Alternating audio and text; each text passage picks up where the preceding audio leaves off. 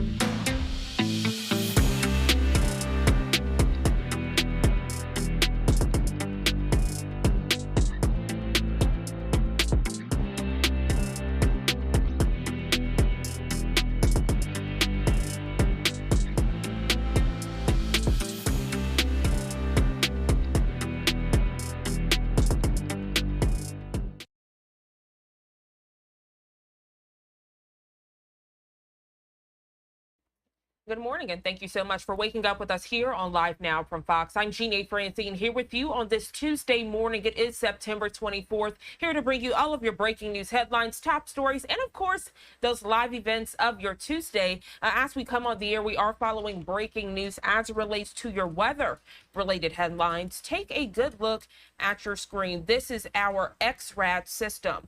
You're taking a live look here at 5:57 on the East Coast at potential tropical cyclone 9. Now, this potential tropical cyclone is expected to become Hurricane Helene as the system starts to intensify as it inches closer to Florida. I can tell you all, when I came in this morning around 4 o'clock Eastern time, this system has already gained strength compared to when I first came in this morning. We do know a tropical storm watch has been issued for the Southwest Florida area, including Bonita Beach, all the way down to the Florida Keys. Also learning that Florida Governor Ron DeSantis has issued a state of emergency for the Sunshine State. Looking around with our different content partners at Fox 13 Tampa and even Fox 35 Orlando at this hour, sandbag operations are underway and plans are underway to keep residents safe who are living in close proximity to where this potential tropical cyclone that is expected to become a hurricane, to where it could make landfall. As we work to keep you weather ready this morning, we're going to check in now with our content partners over at Fox 13 Tampa.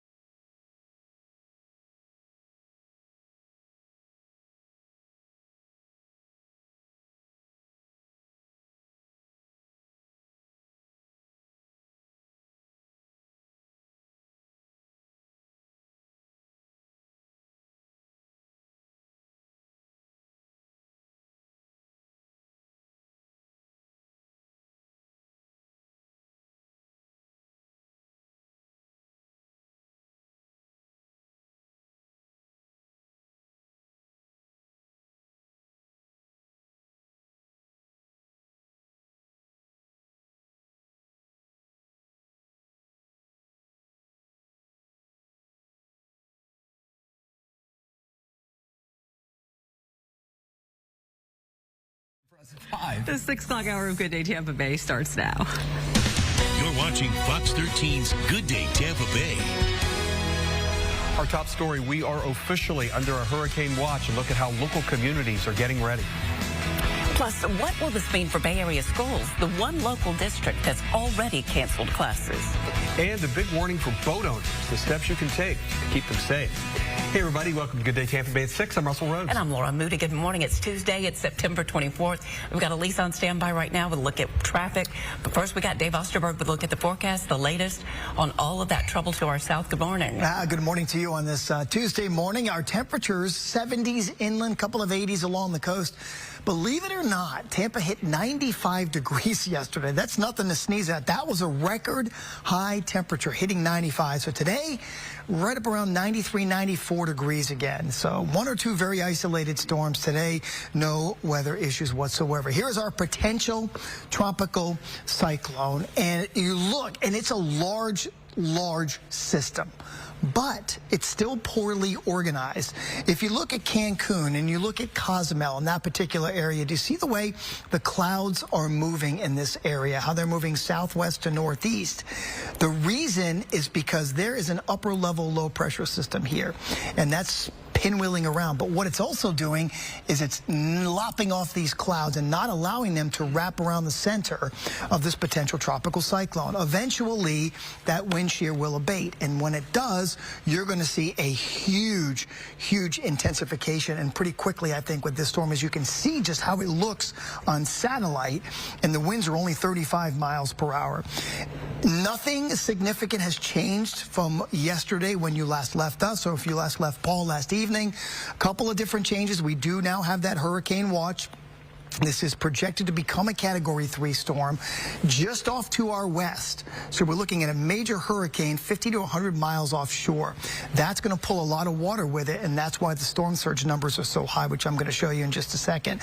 So again, into the Big Bend area, more than likely it's going to be late in the day or into the evening hours on Thursday. So we slow it down by about 6 hours or so.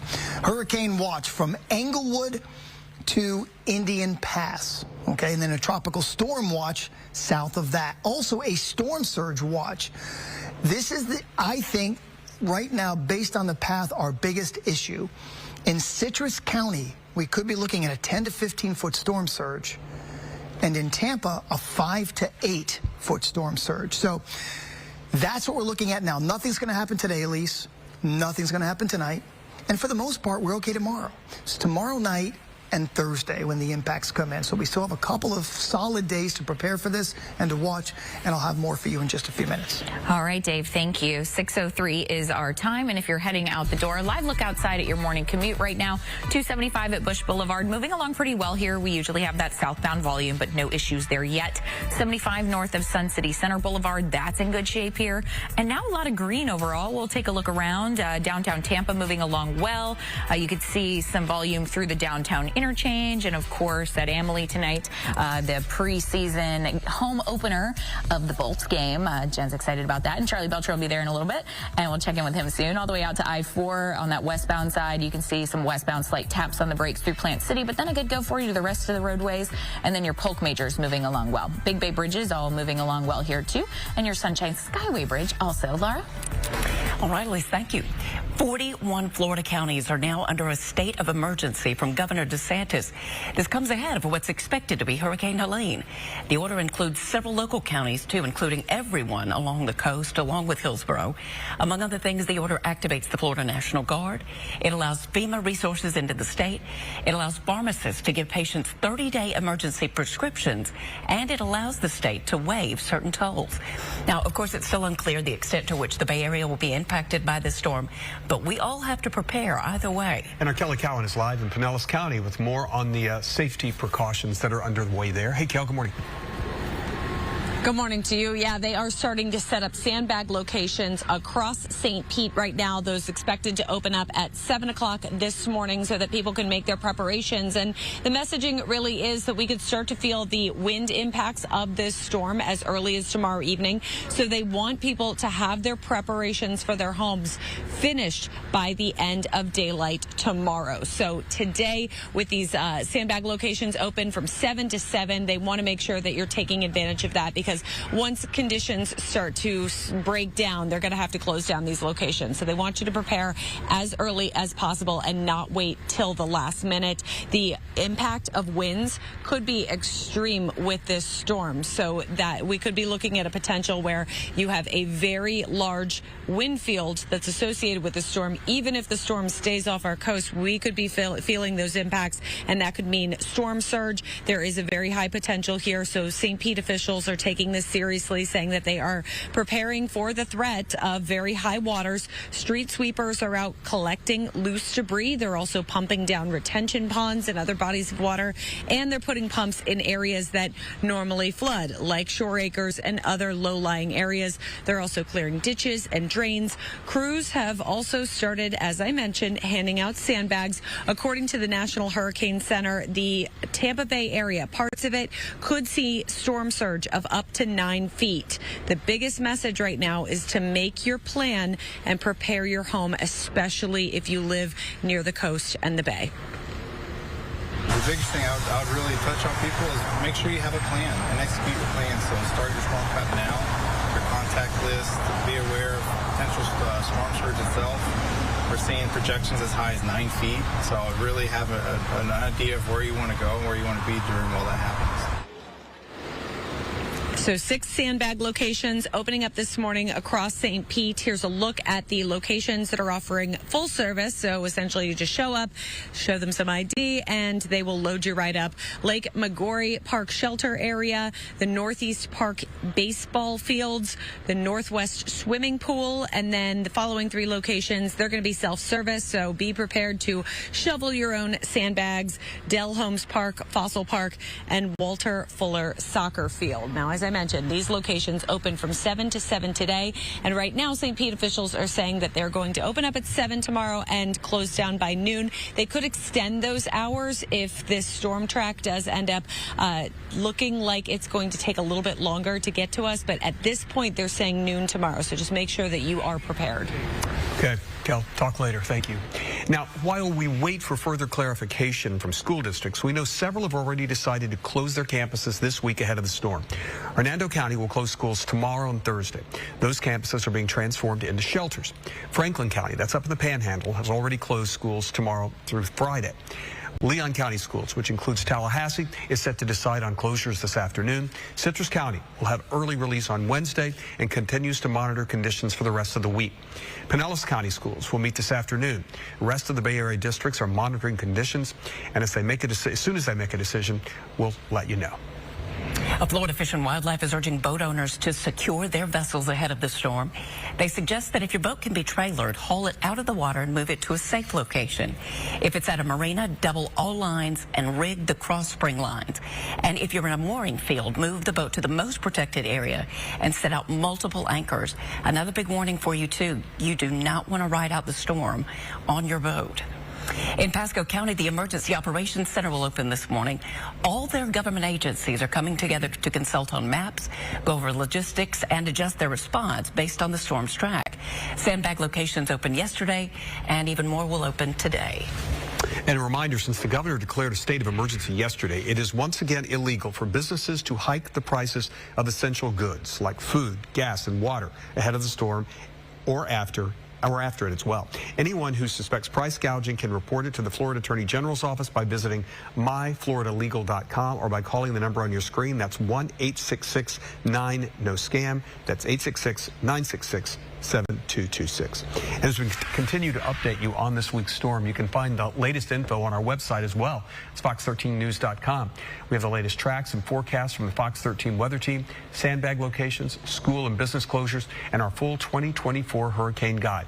That includes county-by-county info and even tips for creating your hurricane supply kit. It's all at fox13news.com. 6:09 now and new this morning. Tampa police are investigating a deadly shooting. It happened just... All right, so as Fox 13 Tampa switched their coverage to focus on another headline, we want to stay on this one. Again, giving you another live look at our XRAD system. I'm going to remove this from the bottom of the screen just so you can get the full scale of this storm. Potential tropical cyclone 9 expected to become Hurricane Helene. And as we get more information, you'll be the first to know right here on Live Now from Fox. 6:10 here on the East Coast. I'm Jeanne Francine. We're going to go to our first 2-minute commercial break of the hour. But when we come back, following other breaking news headlines, which takes us internationally to the Middle East, right now you're getting a live look at the southern Lebanon-Israel border.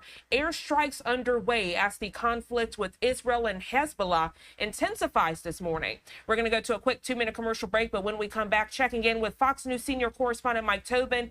Also, former National Security Council Chief of Staff Fred Fleitz. We'll be right back in just 2 quick minutes.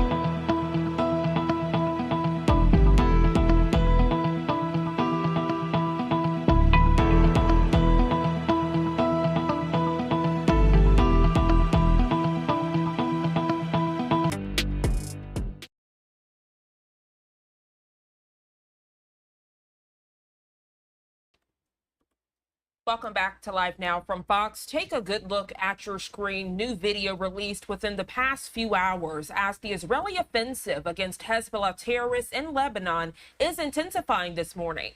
Hundreds of airstrikes have been launched, with Israel warning residents of southern Lebanon to stay away from the group's weapons storage sites. Fox News senior correspondent Mike Tobin joining us now in Tel Aviv with the latest. Lebanon says this was the most deadly day since Israel and Hezbollah went to war in 2006 as Israel rained airstrikes down on southern Lebanon, attempting to stop Hezbollah rocket fire, which has menaced and threatened Israeli civilians for almost a year. Prime Minister Benjamin Netanyahu spoke directly to the Lebanese people. For too long, Hezbollah has been using you as human shields. It placed rockets in your living rooms and missiles in your garage. To prove that point, the IDF released videos spokespeople say show a home used to store a missile, complete with an opening for the weapon to be launched, and airstrikes followed by secondary explosions as stored weapons detonated. Israel took the step of sending electronic communications to tens of thousands of Lebanese civilians, warning them to get away from stored Hezbollah weapons. We advise civilians from Lebanese villages located in and next to buildings and areas used by Hezbollah for military purpose, such as those used to store weapons. Panicked Lebanese civilians created a traffic jam, fleeing north to escape the bombing. Lebanese officials say the collateral damage from the Israeli airstrikes include 2 ambulance crews blown up, hundreds dead, more than 1,000 injured. What we've seen over the last week has been dramatic. The consequences on civilians has been huge. Through it all, Hezbollah continued to fire rockets into Israel. I feel more afraid, and I don't know what happened tomorrow, after tomorrow. Word tonight that Israel targeted the number 3 in Hezbollah's chain of command, Ali Karaki. Israel's defense minister Yoav Gallant made the public statement that Hezbollah leader Hassan Nasrallah now sits alone at the top, but that may have been premature.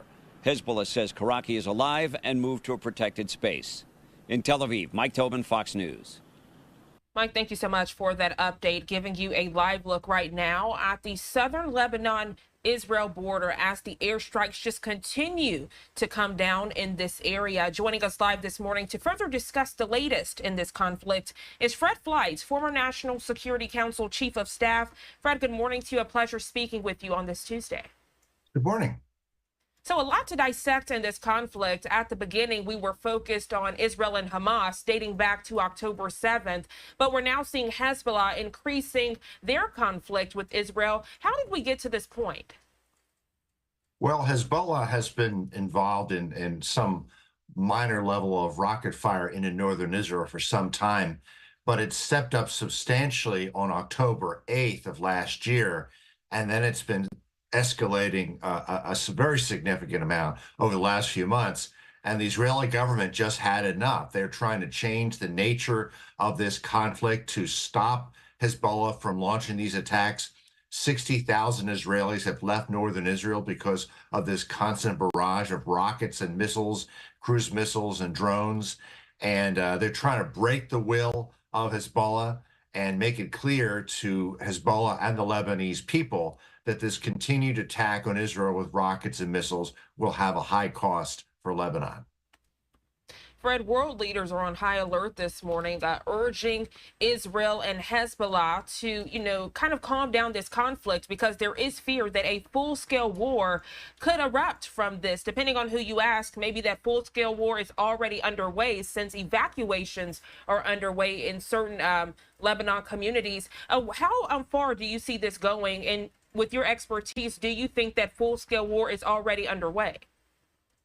Well, I guess I'd consider a full-scale war a ground war with Israel invading southern Lebanon, and that could happen. There are Israeli troops and tanks near the border, and there are calls for de-escalation, but it seems like almost all the calls for de-escalation are against Israel, and we're going to see that at the UN General Assembly, which opened this week. And frankly, what we're going to see at the UN over the next couple of weeks is an Israel hate fest with nations pressing Israel to de-escalate in Lebanon, to de-escalate in Gaza, but very little pressure on Hamas or Hezbollah, if any. There aren't going to be any resolutions condemning Hamas or Hezbollah this few weeks or next month, but you can expect there'll be several condemning Israel. Fred, with the conflict with Israel and Hamas, there was a lot of pressure on Egypt to step up and aid Israel in this conflict. But at the very beginning, and even right now, they kind of want to remain neutral. Do you think other partners in that area, and we can say Israel for the sake of conversation, do you think they need to step up with this Israel and Hezbollah conflict? I think so. What we need right now is a world leader who is respected, who can put pressure on all parties and their allies to de-escalate and to get Hezbollah to stop firing the missiles on Israel. We don't have that right now. And I think we have to recognize that conflicts like this are a direct result of the weakness of Joe Biden, the weakness of the Biden administration, and the erosion of American deterrence because of Biden and Kamala Harris's weakness. I think Israel is trying to establish Israeli deterrence to defend itself and promote stability in the region. But I think we need Donald Trump back in the White House to restore American deterrence to this region. That may be the way to end this conflict.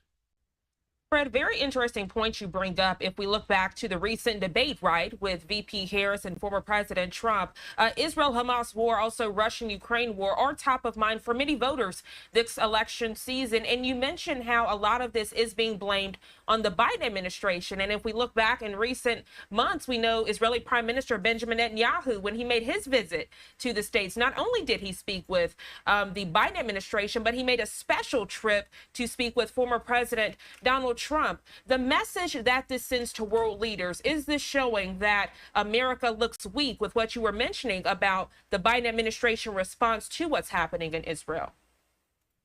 I think that's right. But I think Americans are thinking right now, the world was so much safer and less dangerous when Trump left the White House in January 2021. Since then, we've had the Russian attack on Ukraine, this horrific massacre by Hamas against Israel, increased tensions in the South China Sea and with China against Taiwan, a long list of global problems and instability and conflicts, increased threats from Iran. This happened on the Biden-Harris watch, and I don't think it's any accident, because when America's seen weak, the world is less stable. Fred Fly, a pleasure speaking with you this Tuesday morning. Thank you so much for your perspective and expertise on the topic. I hope you enjoy the rest of your day. Good to be here. And as we further discuss conflict in the Middle East, again, giving you another live look at this hour at the southern Lebanon-Israel border, and these airstrikes coming back to back within a matter of minutes. As we get more information on this conflict, you'll be the first to know right here on Live Now from Fox. As we go to our second 2-minute commercial break of the hour, another live look I want to give you from a different area of Lebanon, this area known as Tyre. It's in the southern Lebanon region, and you can see some smoke and haze in the distance. This has been another area that has been impacted by those Israeli airstrikes. 6:21 on the East Coast. I'm Jeannie Francine, going to a quick 2-minute commercial break. We'll be right back.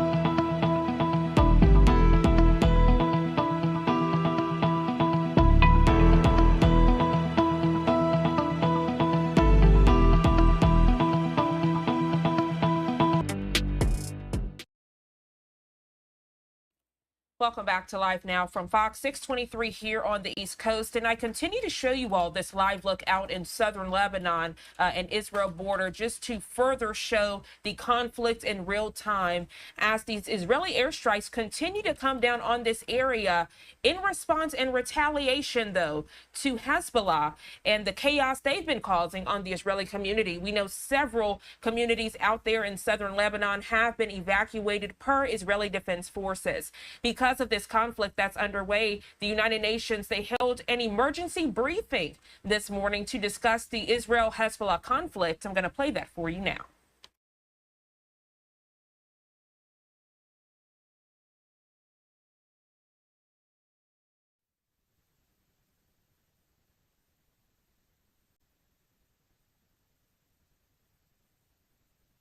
Good morning. Welcome to the press briefing of the UN in Geneva. Today is Tuesday, 24th of September. We have quite a heavy list of briefers connected to what's happening in the Middle East. So I've asked the colleagues who are on the podium with me to give you their announcements, and then we'll go into the topics. I'll start with Ed, who has to leave. Go ahead, Ed.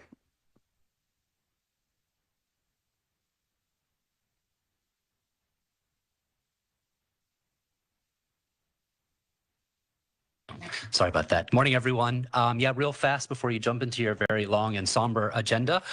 Just a few more words on the launch of the Global Innovation Index. The embargo will be dropping at 9:30 on Thursday. We have a press briefing tomorrow. Everybody is most welcome to join. It's at 3 p.m. That's also under embargo. I'll be sending around all of the materials this afternoon.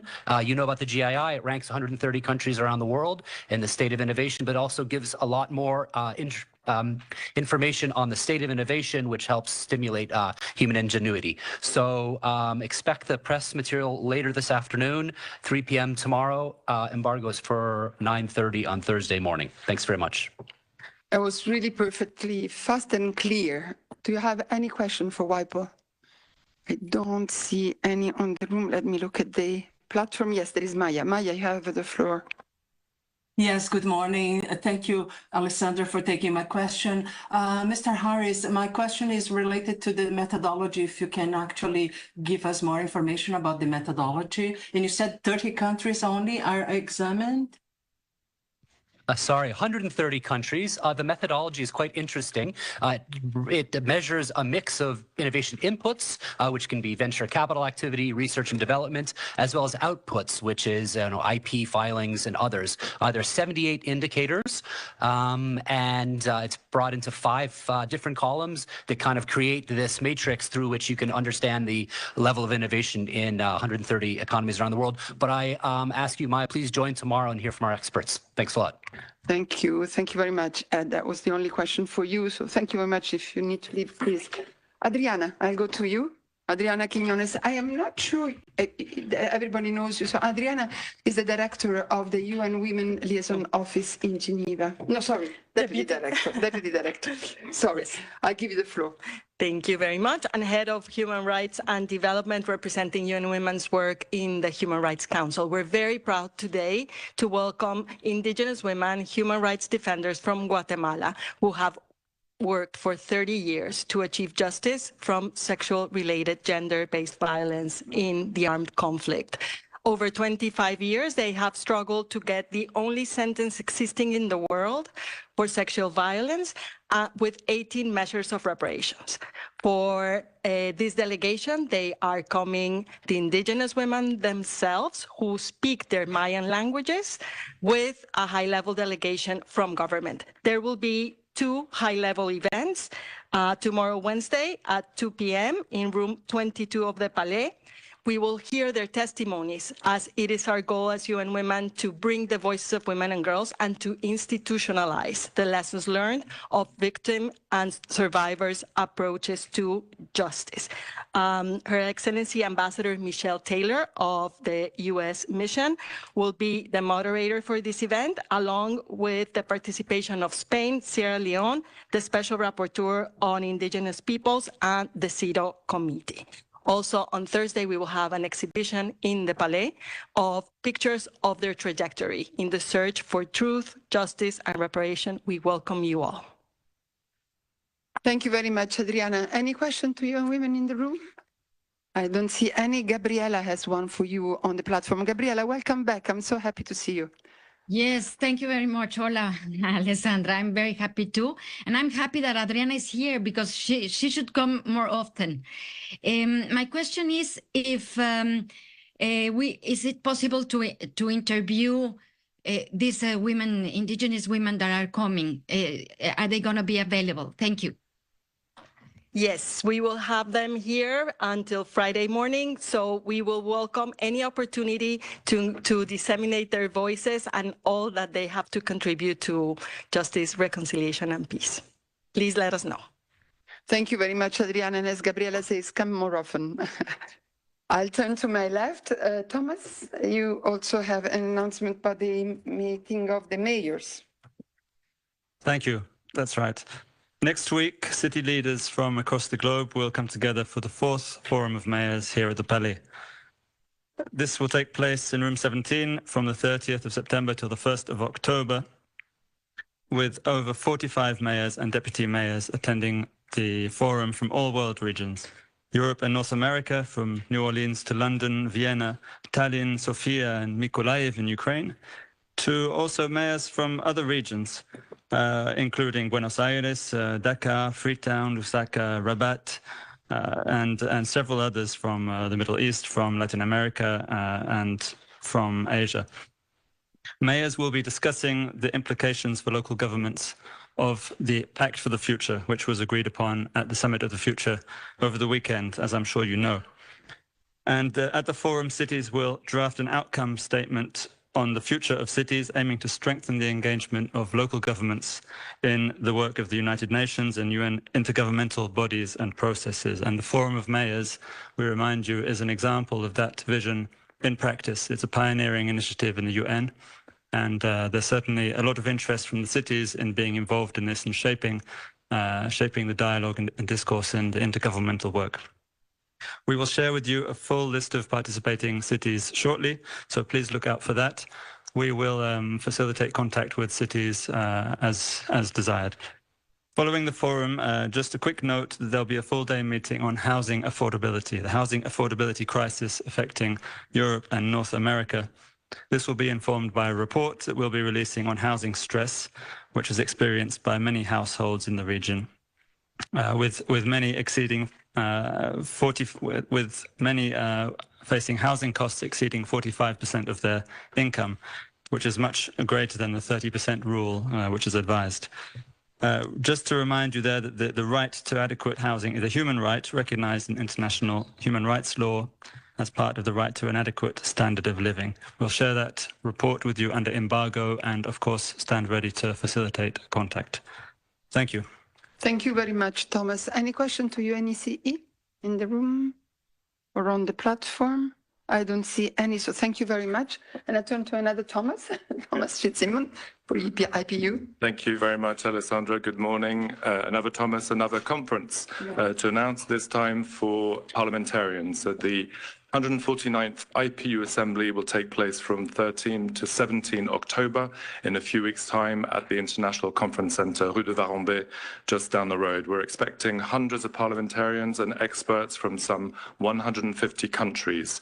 The overall theme is harnessing science, technology, and innovation for a more peaceful and sustainable future. So on the back of the report, which was announced by my colleague from WIPO, there will be a particular focus on artificial intelligence, how to regulate, how to legislate, to mitigate the risks of AI, while at the same time reaping the benefits.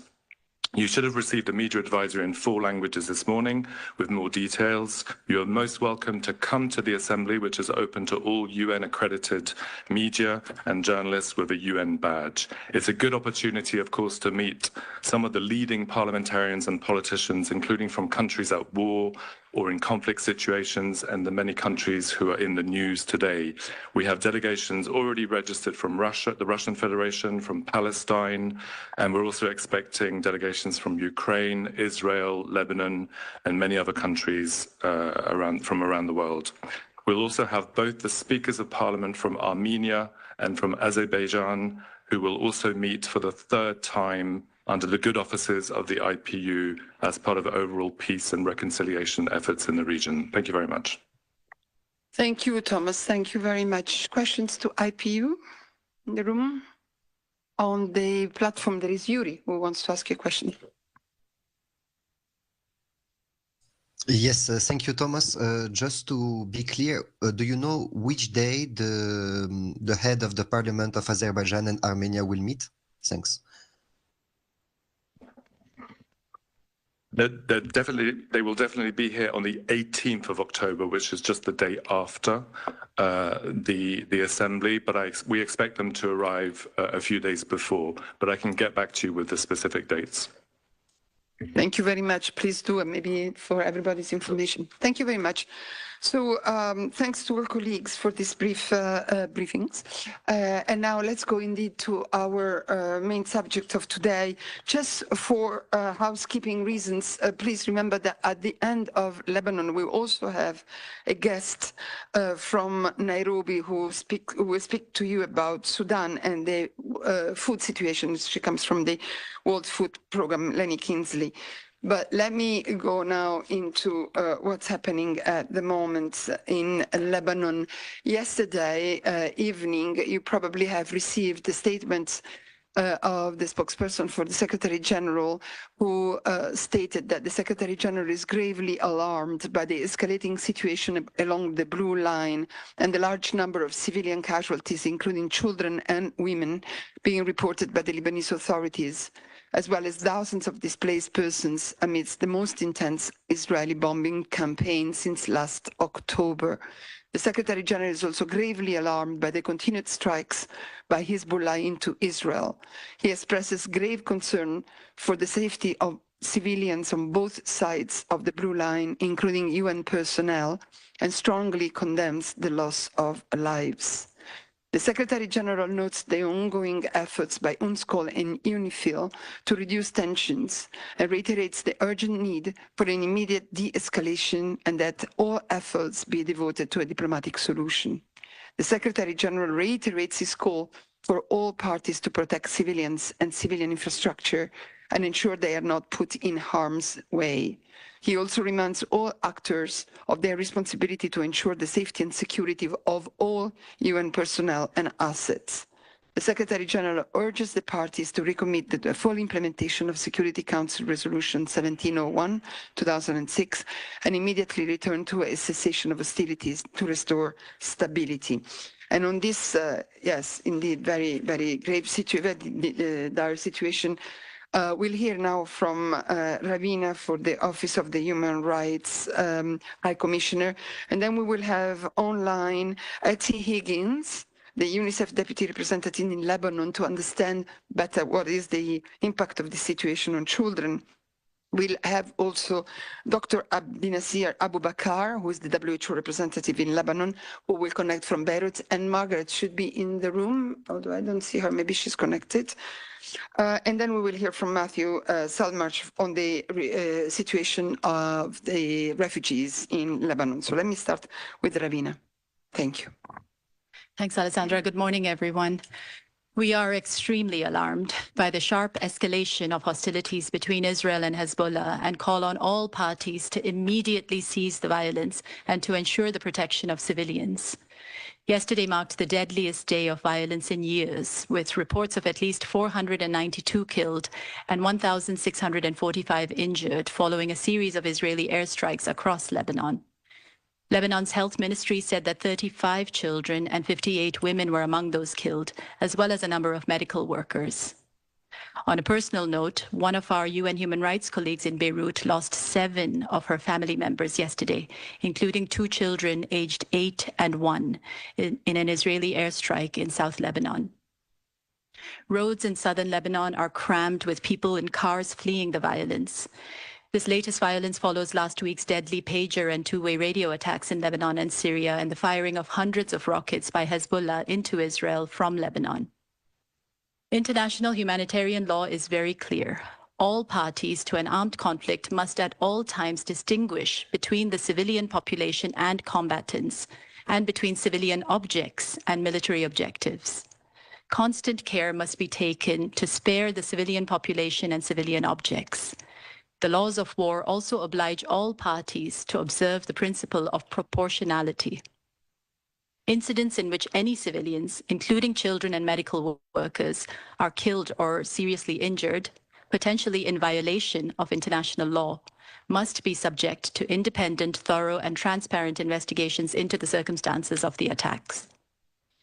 The UN High Commissioner for Human Rights, Volker Turk, calls on all states and actors with influence in the region and beyond to avert further escalation and to do everything they can to ensure full respect for international law.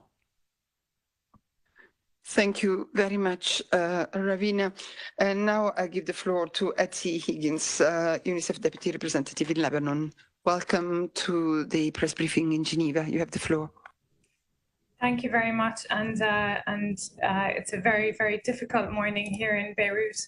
Indeed, as my colleague has just mentioned, we're seeing tragically the firsthand, and as my team are currently on the ground, the UNICEF team are currently on the ground supporting children who have been displaced and injured.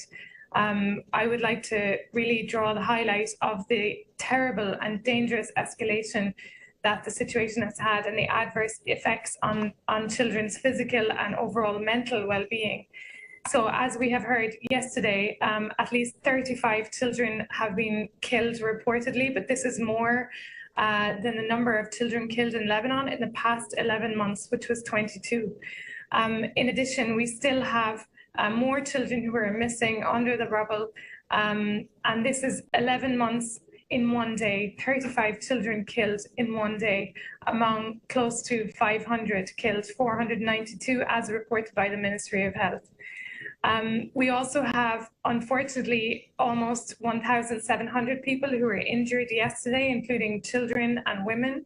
That's again according to the Ministry of Public Health. And countless more children are in danger as I speak today. They're exposed to ongoing attacks. They're displaced from their homes, in some cases multiple times, and they're unable to rely on an overstretched and very much under-resourced health system. If we return to a conflict like those dark days of 2006, we really fear as UNICEF that this time it could be even worse for the children of Lebanon. Lebanon has recently been devastated by a protracted economic and political crisis, and the massive port of Beirut explosion, the impact of COVID-19, and the fifth year of a crippling economic downturn that has sent poverty rates soaring. Many families are already at the brink, and now this conflict is making every one of those factors many magnitudes worse. So we're warning today that any further escalation in this conflict will be absolutely catastrophic for all children in Lebanon, and especially families from towns and villages in the south and Bekaa in eastern Lebanon, where they have been forced to leave their homes. These newly displaced add to the 112,000 people who have already been displaced since last October. As of this morning, and the numbers are changing by the minute, we have 87 new shelters that have been opened. Many of them are in schools, accommodating the increasing number of displaced people in the south, in Beirut, in Mount Lebanon, in Baalbek, Hermel, Bekaa, and the northern governorates. So of course, because many of the shelters are now schools, schools have been closed today across the country, and in fact, the public schools have not yet even had the opportunity to reopen for the new school year due to the conflict. And this is leaving many children at home or in shelters in total fear. We're also getting reports that hundreds of children are caught en route across dangerous roads across the country. And their caregivers are themselves very afraid of the uncertainty of the situation. And this fear cannot be overstated as the barrage of shelling and air raids continue and increase daily. UNICEF has worked to support and protect the children of Lebanon for the last 76 years, and we are ramping up our response as we speak. We're preparing to deliver food, water, and essential supplies such as mattresses, blankets, hygiene kits to displaced and shattered families, especially those in collective shelters. We have already procured and delivered 100 metric tons of emergency medical supplies to hospitals facing severe shortages and supply stockouts, and have more medical supplies set to arrive by air, hopefully later this week. UNICEF urgently calls for an immediate de-escalation and for all parties to uphold their obligations under international humanitarian law to ensure the protection of civilian infrastructure and civilians, including children, humanitarian workers, and medical personnel. This includes facilitating the safe movement of civilians and especially children seeking safety. Yesterday was Lebanon's worst day in 18 years. This violence has to stop immediately or the consequences will be unconscionable. Thank you very much indeed. And I'd like to go now to Dr. Abdinasir Abubakar, the WHO representative in Lebanon. And Margaret is indeed with us, but online, also ready to answer your questions. Doctor, you have the floor. Thank you very much. I think since the crisis started October 8, WHO has been working very closely with the Minister of Health to prepare for the Lebanese health system for the management of possible mass casualty event while maintaining the delivery of essential health services. We have now seen how much this preparedness was needed and how much in return that we have received. I think since September 17, some of my colleagues have alluded that the Minister of Health have reported approximately 592, deaths, including children, but also 4 healthcare workers. And we have a close to 6,500 people injured in total, including 16 paramedics. In total, also, I have to say that 2,078 surgeries has been performed, only for those who are wounded on the 17th, 18th, and the 20th of September. Currently, we have almost 1,000 people that are still receiving treatment in the hospitals across the country, and that is overwhelming the health system. And of course, we have thousands of displaced people who are in need of services. I have to say that the hospitals have been greatly challenged in managing the number of injuries since last week, and with thousands of wounded to bandages and surgery to perform.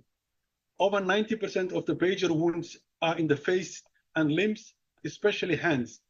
And many people have both eyes and hand injuries with the required 2 different sets of operations.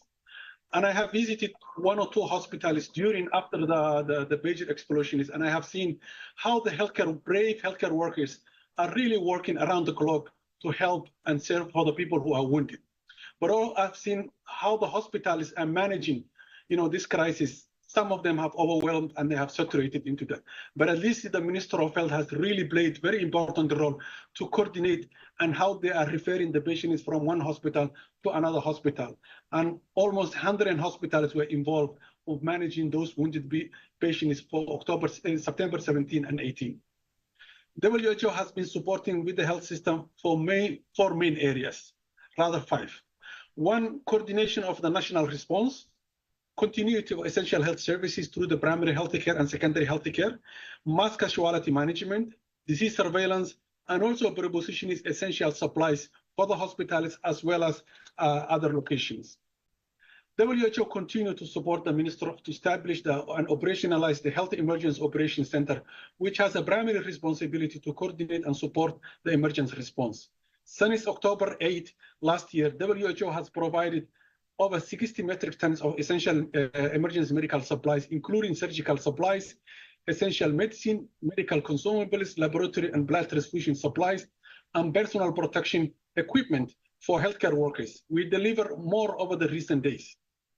WHO also has delivered the blood bank supplies to the Lebanese Red Cross in the first quarter of this year. WHO has earlier worked with the minister to conduct a mass casualty management training, and those training were provided to more than 5,500 surgical and nursing staff and over 118 hospitals across the countries. These staff and their skills has proven to be critical in recent days, especially yesterday and also September 17 and 18. During the WHO also is working with the Minister of Health in updating the GIS data for better coordination and referral services, and for better mapping of hospital capacity and occupants. During the times of war and uncertainty, mental health and psychosocial support services are also priority and is very critical. And WHO has worked with the partners and the Minister of Health to integrate these services into the hospital, making it easier for people to access the mental health and psychosocial care. Finally, we call we call the healthcare to be protected. And yesterday, several health responders were killed, unfortunately. And this is a strategy upon tragedy, not only for the loss of their family, friends, and colleagues, but also the entire health system and health sector in Lebanon. WHO stresses again that healthcare workers, facilities, and supplies and the transport must be protected at all times and always. Thank you. Thank you very much. And I go now to our colleague of UNHCR, Matt Saltmarsh, for an update on the situation of refugees. Thank you, Alessandra, and good morning, everyone. Very much like our colleagues, as you've heard, we are gravely concerned about the serious escalation in the attacks that we saw yesterday. Tens of thousands of people were forced from their homes yesterday and overnight, and the numbers continue to grow. This is a region that has already been devastated by war and a country that knows suffering all too well. The toll on civilians is unacceptable, and the protection of civilians and civilian infrastructure in Lebanon is paramount. International humanitarian law must be upheld. An end to the hostilities is urgently needed, and now is the time for the international community to step up its support for Lebanon and its people. UNHCR is working tirelessly to provide urgent assistance and protection to all those affected, whether they are Lebanese or refugees. Even prior to the latest escalation, over 100,000 people had been displaced from the southern regions of Lebanon, and UNHCR had intervened to support them, whether they be IDPs or refugees, including with up to 120,000 emergency relief items and cash assistance for around 60,000 people. That was as of over a month ago. Also, we've been supporting collective shelters and ensuring safe access to healthcare and psychosocial support. Now, more recently, UNHCR is the lead on what's called the basic assistance sector. And as part of that, we are conducting assessments of potential shelter sites. That's already begun in Mount Lebanon and in Beirut to look at the ability for people to stay there and the water and sanitation access to those sites. We're on standby to move into other areas around Beirut and Saida and in the Bekaa Valley. We've been working with the government to assess different collective shelters in those regions. And when we have the green light from them, we're ready to move in core assistance items and also provide cash assistance as is required.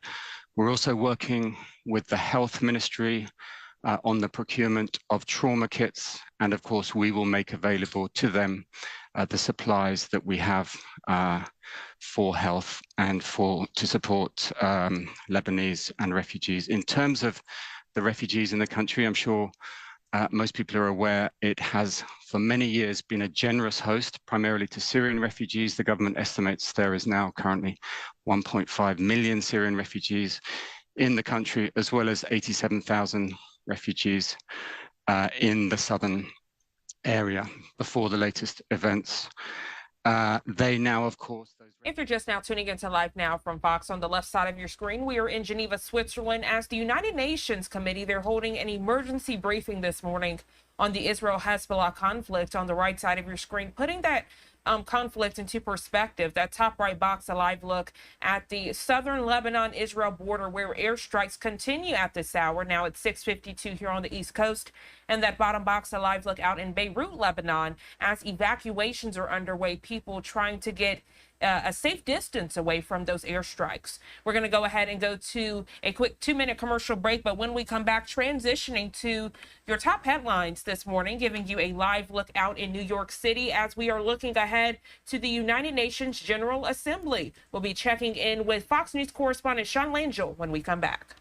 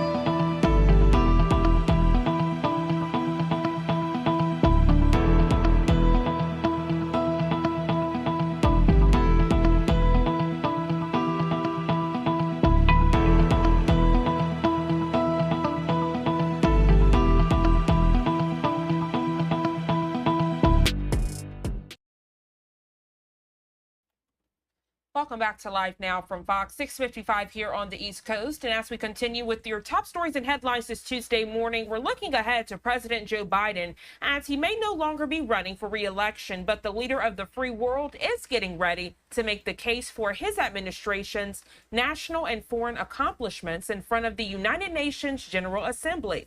That's happening today. But Biden's words on the world stage come as intense conflicts rage on. Fox News' Sean Langell takes a closer look at what you can expect to hear as security measures get ramped up. An extraordinary leader who spent his entire life fighting to make America better. Fresh from receiving the Clinton Global Citizen Award in New York City Monday, President Joe Biden is hanging around the Big Apple, preparing for what could be his last major address before the United Nations General Assembly on Tuesday. I called for this summit because our world is heading off the rails, and we need tough decisions to get back on track. The massive meeting of global leaders seeks to unite world powers to promote peace and sustainability around the planet. And President Biden is expected to highlight his administration's foreign policy efforts to do just that. But with Israel's war against Hamas and ramped up strikes on Hezbollah militants in Lebanon, escalating tensions across the Middle East. And with Russia's ongoing invasion into Ukraine amplifying concerns in Europe, Biden's remarks will carry immense weight as he seeks to continue rallying support to defend Ukraine and amplify pressure for what has been an elusive ceasefire between Israel and Hamas for almost a year now. A lot of things don't look realistic until we get them done. We have to keep at it. Security in Manhattan remains tight ahead of Biden's address. This behind-the-scenes look below the United Nations headquarters shows how officers are busy monitoring camera feeds. Sometimes we screen during the high-level period up to 22,000 delegate staff and non-UN entities per day. While Vice President Kamala Harris is not scheduled to appear at the UN General Assembly, she plans to meet with Ukrainian President Volodymyr Zelensky on Thursday. Sean Langell, Fox News. Sean, thank you so much. Now giving you a live look out in New York, a beautiful skyline shot this Tuesday morning as we go to our final 2-minute commercial break of the hour. We'll be right back.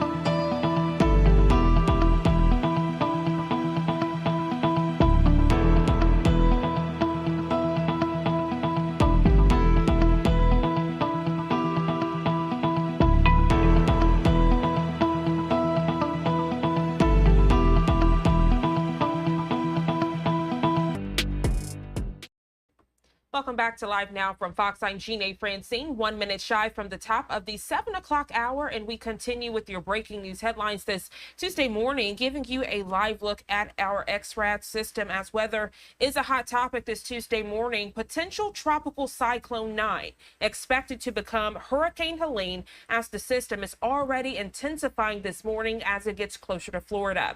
As we are working to keep you weather ready, we're going to check in now with our content partners over at Fox 13 Tampa. Will again bring us well into the 90s. Low to mid 90s are expected for today, with the best rain chances 10 to 20%, mainly to the south. Not Helene yet. Potential tropical cyclone undergoing some wind shear. That's why it looks elongated. It looks, doesn't look perfectly symmetrical. We do have over the Yucatan Peninsula a little upper low, and right now that's impeding the development of this system. But not for long. As that moves away, we are expecting this to become a tropical storm, then a hurricane, then a major hurricane as it works its way up toward the Big Bend area of our state. Running parallel to our coast is going to bring a significant amount of issues, especially up to where it makes landfall. But storm surge, I think, will be a huge issue for this on Thursday. Not today, not even tomorrow, but on Thursday.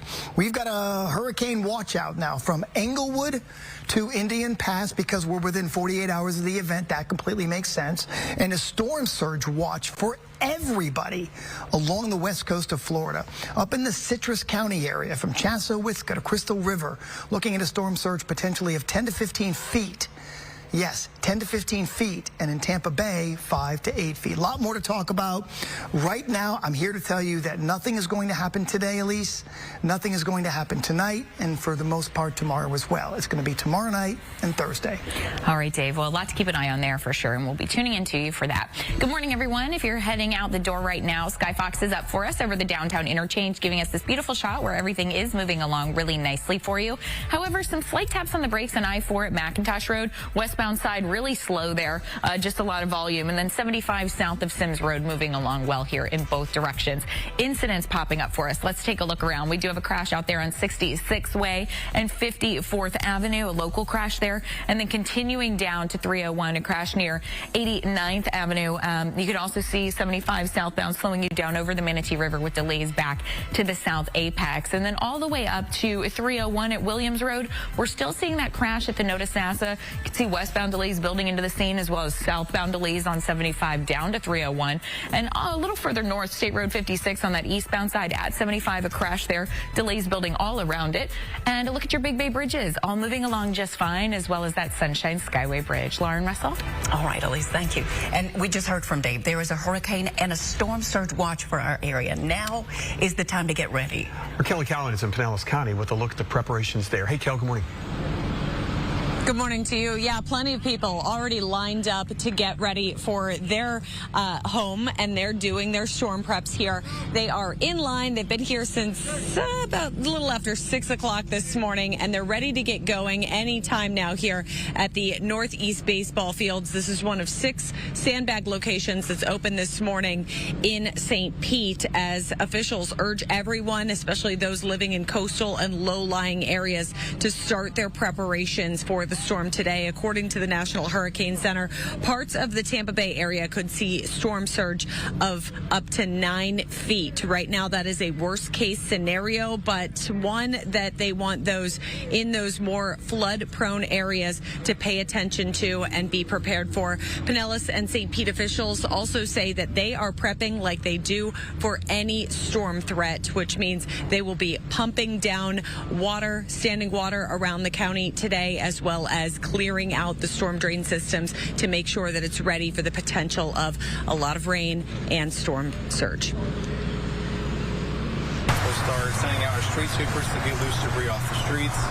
We'll send out our line clearing teams to help remove debris from our systems as reported, or reset catch basin lids if they come dislodged, or really wanting people to let us know what they have concerns about. So we're responsive to requests. We also look at ditches to see if there's anything blocking the ditch itself. We pump down lakes and other water bodies that contain stormwater.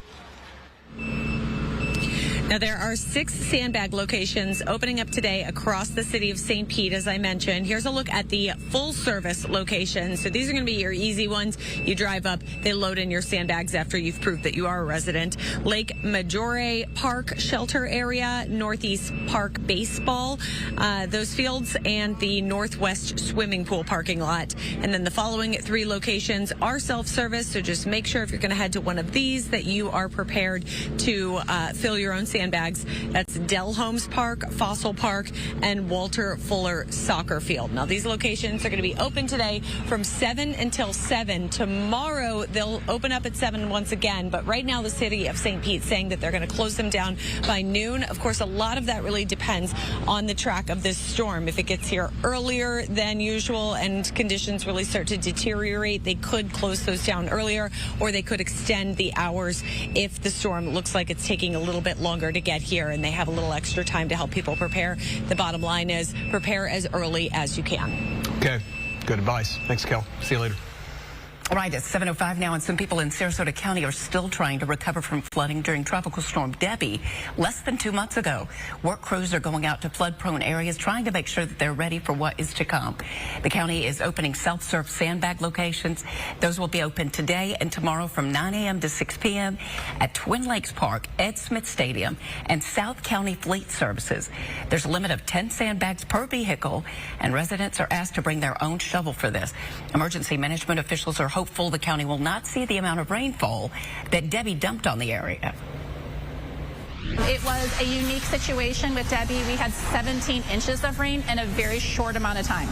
So we right now don't have those impacts forecasted for this event, but they're very unpredictable, these storms. So we want people just to be prepared, have supplies on hand. In Manatee County, officials say they're monitoring the level of the Lake Manatee Dam. Right now, that elevation is at 38 feet, but staff can reduce that level depending on the amount of rainfall they get.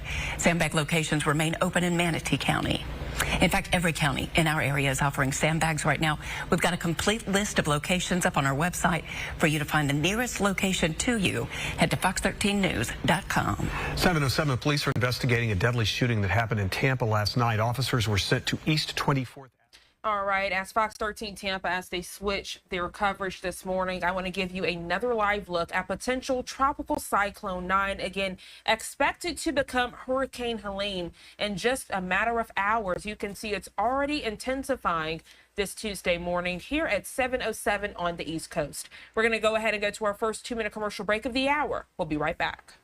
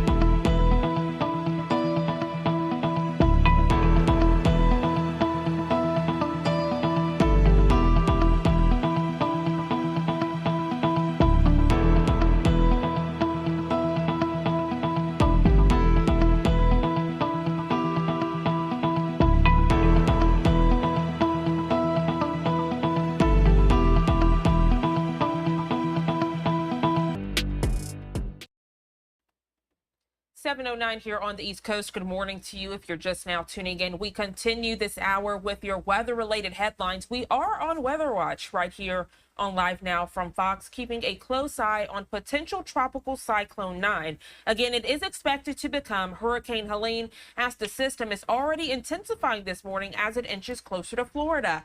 And Florida officials already on high alert this Tuesday morning. Florida Governor Ron DeSantis has issued a state of emergency in areas such as Tampa and even Orlando, already issuing sandbags to residents so they can protect themselves and their belongings. As we further our coverage this morning, right now we're going to check in with our content partners over at Fox Weather.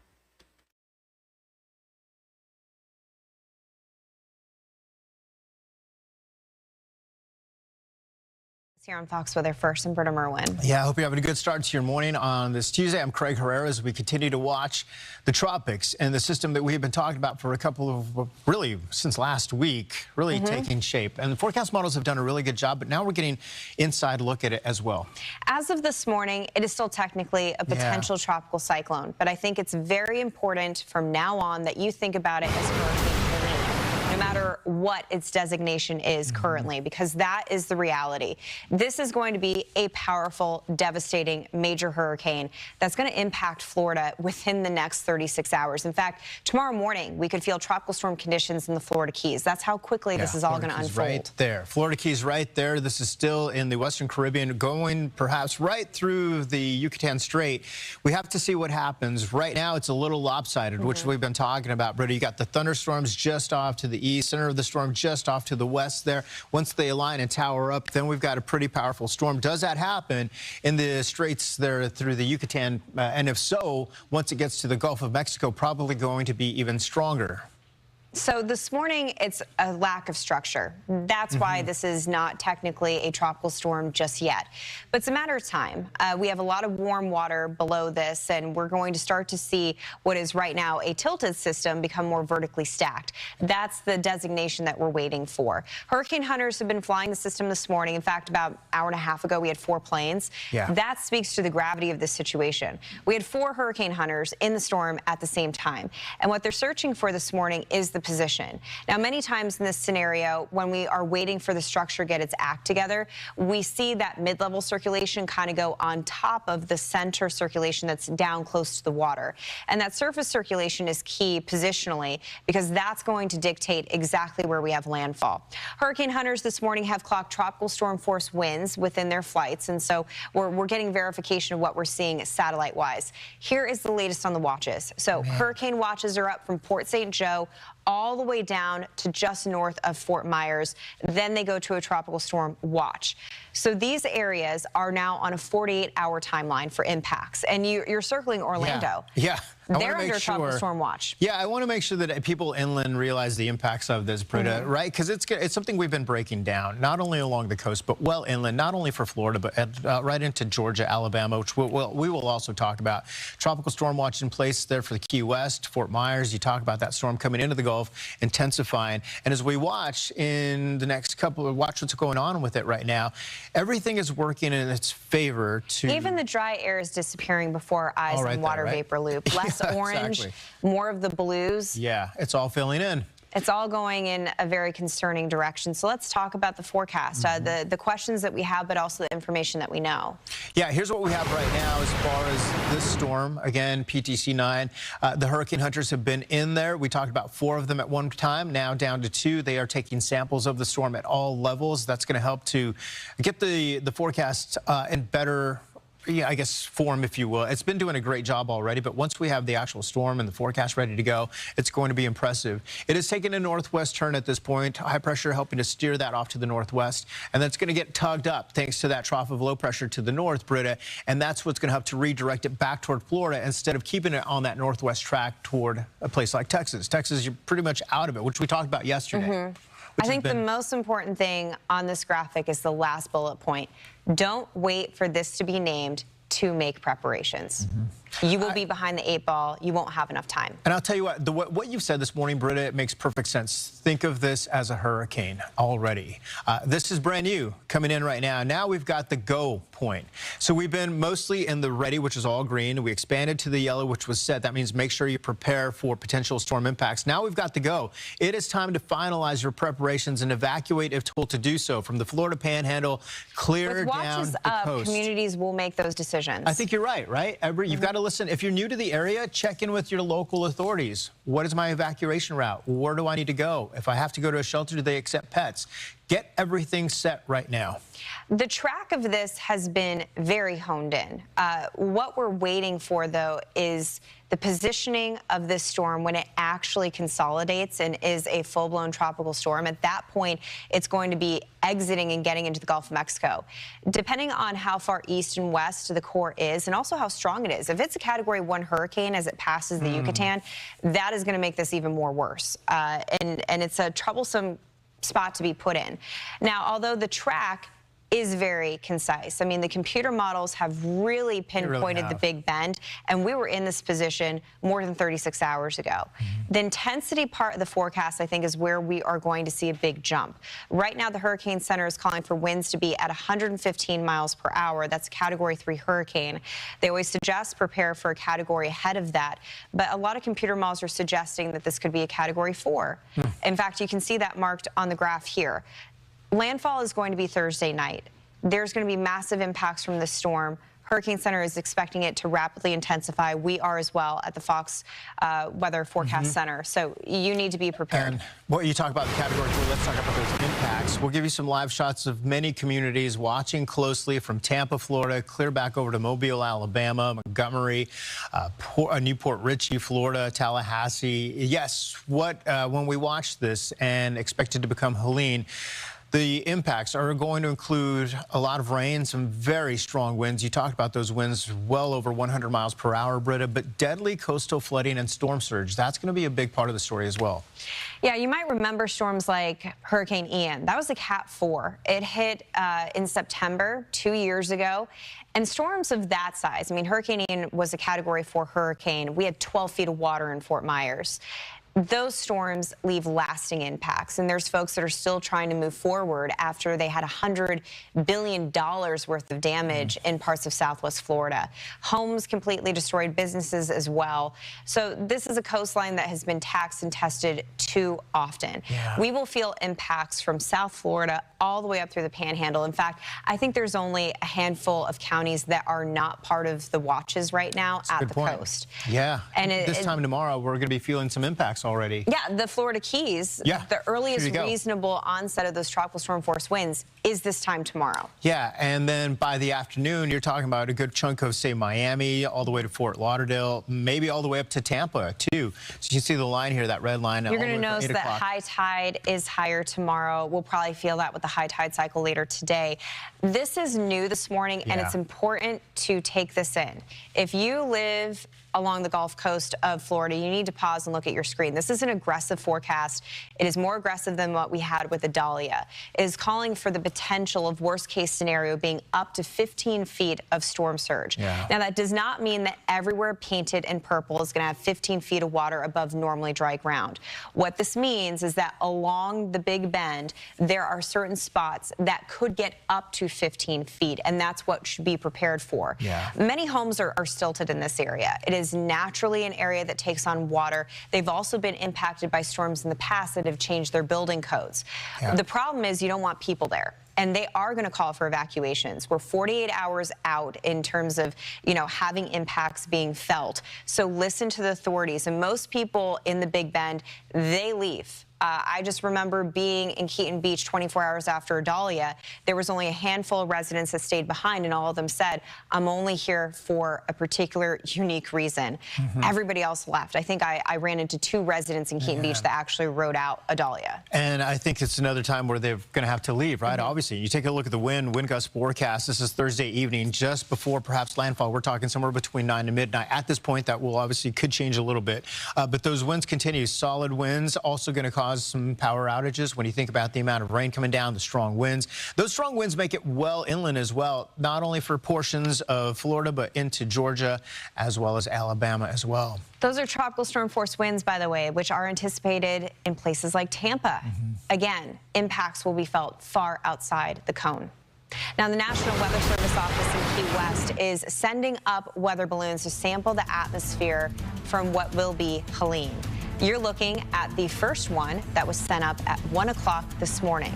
The balloons have a sensor pack that measures and transmits temperature and humidity data. On board, also a GPS that collects the height, the pressure, the wind direction, and speed. These supplemental balloons actually help paint a clearer picture of what's going on within the atmosphere right now. All of that data goes into our global computer models. Again, we release balloons every day, twice a day, but we're sending up more because of the situation.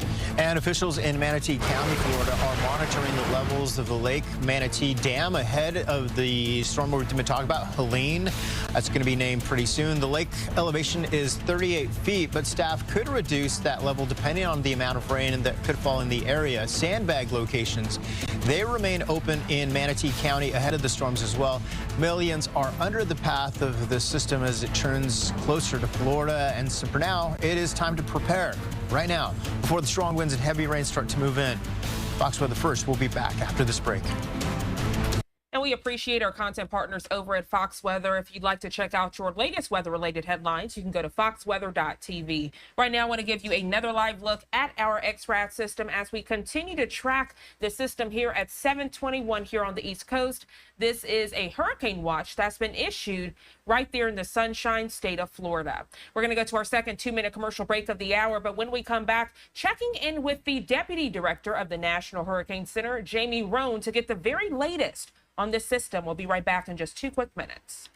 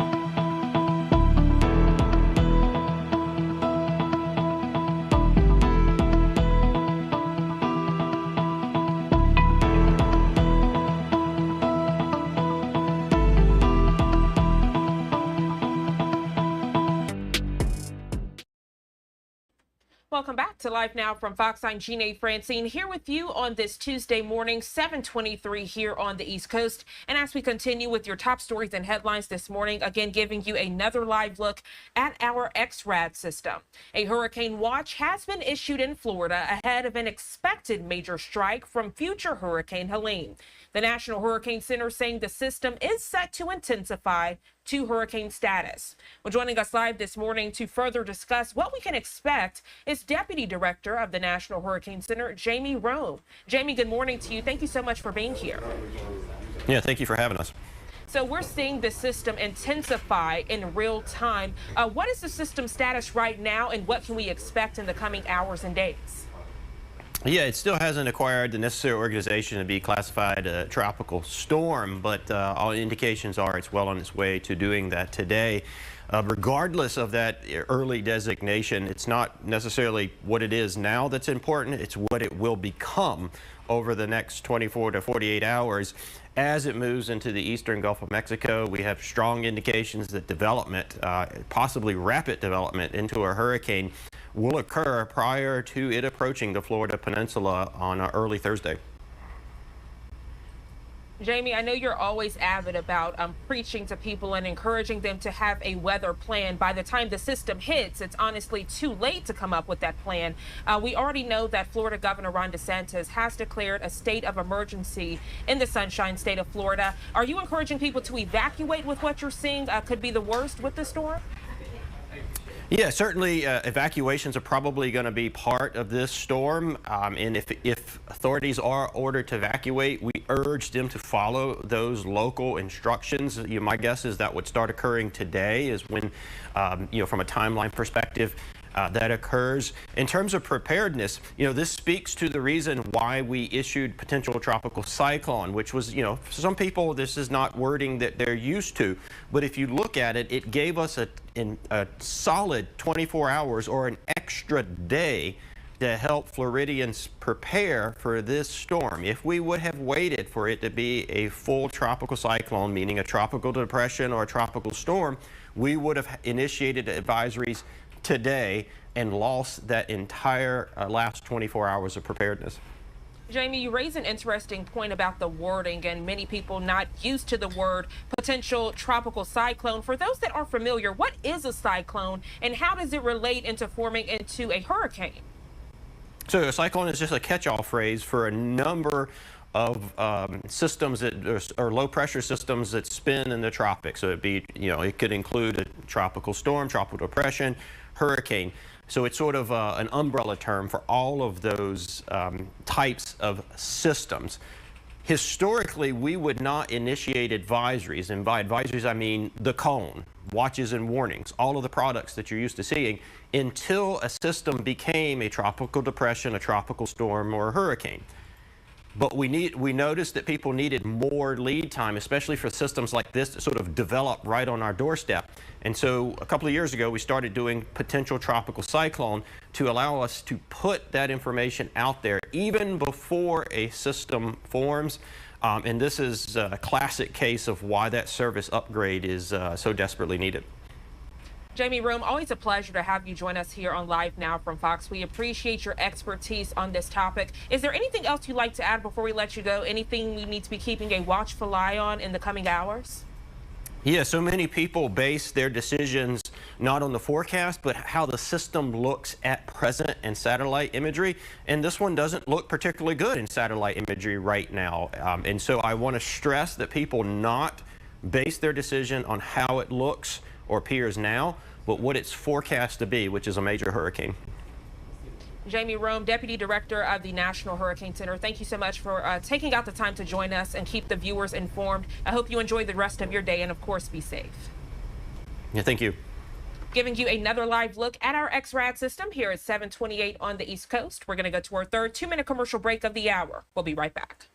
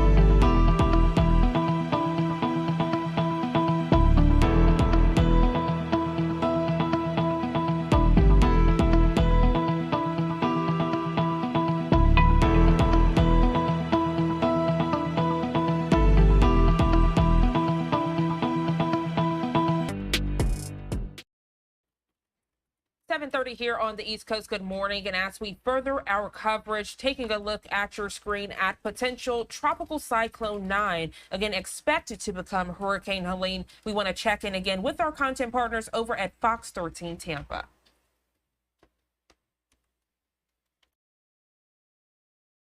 From there, we're looking at the potential for rapid intensification, and this will likely become a major hurricane after it gets into the Gulf. It may not become a hurricane until tomorrow morning, and you're like, oh, wow, okay, so if it doesn't become a hurricane until tomorrow morning, it still has plenty of time, unfortunately, to strengthen. We've seen storms like this rapidly intensify in 24 hours, and that's what we think is going to happen as it passes just to the west of the Tampa area on Thursday afternoon. Okay, middle of the afternoon, then making landfall, maybe somewhere very close to, let's say, Horseshoe Beach, or just southeast of Perry. Again, the place has been hit multiple times over the past few years. Hurricane watch is out from Englewood to Indian Pass. We've also got a storm surge watch as well. Quick look at the storm surge map. We'll look Tampa Bay looking at a storm surge of 5 to 8 feet on Thursday, 6 to 10 feet from Anclose to Chassahowitzka, and from Chassahowitzka north. 10 to 15-foot storm surge is a possibility. More on all of this in just a few minutes. No problems at all today, though. All right, Dave, thank you. A lot to keep an eye on there. 7:31 is our time. Good morning, everyone. If you're heading out, we do have an incident out there on the roadways. Here's I-4 westbound. It's off to the shoulder, but it looks like it's still blocking that left lane. Your 3 lanes are getting by, but a lot of volume moving through the area here. And then over to I-4 at Alexander Street, westbound side bumper to bumper scene for you. So it's going to be a slow ride overall. Now to the rest of the roads where we do have a crash sitting out there on your Suncoast Parkway. This is on that southbound side right around the County Line Road. You can see everything's moving along pretty well. However, 41 southbound does slow you down in the area. And then continuing further south, we do have a crash out there on 41 at 73rd Street. I told you about this earlier. Southbound on 75 is slow as well around this scene. And then continuing down to Sarasota, 75 to and from Northport's a good go. And then your Tamiami Trail from Sarasota into Venice, a pretty nice ride for you, but some slight taps on the brakes to and from Gulf Gate Estates. Now, a live look at your Sunshine Skyway Bridge because it's moving along well and a really pretty shot there. Russell and Laura? Right, thank you. Well, better safe than sorry. That's the approach many homeowners in the Bay Area are taking with their weather this week. Flooding is a big concern right now with this potential hurricane developing in the Caribbean. Fox 13's Regina Gonzalez is checking on preparations in Hillsborough County. Good morning, Regina. Laura Russell, good morning to you. We are live this morning from Al Lopez Park here in Tampa. This is going to be one of 3 sandbag locations within city limits opening within the next half hour. Now, as you can see, this is not going to be self-serve. You've got plenty of staff here already working to fill those bags so that way they can give them to people that will be let in. It's going to be a 10-bag limit per car, and you will need to show your ID in order to even get to this point. Important to mention about these 3 locations within Tampa city limits. They are first going to open from 8 a.m. until noon to senior citizens and people who need special assistance. And then tomorrow, they're going to open to everyone from noon until 7 p.m. Excuse me, they're going to open tomorrow from 8 a.m. until 7 p.m. Again, 10-bag limit, and you need to bring an ID. In Hillsborough County, these same rules apply. Their sites are going to be open from 9 this morning until 7 in the evening. 10-bag limit, bring your ID. Meanwhile, our team also caught up with Hillsborough County Public Works crews as they cleared out canal systems and storm drain gates. They're making sure their stormwater infrastructure is clear and operating properly in anticipation of possible flooding. They say this work is just as important as the cleanup after a storm because it can help prevent catastrophic failures of the drainage systems. There are more than 40 pumping stations around Hillsborough County with 12 additional portable ones, and they say they're checking on all of them this week to make sure everything's good to go. We have over 12 portable pumps set out. We're fueling them every day, checking them, ensure they're working, the batteries are doing. This is a more permanent station where we know we have known issues where the water can't flow downhill, so we have to force it out. Now, that That was Fred Hartless with Public Works there. He says the pumping stations worked relatively well during the past several heavy rains we saw, but adds that almost any system will struggle to keep up with that much rain in short amount of time. Now, he says residents can also do their part by keeping any trash or debris out of their yards and away from the storm drains in the streets, so that way they don't get clogged in the event of flooding. So the next few days, preparations underway, but like you said in the beginning, better safe than sorry. I'll send it back to you. Every single time. All right, Regina, thank you. Not going to be any school tomorrow and Thursday in Hernando County. That's because the county is using some of its campuses as public shelters during the storm. Pasco, the Emergency Operations Center, will open this morning for a brainstorming session. Officials from different agencies from across the county will meet to discuss the storm, what they need to do before, during, and after. Those plans will depend on the path of the storm. One concern for officials is the amount of storm surge and flooding. Because it's very hard to gauge the depth of the water. During the daytime, you can see it a little bit better, but at night, if you're driving down a road that has canals on both sides, we've had vehicles and first responder vehicles drive off the lips of the road. So that's why we say if we know the storm is coming, we know we're going to get the surge, please evacuate. Several sandbag locations are open. You can find the list of locations at our website, fox13news.com. Some big news for USF. It was just ranked number 45 on the top 50 list of public universities and stands at number 91 among all public and private universities. Every year, U.S. News and World Reports drops an annual ranking of the best colleges. Over the last 10 years, USF has steadily clawed its way up from number 156. U.S. News also ranks USF number 22 nationally for social mobility, which measures an institution's success at graduating Pell Grant recipients. This year, USF received a record number of applicants, and the university has seen a 35% increase from 3 years ago. U.S. News also ranks USF as the best value among all public and private universities in Florida for the second year in a row. Go green and gold. And for the fourth consecutive year, Florida Polytechnic University has been recognized as the #1 public college in the Southeast and number 2 among all Southeast public and private colleges. Now in sports this morning, the Rays start an end-of-the-season road trip tonight in Detroit. They'll play 3 games against the Tigers, then 3 with the Red Sox. Those are 2 teams the Rays are battling for. All right, we appreciate Fox 13 Tampa for that extensive coverage as we continue to track this developing system this Tuesday morning, 7:37 here on the East Coast, and you're taking a live look at our XRAD system. A lot of concern this morning ahead of this storm. We know residents in the Florida area of Edgewater, they're saying they are sick of waiting for the city to step up with flood protection. So they are doing it themselves, filling sandbags and even clearing ditches. Fox 35 Orlando's Morgan Parrish joining us live this morning. Morgan, good morning to you. With the storm on the way, residents are saying they're trying to get ahead of it any way they can. Good morning. That's right. Yeah, so we are here at one of the sand piles. You can see residents are pulling up finally this morning, but you can see this sand has been dug through. So people have been coming out here, filling up their sandbags and really just trying to be proactive ahead of this rainfall this week. We know last week there was all that flooding with 6 inches of rain. Now city officials are asking residents to bring their own shovels and bags when coming out here to fill up their sandbags. And those bags can also be purchased at any local home supply center, or if you want, you could use a double-bagged heavy-duty garbage bag as well. 10 bags are available per household with proof of Edgewater residency, and this is while supplies last. And again, neighbors have been clearing their own ditches and stocking up on sandbags. This is all to be proactive. Again, just trying to get ahead of the storm. But I want you to take a look at this video from 2 Saturdays ago. This is the flooding in parts of the area here in Edgewater. But even with those preps, neighbors say they're still a little bit concerned.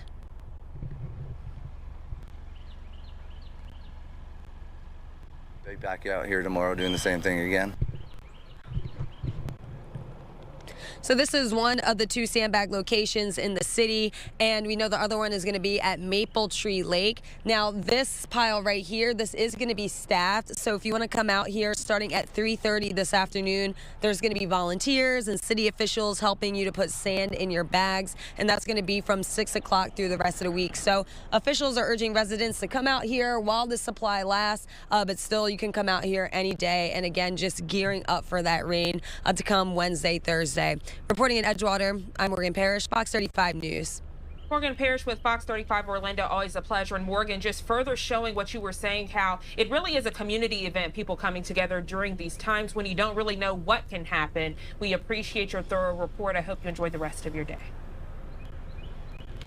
Thank you. Same to you. Thank you. Giving you another live look at our XRAD system, and Fox 35 Orlando, they do continue with team coverage. I want to check in with them now.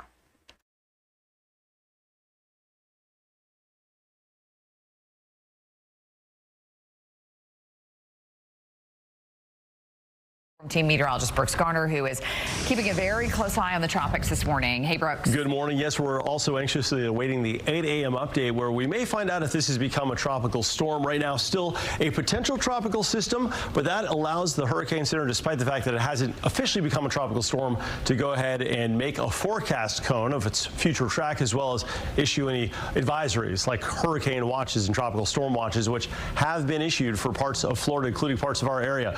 Right now, the system is showing signs of organizing, but there's a lot of dry air on the west side of it. The U.S. Air Force and the NOAA hurricane hunters have just flown into the system. Their motivation to send accurate weather data back to the Hurricane Center to make the computer models and the forecast that much better. It's very important to actually get inside the system. It's information you can't glean from satellite.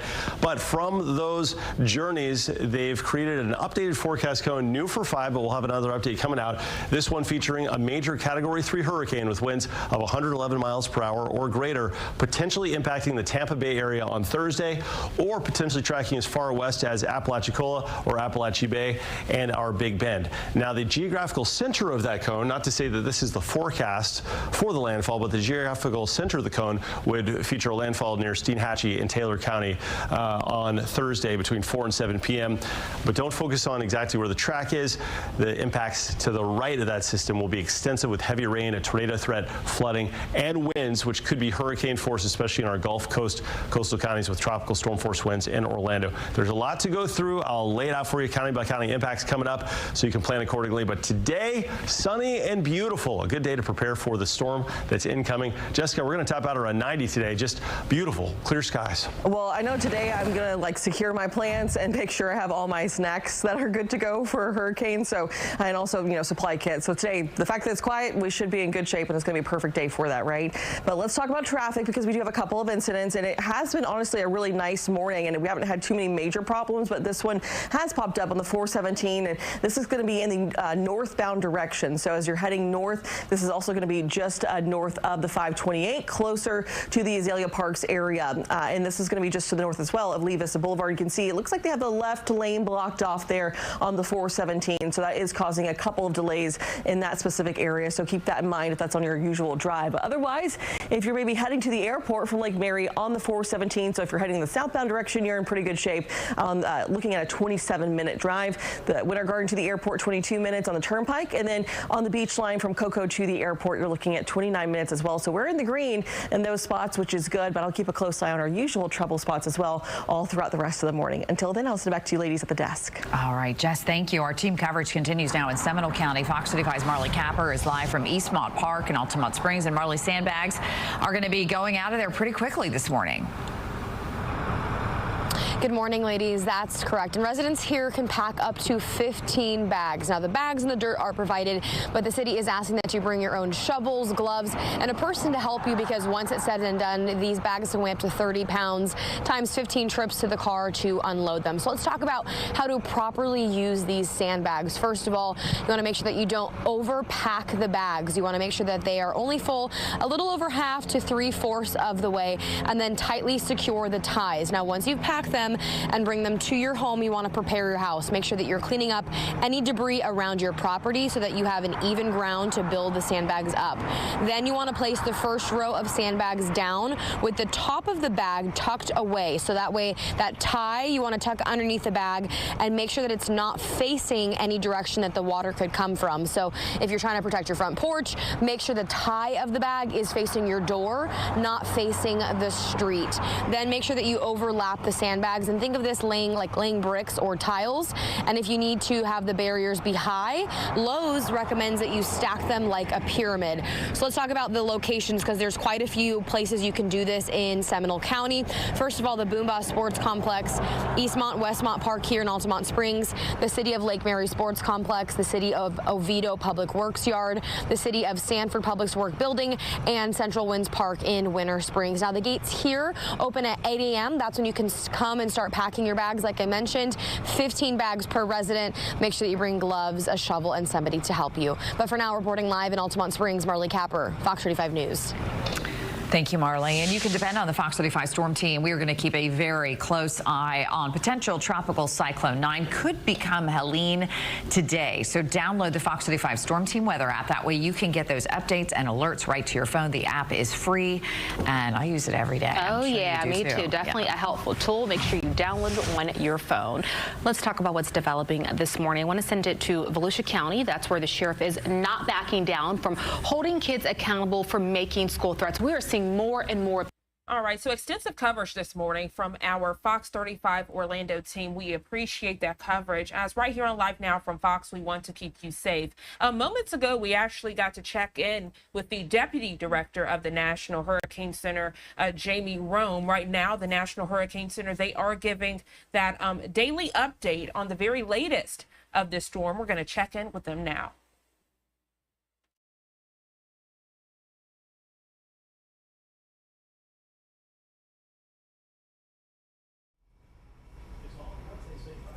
Oh, you're a man after my own heart. That's perfect messaging.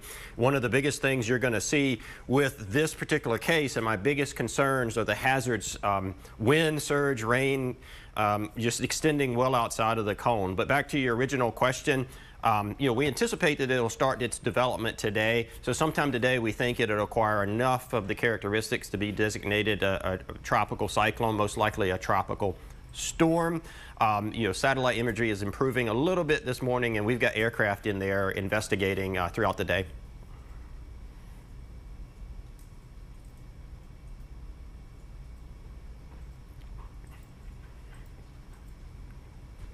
All right, so just into our studios, we were told that at 7:45 here on the East Coast, we were going to get that official morning update, but we are learning that the Deputy Director is actually doing an interview with Fox 35 Orlando, so we're going to take you to that interview now.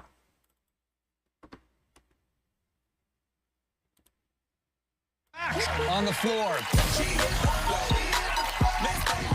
Their Baby is sponsored by attorney Dan Newlin. The Masked Singer on Fox. Welcome back. Well, we are anxiously awaiting the 8 a.m. update from the National Hurricane Center to determine the future of what is now being called potential tropical system number 9, future Helene, as it makes its way into the Gulf of Mexico and has potential to become a major hurricane impacting either the Big Bend and or the Tampa Bay region and Orlando. So joining us this morning, we are lucky enough to have Jamie Rome, the Deputy Director of the National Hurricane Center in Miami. Good morning, Jamie. Thank you so much for joining us this morning on Good Day Orlando. You, sir, are the man of the hour. I want to ask you 2 questions. When is this going to become Helene, and how confident are we in the forecast cone? And before you answer that, just to let you know, I have included the storm surge watches with the cone so that folks understand that the impacts will be felt not just in the path of the system, but far to the east and south as well. Oh, you're a man after my own heart. That's perfect messaging. One of the biggest things you're going to see with this particular case, and my biggest concerns are the hazards, wind, surge, rain, just extending well outside of the cone. But back to your original question, we anticipate that it'll start its development today. So sometime today, we think it'll acquire enough of the characteristics to be designated a tropical cyclone, most likely a tropical storm. Satellite imagery is improving a little bit this morning, and and we've got aircraft in there investigating throughout the day. This looks to be a pretty sizable system, at least based on the forecast models, but there's also as we typically see, sizable confusion as far as exactly where is it going to go. Will it go left? Will it go right? There's a lot of uncertainty, and we've seen, especially with systems taking a similar path, Hurricane Debbie earlier this year, Idalia last year, Elsa in the years prior to that. Is there a chance that this could make a right-hand turn? I left out Hurricane Ian in my brief hurricane history of systems that have made that turn. Well, the lack of predictability can be easily explained. Systems that haven't yet formed, meaning it doesn't have a well-defined surface circulation. Systems that haven't yet formed are often more unpredictable than ones that have formed. So we anticipate the predictability, or our ability to narrow in on the hardest hit areas, will improve throughout the day, today and tonight, as the circulation at the surface takes shape.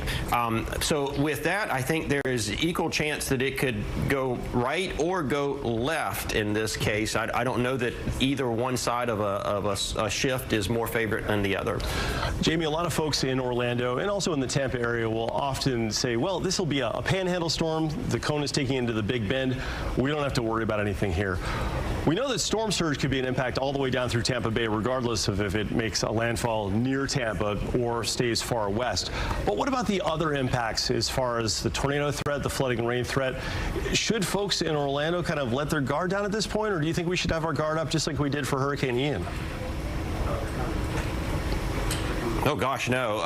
And so I can zoom in here to show you that Orlando area is under a tropical storm watch. That means we anticipate tropical storm conditions in the form of wind could overspread the area late Wednesday or Thursday. We've seen numerous examples, even this year, of how tropical storm force winds can cause widespread power outages. So that's kind of the thing I want people listening from Orlando to be thinking about, how to guard and protect yourself against potential power outages. The other thing, too, you mentioned it, the surge threat along the West Coast is almost baked already, regardless of the exact track, meaning places along the West Coast are going to have significant coastal flooding, even if the track stays well offshore. Well, Jamie, I appreciate that very much on a personal level. Appreciate you and your efforts. You've been key in driving home that folks should not be concentrating on the exact track of the system, but consider that a system has reach going far east of the center circulation. So even if this was to track towards, say, Steinhatchee up there in Taylor County at the Big Bend, we could easily feel severe impacts all the way here into Central Florida. So Jamie Rome, thank you very much for your time this morning. We look forward to checking back in with you and your team a little bit later on as we get closer to this event, and thank you for your time. All right, so that interview coming from Fox 35 Orlando and their meteorologist this Tuesday morning. 7:52 here on the East Coast, and giving you another live look at our XRAD system. And just speaking with my colleague Josh Breslow, learning that the official update from the National Hurricane Center, that press conference that we were told that was just underway, it is now slated for 11 o'clock this morning Eastern time. He will be on the host desk during that time, and of course bringing that to you live, raw, and unfiltered. We're going to go ahead and go to our final 2-minute commercial break of the hour. Before we do that, I want to show you all this live look out in New York City. It's a top story we are following. World leaders arriving there at the United Nations for the summit, the 79th summit of the General Assembly, a story we brought to you yesterday, and of course we will bring it to you throughout the week. Also keeping a close eye out there, southern Lebanon-Israeli border, as those airstrikes continue at this hour, retaliatory strikes from Israel there on Hezbollah. We'll be right back in just 2 quick minutes.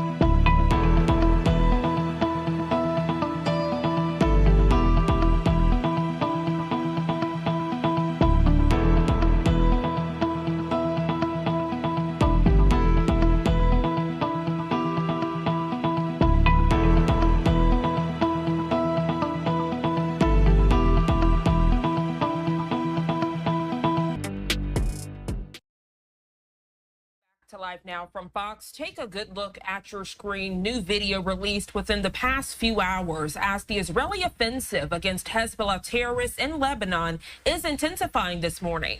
Hundreds of airstrikes have been launched, with Israel warning residents of southern Lebanon to stay away from the group's weapons storage sites. Fox News senior correspondent Mike Tobin joining us now in Tel Aviv with the latest. Lebanon says this was the most deadly day since Israel and Hezbollah went to war in 2006 as Israel rained airstrikes down on southern Lebanon, attempting to stop Hezbollah rocket fire, which has menaced and threatened Israeli civilians for almost a year. Prime Minister Benjamin Netanyahu spoke directly to the Lebanese people. For too long, Hezbollah has been using you as human shields. It placed rockets in your living rooms and missiles in your garage. To prove that point, the IDF released video spokespeople say show a home used to store a missile, complete with an opening for the weapon to be launched, and airstrikes followed by secondary explosions as stored weapons detonated. Israel took the step of sending electronic communications to tens of thousands of Lebanese civilians, warning them to get away from stored Hezbollah weapons. We advise civilians from Lebanese villages located in and next to buildings and areas used by Hezbollah for military purpose, such as those used to store weapons. Panicked Lebanese civilians created a traffic jam, fleeing north to escape the bombing. Lebanese officials say the collateral damage from the Israeli airstrikes include 2 ambulance crews blown up, hundreds dead, more than 1,000 injured. What we've seen over the last week has been dramatic. The consequences on civilians has been huge. Through it all, Hezbollah continued to fire rockets into Israel. I feel more afraid, and I don't know what happened tomorrow, after tomorrow. Word tonight that Israel targeted the number 3 in Hezbollah's chain of command, Ali Karaki. Israel's defense minister Yoav Gallant made the public statement that Hezbollah leader Hassan Nasrallah now sits alone at the top, but that may have been premature. Hezbollah says Karaki is alive and moved to a protected space. In Tel Aviv, Mike Tobin, Fox News. Mike, thank you so much for that update, giving you a live look right now at the southern Lebanon-Israel border as the airstrikes just continue to come down in this area. Joining us live this morning to further discuss the latest in this conflict is Fred Fleiss, former National Security Council Chief of Staff. Fred, good morning to you. A pleasure speaking with you on this Tuesday. Good morning.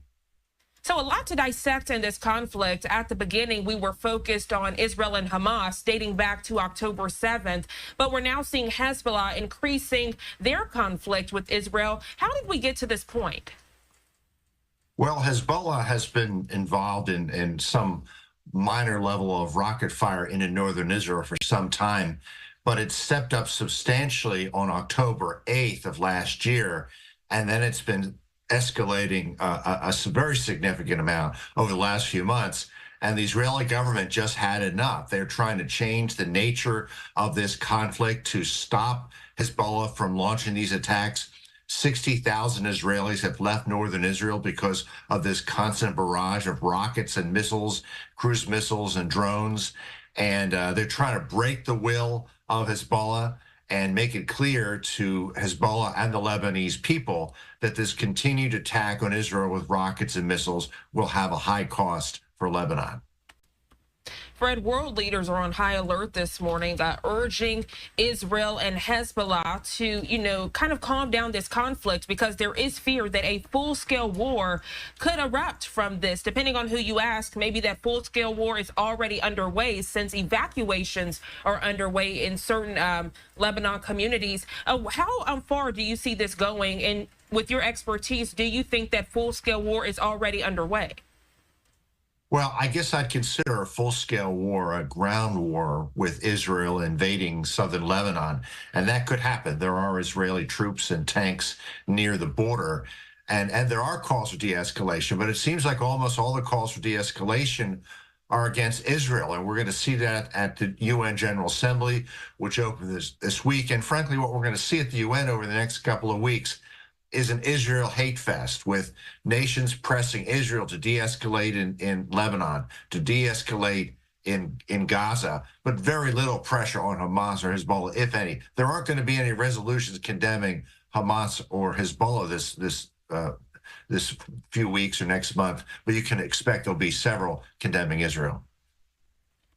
Fred, with the conflict with Israel and Hamas, there was a lot of pressure on Egypt to step up and aid Israel in this conflict. But at the very beginning, and even right now, you know, they kind of want to remain neutral. Do you think other partners in that area, and we can say Israel for the sake of conversation, do you think they need to step up with this Israel and Hezbollah conflict?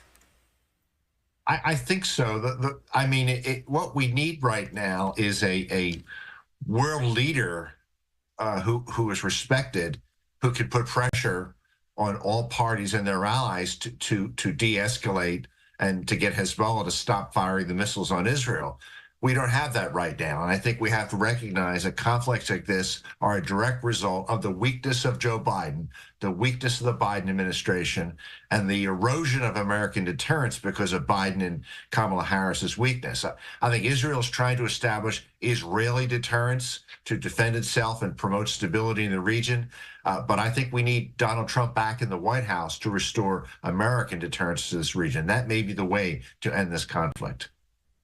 Fred, very interesting point you bring up. If we look back to the recent debate, right, with VP Harris and former President Trump, Israel-Hamas war, also Russian-Ukraine war are top of mind for many voters this election season. And you mentioned how a lot of this is being blamed on the Biden administration. And if we look back in recent months, we know Israeli Prime Minister Benjamin Netanyahu, when he made his visit to the States, not only did he speak with the Biden administration, but he made a special trip to speak with former President Donald Trump. The message that this sends to world leaders, is this showing that America looks weak with what you were mentioning about the Biden administration response to what's happening in Israel?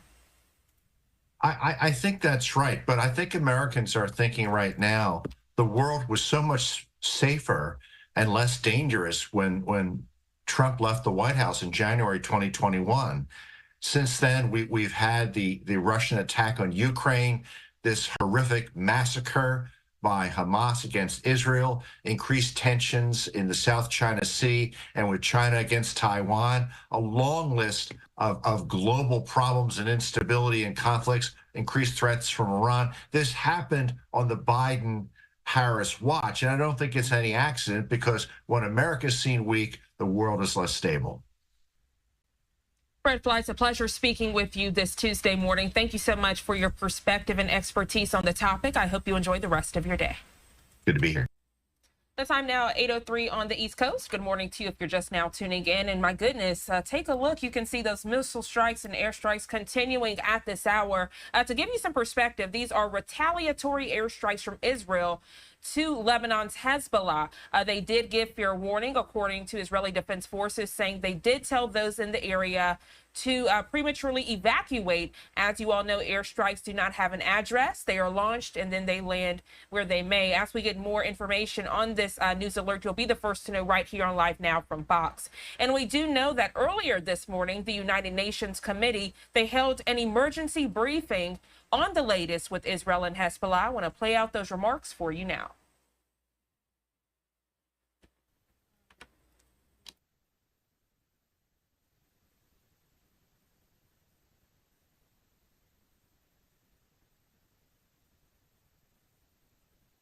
Good morning. Welcome to the press briefing of the UN in Geneva. Today is Tuesday, 24th of September. We have quite a heavy list of briefers connected to what's happening in the Middle East. So I've asked the colleagues who are on the podium with me to give you their announcements, and then we'll go into the topics. I'll start with Ed, who has to leave. Go ahead, Ed.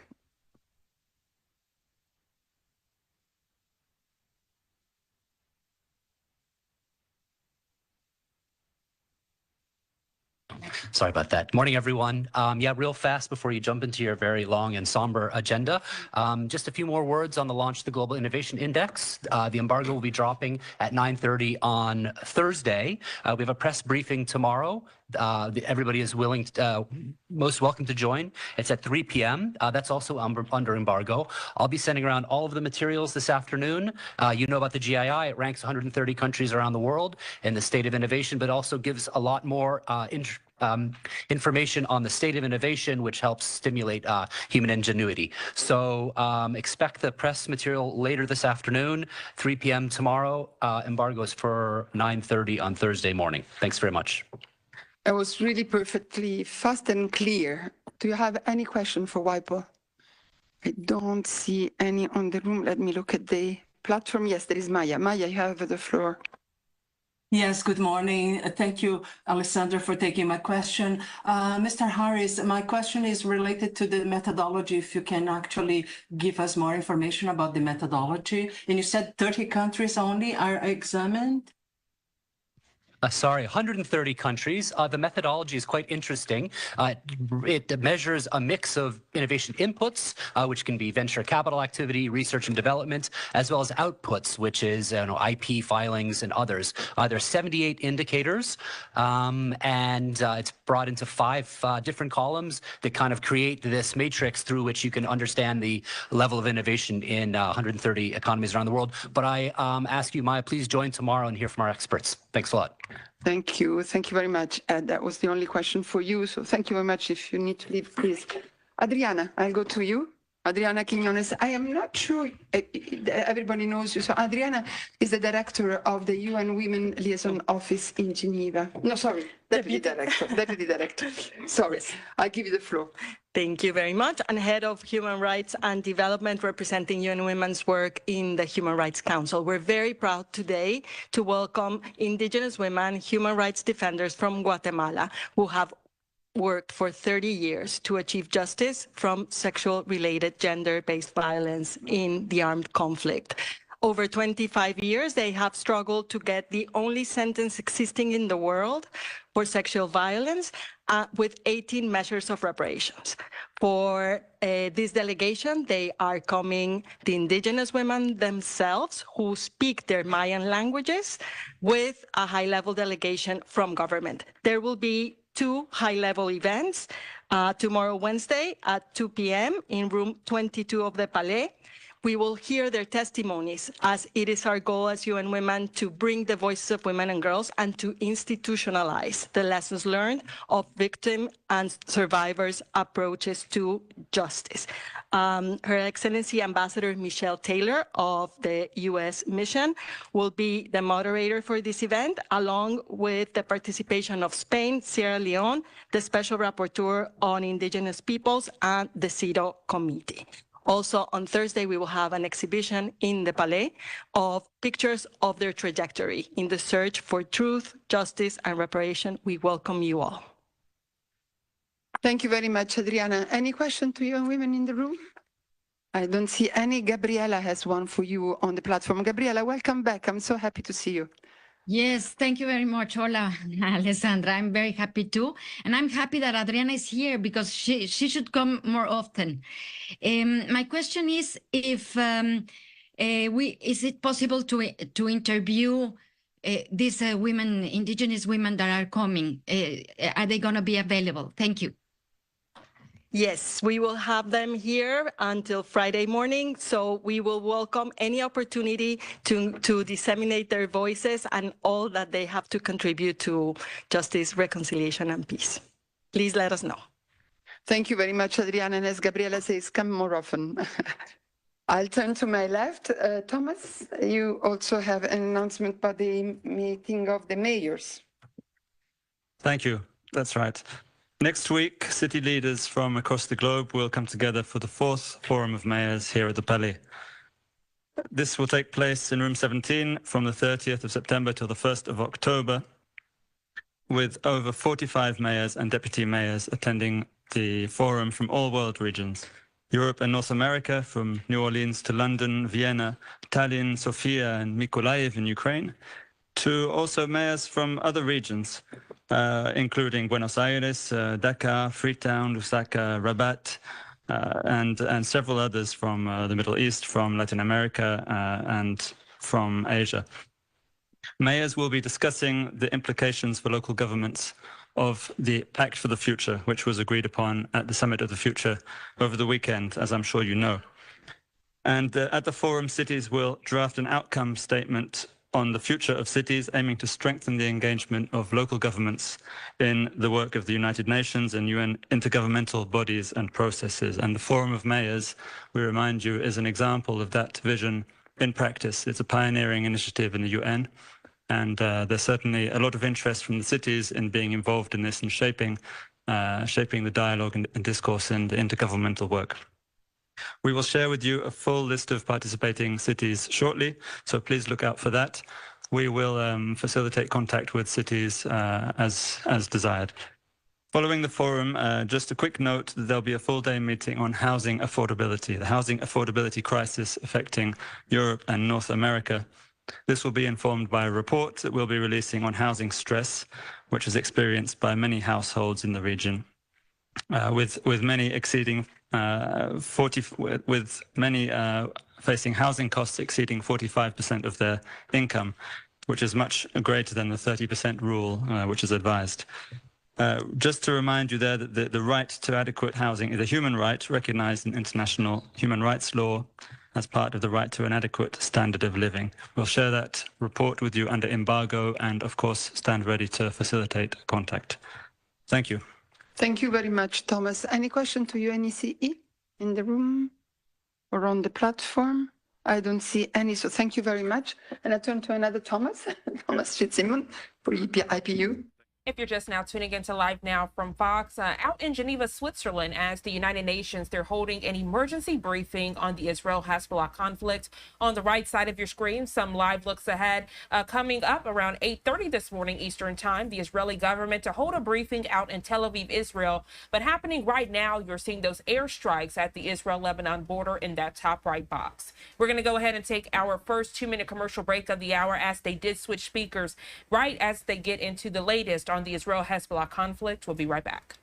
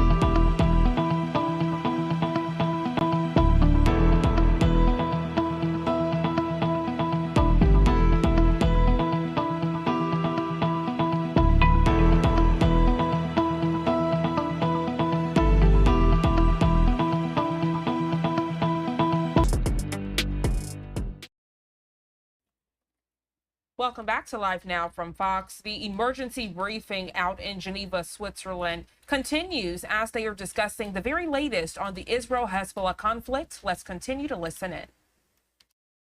We also have a guest from Nairobi who will speak to you about Sudan and the food situation. She comes from the World Food Programme, Lenny Kinsley.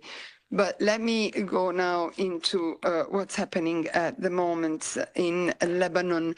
Yesterday evening, you probably have received the statements of the spokesperson for the Secretary General, who stated that the Secretary General is gravely alarmed by the escalating situation along the Blue Line and the large number of civilian casualties, including children and women, being reported by the Lebanese authorities.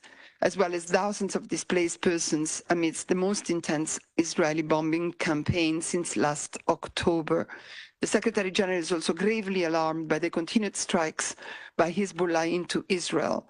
He expresses grave concern for the safety of civilians on both sides of the blue line, including UN personnel, and strongly condemns the loss of lives. The Secretary General notes the ongoing efforts by UNSCOL and UNIFIL to reduce tensions and reiterates the urgent need for an immediate de-escalation and that all efforts be devoted to a diplomatic solution. The Secretary General reiterates his call for all parties to protect civilians and civilian infrastructure and ensure they are not put in harm's way. He also reminds all actors of their responsibility to ensure the safety and security of all UN personnel and assets. The Secretary General urges the parties to recommit to the full implementation of Security Council Resolution 1701/2006 and immediately return to a cessation of hostilities to restore stability. And on this, yes, indeed, very, very grave dire situation, we'll hear now from Ravina for the Office of the Human Rights High Commissioner, and then we will have online Etty Higgins, the UNICEF Deputy Representative in Lebanon, to understand better what is the impact of the situation on children. We'll have also Dr. Abdinasir Abu Bakr, who is the WHO representative in Lebanon, who will connect from Beirut, and Margaret should be in the room, although I don't see her, maybe she's connected. And then we will hear from Matthew Salmarch on the situation of the refugees in Lebanon. So let me start with Ravina. Thank you. Thanks, Alessandra. Good morning, everyone. We are extremely alarmed by the sharp escalation of hostilities between Israel and Hezbollah and call on all parties to immediately cease the violence and to ensure the protection of civilians. Yesterday marked the deadliest day of violence in years, with reports of at least 492 killed and 1,645 injured following a series of Israeli airstrikes across Lebanon. Lebanon's health ministry said that 35 children and 58 women were among those killed, as well as a number of medical workers. On a personal note, one of our UN human rights colleagues in Beirut lost 7 of her family members yesterday, including 2 children aged 8 and 1 in an Israeli airstrike in South Lebanon. Roads in southern Lebanon are crammed with people in cars fleeing the violence. This latest violence follows last week's deadly pager and two-way radio attacks in Lebanon and Syria and the firing of hundreds of rockets by Hezbollah into Israel from Lebanon. International humanitarian law is very clear. All parties to an armed conflict must at all times distinguish between the civilian population and combatants, and between civilian objects and military objectives. Constant care must be taken to spare the civilian population and civilian objects. The laws of war also oblige all parties to observe the principle of proportionality. Incidents in which any civilians, including children and medical workers, are killed or seriously injured, potentially in violation of international law, must be subject to independent, thorough, and transparent investigations into the circumstances of the attacks. The UN High Commissioner for Human Rights, Volker Turk, calls on all states and actors with influence in the region and beyond to avert further escalation and to do everything they can to ensure full respect for international law. Thank you very much, Ravina. And now I give the floor to Etty Higgins, UNICEF Deputy Representative in Lebanon. Welcome to the press briefing in Geneva. You have the floor. Thank you very much, and it's a very, very difficult morning here in Beirut. Indeed, as my colleague has just mentioned, we're seeing tragically the firsthand, and as my team are currently on the ground, the UNICEF team are currently on the ground supporting children who have been displaced and injured. I would like to really draw the highlight of the terrible and dangerous escalation that the situation has had and the adverse effects on children's physical and overall mental well-being. So as we have heard yesterday, at least 35 children have been killed reportedly, but this is more than the number of children killed in Lebanon in the past 11 months, which was 22. In addition, we still have more children who are missing under the rubble. And this is 11 months in one day, 35 children killed in one day, among close to 500 killed, 492 as reported by the Ministry of Health. We also have, unfortunately, almost 1,700 people who were injured yesterday, including children and women. That's again according to the Ministry of Public Health. And countless more children are in danger as I speak today. They're exposed to ongoing attacks. They're displaced from their homes, in some cases multiple times, and they're unable to rely on an overstretched and very much under-resourced health system. If we return to a conflict like those dark days of 2006, we really fear as UNICEF that this time it could be even worse for the children of Lebanon. Lebanon has recently been devastated by a protracted economic and political crisis, and the massive port of Beirut explosion, the impact of COVID-19, and the fifth year of a crippling economic downturn that has sent poverty rates soaring. Many families are already at the brink, and now this conflict is making every one of those factors many magnitudes worse. So we're warning today that any further escalation in this conflict will be absolutely catastrophic for all children in Lebanon, and especially families from towns and villages in the south and Bekaa in eastern Lebanon, where they have been forced to leave their homes. These newly displaced add to the 112,000 people who have already been displaced since last October.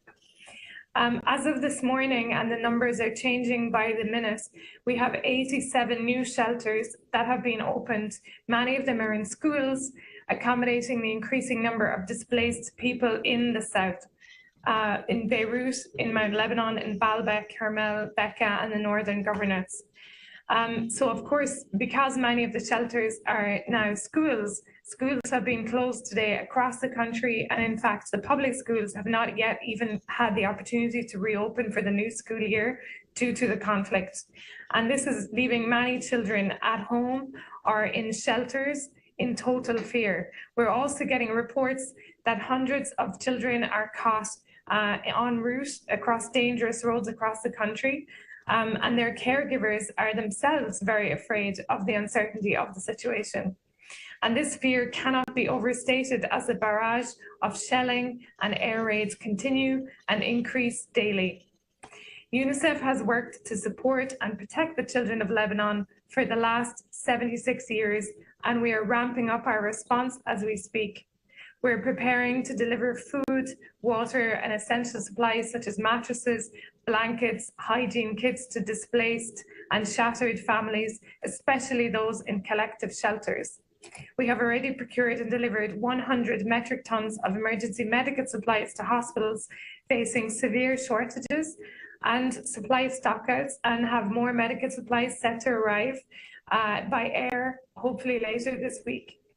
UNICEF urgently calls for an immediate de-escalation and for all parties to uphold their obligations under international humanitarian law to ensure the protection of civilian infrastructure and civilians, including children, humanitarian workers, and medical personnel.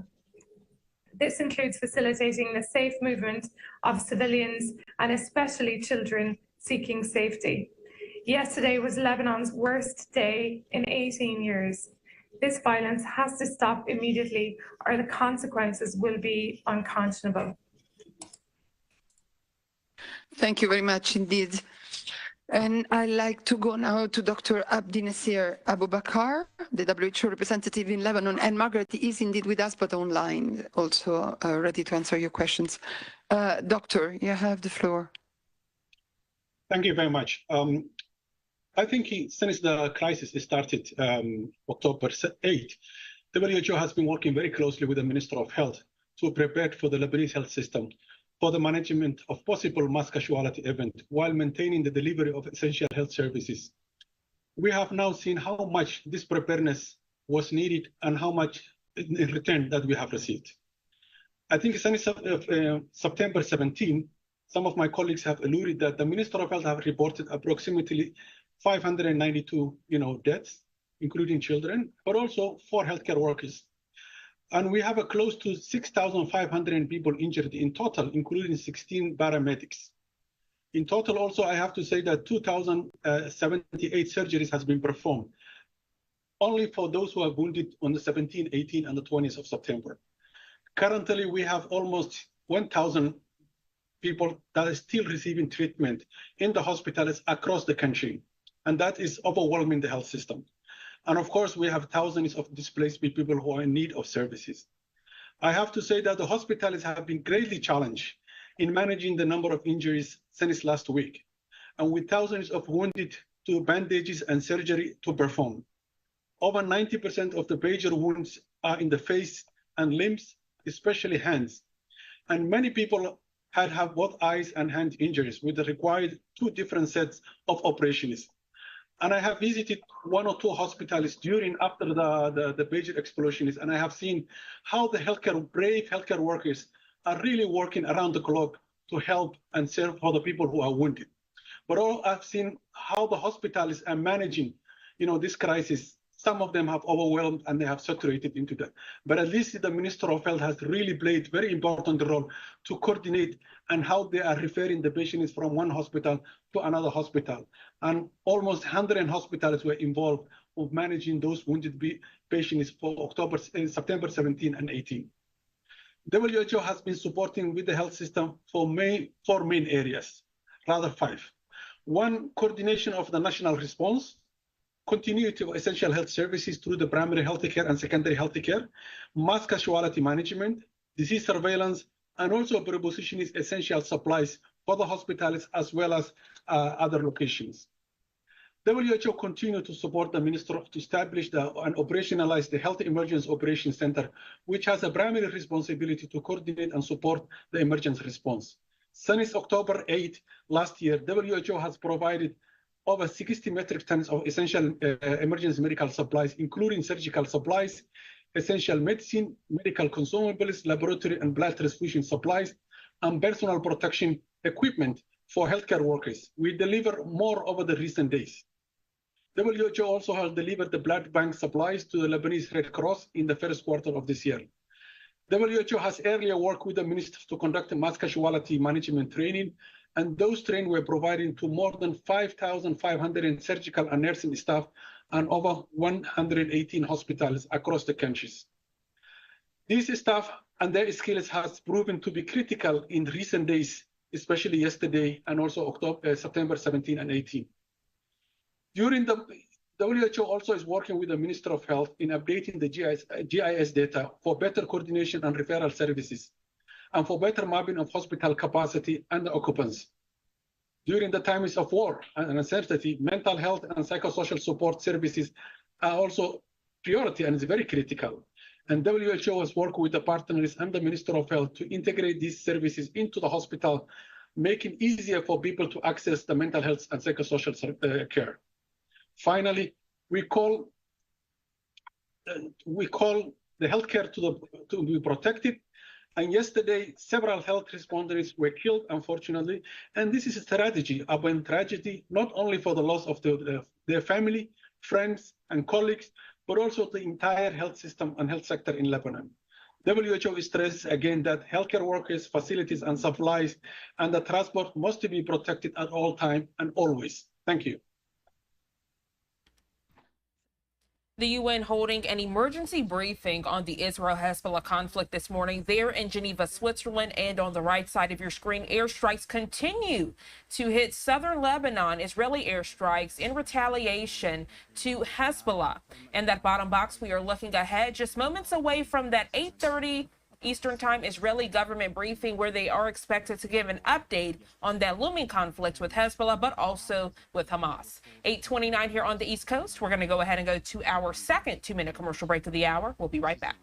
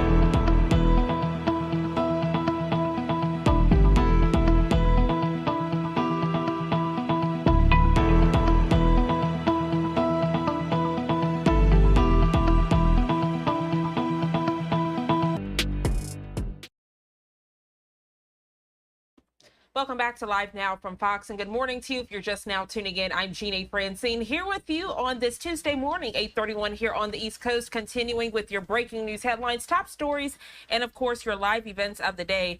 We do want to continue, and as slated, we are awaiting the Israeli government to take the feed so we can give you the very latest as it relates to that Israel-Hezbollah conflict. Want to give you some of the many live pictures we are getting into our studio at this hour. You are getting a live look out there in Lebanon. You see emergency responders there. This as those airstrikes continue to impact that area. We know and we have seen the conflict with Israel and Hezbollah ramp up since October 7th when Hamas wreaked havoc there at that music festival. And we continue to see Hezbollah attack Israel, and now Israel attacking back with those airstrikes. We do want to mention that they did give notice to several communities, and we have seen evacuations specifically in the area of Beirut. I do see the slate now changing with the Israeli government, so we want to change this feed and bring it to you now.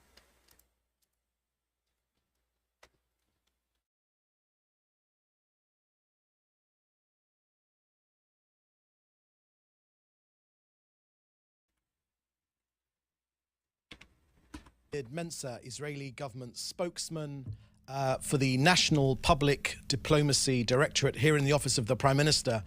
Questions in the chat, please, and we'll take a few after a very quick update from me. It's Tuesday, the 24th of September, day 354 of the October 7th war.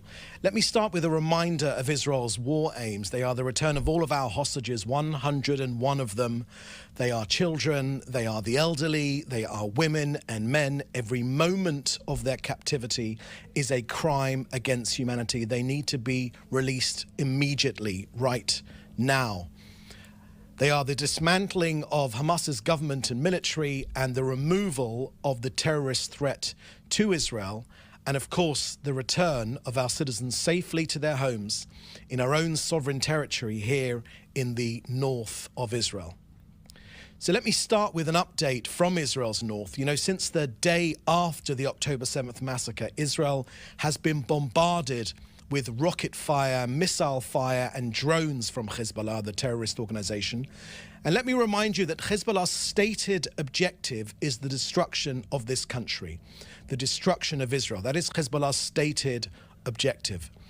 They've launched over 9,100 rockets at Israel. These rockets and drones have killed 48 people here in Israel. 12 Israeli Druze children murdered on a football pitch. I saw it with my very own eyes in Majd al-Shams. More than 325 Israelis wounded, 190 million square meters of our country burnt, and 63,500 Israelis evacuated.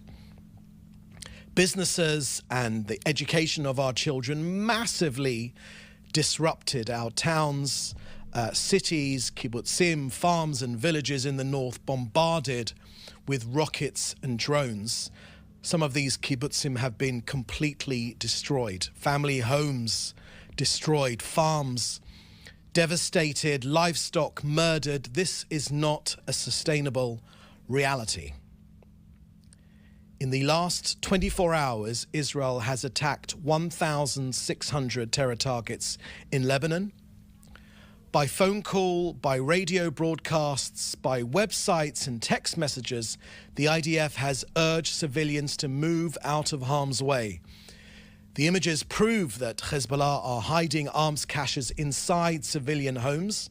We see secondary explosions of Hezbollah weapon stockpiles, of munitions, of long-range cruise missiles, of drones, rocket launchers, thousands of them, all located in the heart of civilian populations inside Lebanon, all of them prepared for immediate launch against Israel.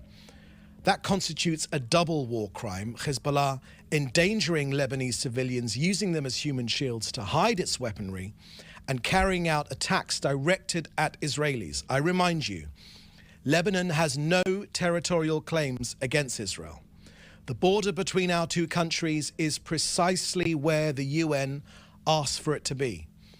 The state of Israel maintains that Lebanon and Hezbollah, the terror organization which operate under the guidance of Iran, are responsible for this escalation of the security situation, and they are in violation of international law and the UN Security Council resolutions 1559 and 1701. Next, an update from COGAT and their work coordinating aid into Gaza. As of the latest COGAT figures, more than 1,034,000 tons of humanitarian aid have been delivered into Gaza on 52,500 trucks since the start of this war. 80% of the aid going in has been food. Also, COGAT has facilitated the establishment of the 13th field hospital in Gaza. The hospital run by MSF is in Deir al-Balah. COGAT secured the entry of the medical teams and the delivery of all the medical equipment needed for the hospital. It's expected to expand from an initial capacity of 20 beds to a capacity of 110 beds, which will also include an emergency room, a maternity ward, and a surgical ward. COGAT will continue to facilitate humanitarian responses for the residents of Gaza, particularly with regard to their medical needs. You can get all these details and more from on Israel's humanitarian efforts on COGAT's website. So that's the end of our briefing from me here today. I will now take your questions, which you should put in the chat together with your news outlet. First question here I can see is from Joel Pollack at Breitbart News. Firstly, Prime Minister spoke directly to Lebanese people. Do you have a sense of how his message was received? Thank you for that question, Joel. Let me share with you what the Prime Minister said to the people of Lebanon.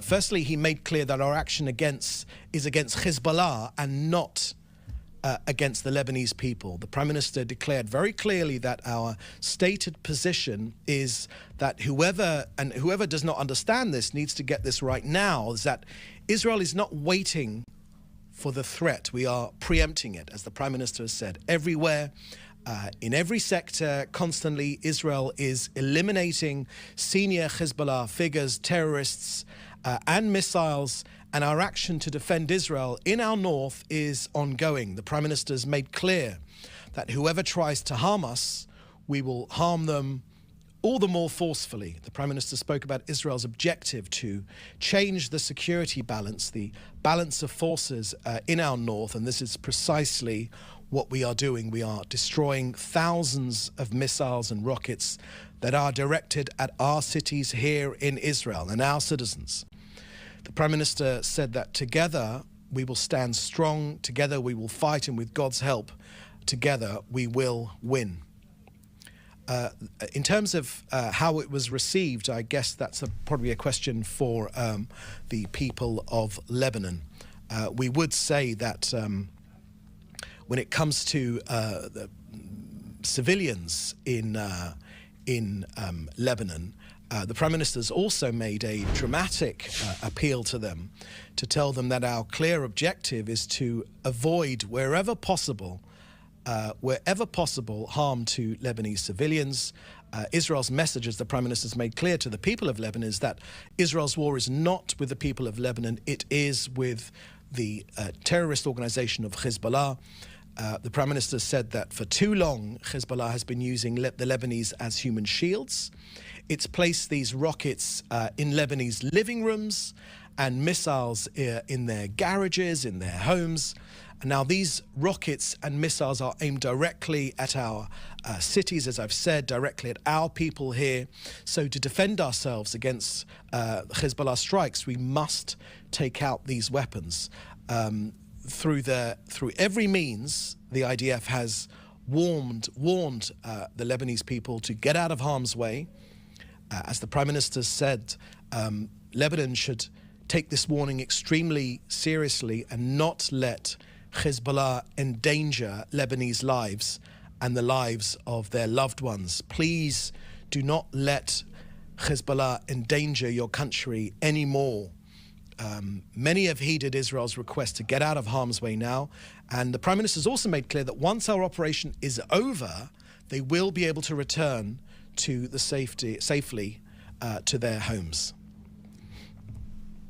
Next question here from Joel Pollack at Breitbart is, what would be the most helpful way for the United States to respond? Let me address that question this way, Joel. The US and Israel stand side by side in battling the terrorist forces that we're battling right now. Our relationship is ironclad, as the Secretary of State and the President have made, President of the US have made clear, and it's a relationship which we very much appreciate here in Israel. Some of these Hezbollah leaders that we have eliminated have American blood on their hands. They have the blood of US Marines from the 1980s on their hands, 250 US Marines, also French soldiers as well. So I think that if you want to ask for US reaction, then it's probably best to ask the US themselves. But I will tell you that Hezbollah are a terrorist organization. Their stated aim is to destroy this country. They're under the guidance of Iran, and Israel has a duty to defend itself. Next question is from Hannah Julian, Jewish Press. Is there any update on the Prime Minister's schedule for his trip to New York for the UN General Assembly? Thank you for that question, Hannah. Yes, indeed, the Prime Minister still does plan to go to the US, to the United Nations in New York to address the United Nations General Assembly. We will update you on the schedule a little bit closer to when it is due to take place. Next question is from Sarah from Jewish Outlet of Rome, Italy. How does the Lebanon escalation impact ceasefire talks, considering Hezbollah had claimed that their attacks to be directly linked to Gaza?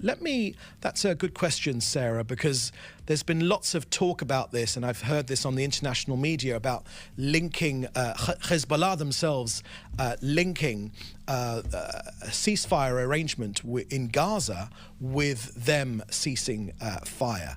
Let me just remind you something that I think hasn't been covered. Just a reminder that for most Palestinians, indeed almost all Palestinians inside Lebanon, they have never, ever been granted Lebanese citizenship under Lebanese law. So for all this concern about Hezbollah fighting, shooting rockets at us to in some way support the Palestinian cause, let's put that to bed straight away. That is a nonsense. You know, thanks to Lebanon, 76 years on, these Palestinians remain stateless. The Palestinians inside Lebanon. This includes 76 years on. This includes many who arrived from what is now Israel as early as 1948 during the Arab-Israeli War, and their descendants. So let's get rid of that facade of an excuse. We know that for this axis, for this Iranian axis of terror, it is the same for the Houthis, the same for Hezbollah, the same for Hamas. It's a pathological Israel hatred. That's why they hate us. That's why they are firing rockets against us. That's why they have terror against us. They want to destroy this country. They say it with their own mouths. When they say it, we believe it. Maybe some in the international community don't take them seriously. Thousands of years of experience, of the Jewish experience, has taught us very clearly that when groups or individuals or dictators or the mullahs in Iran, the leaders of Iran or the leaders of Hezbollah and the leaders of Hamas, when they say they wish to wipe this country off the face of the earth, we believe them. We believe that that is exactly what they plan to do. So we have a duty to defend ourselves. When it comes to negotiations with Hamas, the negotiations for a hostage release deal continue. They're based on the principles presented by the United States in a manner that will enable the return of our hostages while achieving the other goals of this war. And Israel very much appreciates the efforts by the US and the mediators to dissuade Hamas from its refusal. Again and again and again, it's been Hamas which have walked away. They've never been serious about these negotiations, because they would have been serious. We would have had a deal many, many, many months ago. You know, we're coming up to a year now that Hamas took our hostages, and it is a breach of humanitarian law that they continue to be held to this very day, and Israel will do everything in its power through negotiations or militarily to get them out. Next question about flights from Sarah from Italian news in Rome, Italian Jewish news in Rome. Many flights to Israel are being rerouted. How is the government helping Israelis abroad return and Israelis who need and have other needs? Thank you for that question, Sarah. I would encourage you to look at Israel's Ministry of Transportation to get more on that particular issue. There have been reports of El Al laying on, Israel's national airline, laying on additional flights from other regional hubs to be able to get home here to Israel. Next question here is from Deborah Haynes from Sky News. Is a ground operation into Lebanon inevitable, or will that only happen should Hezbollah escalate its attacks above a certain threshold, such as striking Tel Aviv? And a second question, is it correct that leaflets being dropped by Israel in the Bekaa Valley have barcodes on them that would take information from whatever device is used to scan them, as claimed by Hezbollah? Thank you for that question, Deborah. So just a reminder that Hezbollah are a genocidal terrorist organization. They're considered a terrorist organization in the UK as well, Sky's home. I know that British media have a problem calling Hezbollah a terrorist organization, but that is precisely what they are. Jew hatred is written into their very DNA. Their leader, Hassan Nasrallah, says it every time he makes a speech. He wishes to wipe this country, the only homeland for the Jewish people, off the face of the earth. That is why they are firing rockets at us, for no other reason. The Prime Minister has made abundantly clear precisely why we are fighting this war. He said that it's an action against Hezbollah in Lebanon. Our position is that that Israel is not waiting any longer after 11.5 months for this threat. We are preempting it everywhere, in every sector, constantly. Israel is eliminating these senior Hezbollah terrorist figures and their missiles as well, and it's an action to defend this country in our north, and it is ongoing. The Prime Minister has also made clear, and for this he has the backing of the entire 9 or 10 million people living here, that whoever tries to harm this country, we will harm them all the more forcefully. Now, it's our objective here in Israel to change the security balance, the balance of forces in our north, and this is precisely what we are doing. We are destroying thousands of missiles and rockets that are directed at Israel's cities and citizens, and the Prime Minister has been very, very clear that our objective is to get our people back home. There are UN resolutions extremely clear on this point, 1559 and 1701. Hezbollah need to move behind the Litani River. We need to get our people to be home safely in their homes. It's almost a year. It's almost impossible to imagine. I encourage your Sky viewers to imagine what it would be like to be essentially evicted from your home. In your home, in our own sovereign territory, to be evicted from your home for their own safety. This is not a sustainable reality. Israel's patience is not inexhaustible. We will secure our northern border, and our people will be allowed to get home. That is the mandate which Israel's people has given this government, and it is a mandate which it takes extremely seriously, as all other responsible governments take seriously their primary duty to defend our own citizens. That is precisely what we will do. Next question is from Jim Williams from Zenga International News. This morning in an MSNBC interview, Jake Sullivan mentioned that a key reason for the absence of a hostage deal is the lack of involvement from Hamas leader Sinwar through his Qatari contacts since the discovery of the hostage bodies last month. Is this consistent with the Prime Minister's information? Sullivan also mentioned that the US has sent additional military firepower to the region to prevent the conflict from Hezbollah from escalating into a regional war. Does this align with the Prime Minister's perspective on the substantial US military presence in the region supporting Israel? Thank you for that question, Jim. The Prime Minister has made clear, and this is, again, as you say, reiterated by Jake Sullivan and others in the US administration, that it is Hamas again and again that has walked away from this deal. Again and again, they always walk away from the deal because, you know, human life is unimportant to them. Indeed, they want, they're prepared, Hamas are prepared to fight to the last Gazan. And not to the last Hamas fighter, to the last Gazan. They're sacrificing their own people and they're murdering our people as well.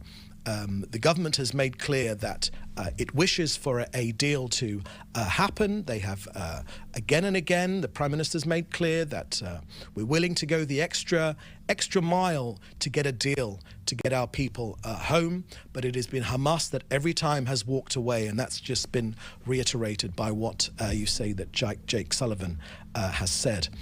When it comes to Lebanon, we're appreciative of the support of the US administration. Hezbollah are an Iranian proxy. They're the enemy of the US as well. We're fighting for our own survival here. Let's be under no illusions. This country is fighting for its very survival. We're being surrounded by an axis of evil led by Iran, but this country will defend itself, and this country will be successful. Okay, next question. Just scroll down to the next question, if you could. Okay, Fred Ager, former Israel's national security advisor, believes that Israel must remove Hezbollah from South Lebanon by ground operation, and that remote actions no longer suffice. Any ground operation is any ground operation on the horizon? Thank you for that question, Fred. Look.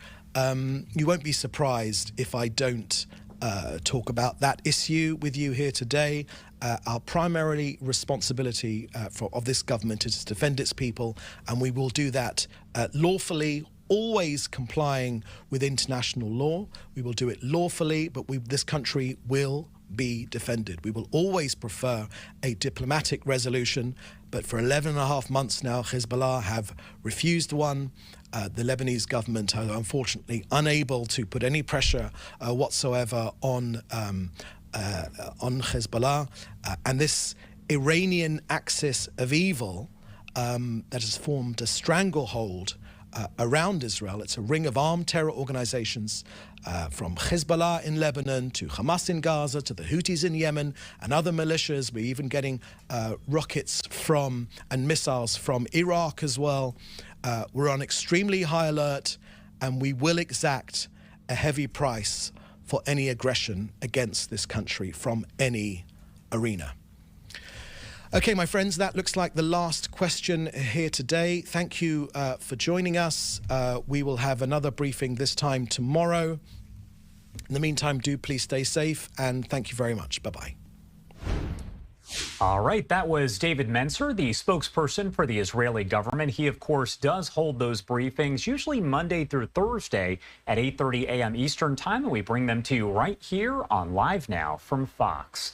Do have to head to our final 2-minute commercial break of the hour here at 8:55 on the East Coast and 5:55 on the West Coast. I leave you with this live image right here as we see world leaders and other folks arriving here at the United Nations over in New York City, where in just about an hour or so, we expect to hear from President Biden as he does address those world leaders. You're watching Live Now from Fox. We'll be right back.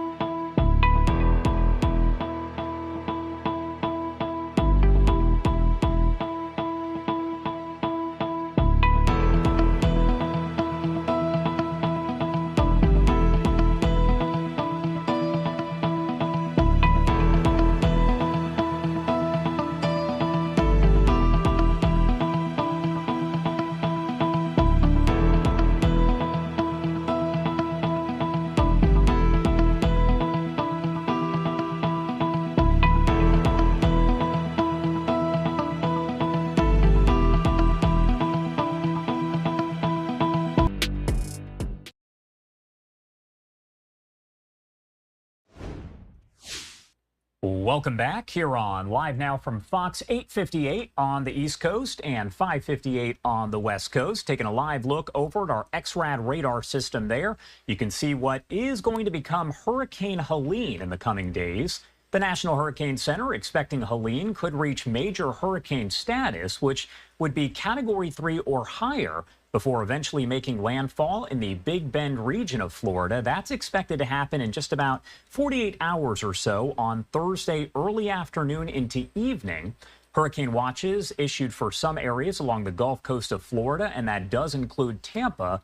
Now, we are going to check in with our Fox 35 Orlando and Fox 13 Tampa team over the next 48 hours for the latest details. And coming up here in a matter of minutes, we do expect to hear from Florida Governor Ron DeSantis. He has already declared a state of emergency for 41 of the state's 67 counties, and evacuations are expected along the Gulf Coast of Florida as the storm approaches, with some voluntary evacuations, but some of those are going to be mandatory. Again, once we do see Governor DeSantis walk up to the podium, we will bring that to you right here on Live Now from Fox. Do want to head out to this other live image that we do have coming in. This is actually out of the United Nations over in New York City, as we do know that in a matter of an hour or so, President Biden will address world leaders in what is likely his final speech to the United Nations General Assembly as Commander-in-Chief. Leaders from all over the world gathered in New York City for days of events that will include speeches from dozens of them. And later on today, we also expect to hear from Iran's new president. Doug Luzader with Fox News has more for us on what to expect. Well, this is shaping up to be a final time on this kind of stage for President Joe Biden, with the seemingly intractable conflicts in Ukraine and the Middle East. The President Joe Biden arrives for the UN General Assembly in New York, holding an umbrella and preparing for a gathering storm. I've been briefed on the latest developments in Israel and Lebanon. Yesterday, he met with the President of the United Arab Emirates in the Oval Office, talking about the expanding war between Israel and Hezbollah in Lebanon. We're working to de-escalate in a way that allows people to return to their homes safely. And with the UN General Assembly this week as a backdrop, there's no shortage of conflicts. Israel squaring off with Hezbollah in the north, Hamas in Gaza, the ongoing war in Ukraine. And the Pentagon just announced that a small number of additional U.S. troops are heading to the Middle East. The Biden administration has acknowledged that efforts to broker a ceasefire in Gaza haven't worked, blaming the leader of Hamas. It certainly is the case that he has done nothing in the recent weeks to prove that he's willing to move this forward in a good faith way. He is the major obstacle, no question about it. We're reaping what Biden has sown. Republicans accuse the administration of weakness abroad, but for Biden, this farewell of sorts at the United Nations will be a final effort to enhance the role of the U.S. in what he sees as a critical international institution. And later this week, as the UN meeting wraps up, Ukrainian President Volodymyr Zelensky will head here to the nation's capital to meet with the president. In Washington, Doug Luzader, Fox News. All right, thank you so much to Doug for that report. Now, we are going to head over to the United Nations as they do get underway. Again, President Biden expecting to speak here in just about an hour. Do want to take you out to some of the other big stories that we are following at this hour, because the latest out of the Middle East. Take a look. The Israeli military has released photos showing what it describes as a long-range missile located inside of a home in Lebanon. The images published as Israel is being heavily criticized for wide-ranging strikes in Lebanon appearing to target homes. Now, the Israel Defense Force is saying that it carried out strikes on an estimated 1,600 Hezbollah targets Monday, most aimed at homes where weapons are stored. The Lebanese Health Ministry reporting an estimated 500 people are confirmed dead, the deadliest operation since the Israel-Hezbollah war nearly 2 decades ago in 2006. More than 1,600 people also believed to be injured. Now, the IDF adding this is an attempt to destroy 20 years of military infrastructure built by the Hezbollah terror group.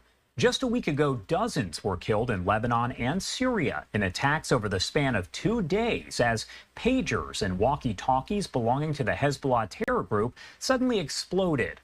While Israel has not claimed responsibility for the attacks, Hezbollah's leader, Hassan Nasrallah, says it was Israel's, quote, declaration of war. A lot to discuss here, so I do want to bring in a friend of the show, Mary Eisen, a senior fellow now at the International Institute for Counterterrorism and a retired colonel with the Israel Defense Forces. Thank you so much for taking the time, as always, to be here with us and break down the latest. Always happy to be here.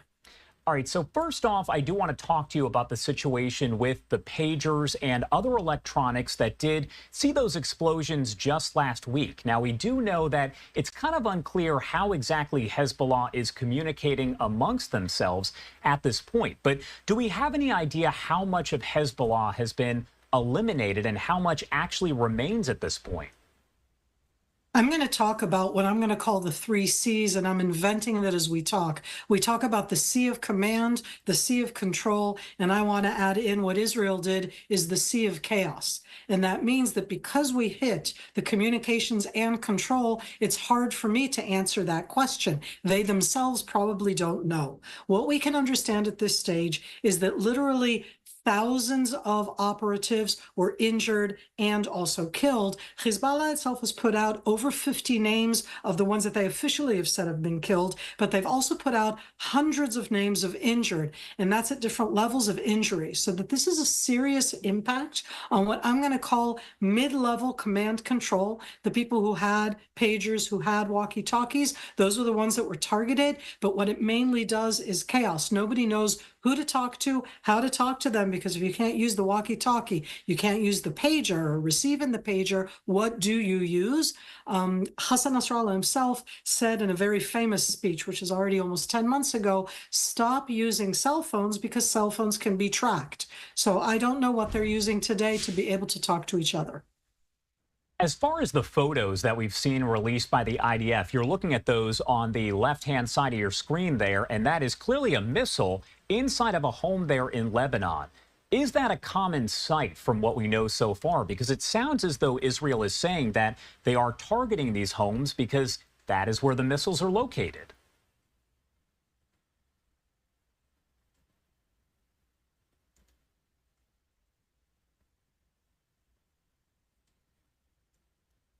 Mary, can you hear me? Now I can hear you. I lost you for a moment. Am I back?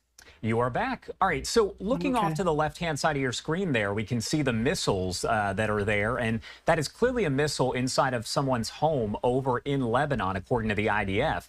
Is that a common sight there to see missiles and things of that nature actually hidden within homes? If you had come to Israel until October 7th, I was taking enormous amount of journalists, different decision makers, influencers to the Israeli-Lebanese border, pointing at the buildings and saying, in that building are missile arsenals. In that building are missile launchers. This is an enormous amount of information that has been gathered over the years. What's unique in the picture that you're showing there is that this is a Hezbollah photograph from inside that Israel downloaded. That's the different type of warfare where you can get the pictures from inside their own facility. And these are very important for us to be able to show to the world. They have built these structures. They've put them inside. They put them in houses, in mosques, in schools, in hospitals. And here's a picture of one from inside.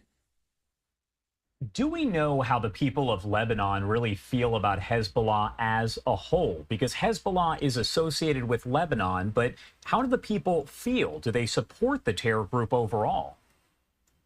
Lebanon is a complex country. It has a lot of different minority, religious, and ethnic groups that make up together a very unique composition in the Middle East in general. Hezbollah, the Shiites of Lebanon, are Lebanese. They live in different areas within Lebanon. They're Lebanese citizens. They're born in Lebanon. They speak Arabic. But Hezbollah as a terrorist entity and also as a social structure, because it's both, it's a hybrid terror organization, Hezbollah is affiliated with the success of the Islamic Revolution in Iran. That's the Islamic regime in Iran. So on the one hand, they are Arabic-speaking Lebanese Shiites. On the other hand, their ideology is to try to do what the Iranian Shiites did, Persian speaking, in Iran, to do that in Lebanon. So they have a very complex relationship with the Lebanese. They have what is the largest, I call it a standing terror army in the world, because it is larger than most standing armies in the world. They have an enormous arsenal of weaponry. They have tens of thousands of terror fighters that are mainly trained in the Islamic regime of Iran. So the Lebanese are not going to talk out against them. This is an armed terror army. Is there a possibility that we could actually see Hezbollah fire those rockets deeper into Israel than just northern Israel? We know folks have evacuated from their homes in that area, but could rockets actually strike places like Haifa, Jerusalem, Tel Aviv? As we speak, they have already been fired towards Haifa and even a bit further south. Those are all areas that were attacked a lot by Hezbollah once upon a time in the 2006 Second Lebanon War. Hezbollah has 150,000 rockets. What Israel has attacked over the last 2 days, as Israel put it, are 2,000 targets. That doesn't mean only 2,000 rockets. I'll hope that we manage to get 30,000 rockets. That means they still have another 120,000. We're talking about enormous numbers, including long range, both land to land, different types of rockets, of guided missiles, guided munitions, all of these, again, supplied by the Islamic regime of Iran. I'm sitting right now in Tel Aviv, and I too am awaiting that siren at the stage that Hezbollah will try to fire into our area. All right. Mary Eisen, as always, thank you so much for taking the time to join us here and break down the latest. Anything else you want to add about any of this before I let you go? Hezbollah did not, we're not attacking Hezbollah. Hezbollah attacked Israel from October 8th. Always remember that. We are attacking a terror organization that calls for the annihilation of the state of Israel. All right. Mary Eisen, thank you again for being here with us today. We appreciate it. Have a good day. You too. And I do want to pop up this live image that we do have right here on your screen, as it looks like the United Nations is officially getting underway. Again, President Biden expected to address the United Nations and world leaders there in just about an hour or so. We are going to hear from Antonio Guterres. He is the UN Secretary General. Looks like I just saw him walking up to the podium there. Let me pop up the audio here to see if we can hear him. But again, we're going to hear from all kinds of world leaders, including President Biden, but also expecting to hear from the new president of Iran later on today. Challenges that demand global solutions. Yet, geopolitical divisions keep deepening. The planet keeps heating. Wars rage with no clue how they will end. And nuclear posturing and new weapons cast a dark shadow. We are edging towards the unimaginable, a power keg that risks engulfing the world. Meanwhile, 2024 is the year that half of humanity goes to the poles, and half of humanity will be affected. I stand before you in this whirlwind, convinced of two overriding truths.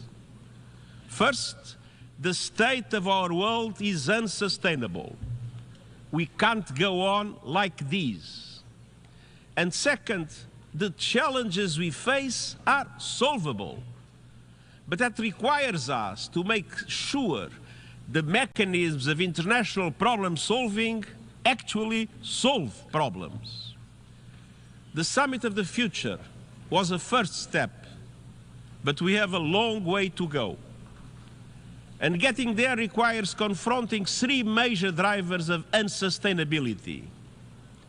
A world of impunity, where violations and abuses threaten the very foundation of international law and UN Charter.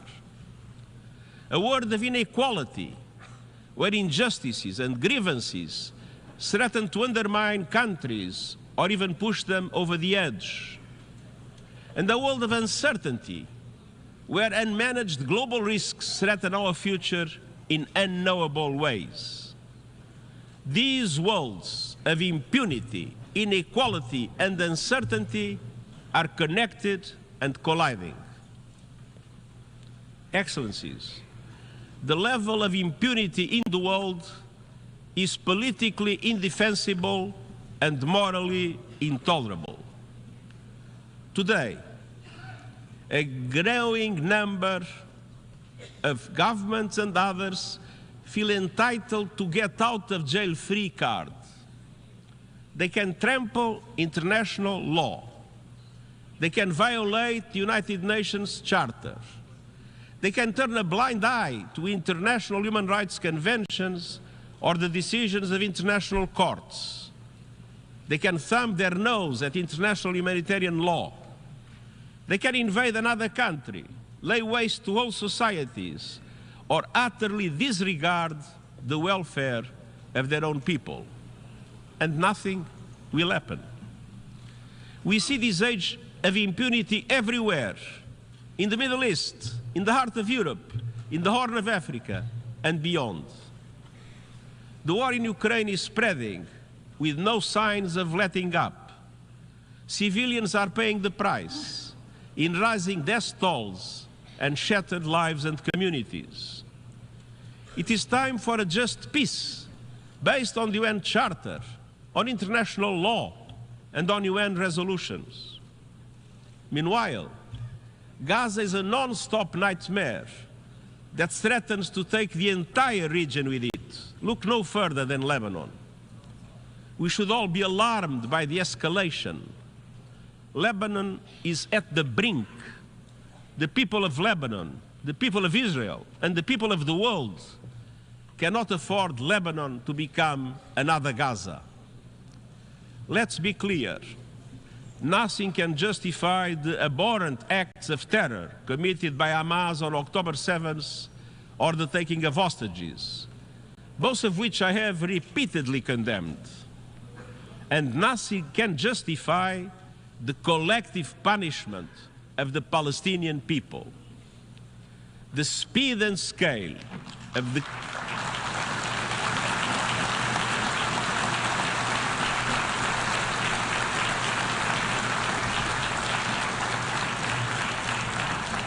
The speed and scale of the killing and destruction in Gaza are unlike anything in my years as Secretary General.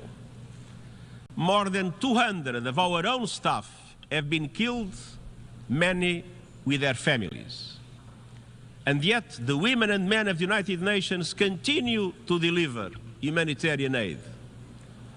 And I know you join me in paying a special tribute to UNRWA and to all humanitarians in Gaza.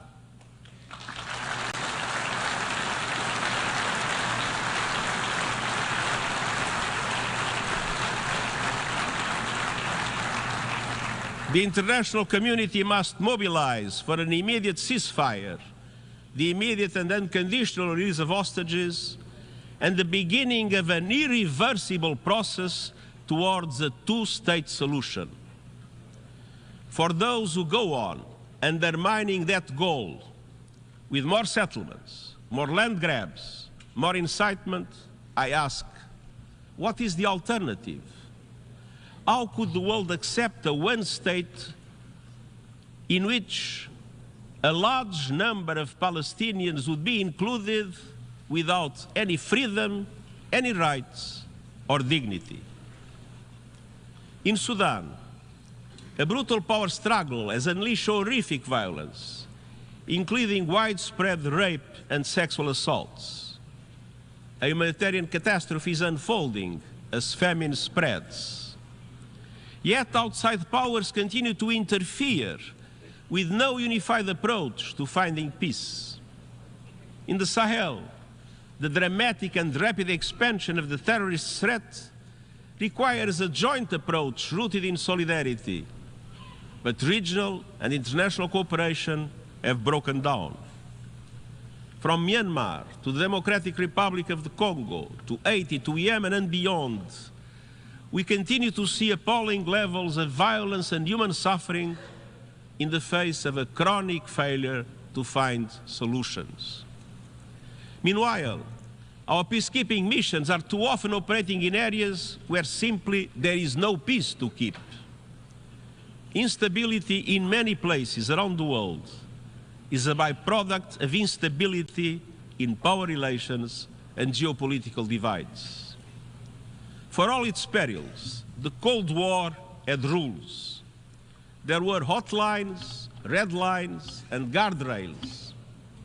It can feel as though we don't have that today, and nor do we have a unipolar world. We are moving to a multipolar world, but we are not yet there yet. We are in a purgatory of polarity. And in this purgatory, more and more countries are filling the spaces of geopolitical divides, doing whatever they want with no accountability. That is why it is more important than ever to reaffirm the Charter, to respect international law, to support and implement decisions of international courts, and to reinforce human rights in the world, anywhere and everywhere.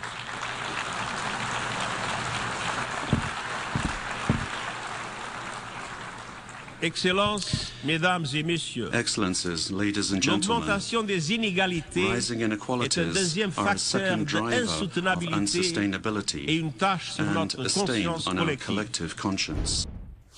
All right, so he is now translating, as you heard, into another language, but that was the United Nations Secretary General, Antonio Guterres, who is kicking everything off there at the United Nations General Assembly. We do expect to hear from President Biden in maybe 30 minutes to 60 minutes, but we'll make sure to bring you there live as it does get underway. In the meantime, we are waiting on a news conference to begin here over in Tallahassee, Florida. This is going to be with Florida Governor Ron DeSantis, who will be speaking about what will eventually be Hurricane Helene as it does head over toward the Big Bend region of Florida. Do want to head to a quick 2-minute commercial break now at 9:20 on the East Coast and 6:20 on the West Coast. Once we see Governor DeSantis walk up, we will bring you out there live, raw, and unfiltered. Let's head to that quick break, and we'll be right back.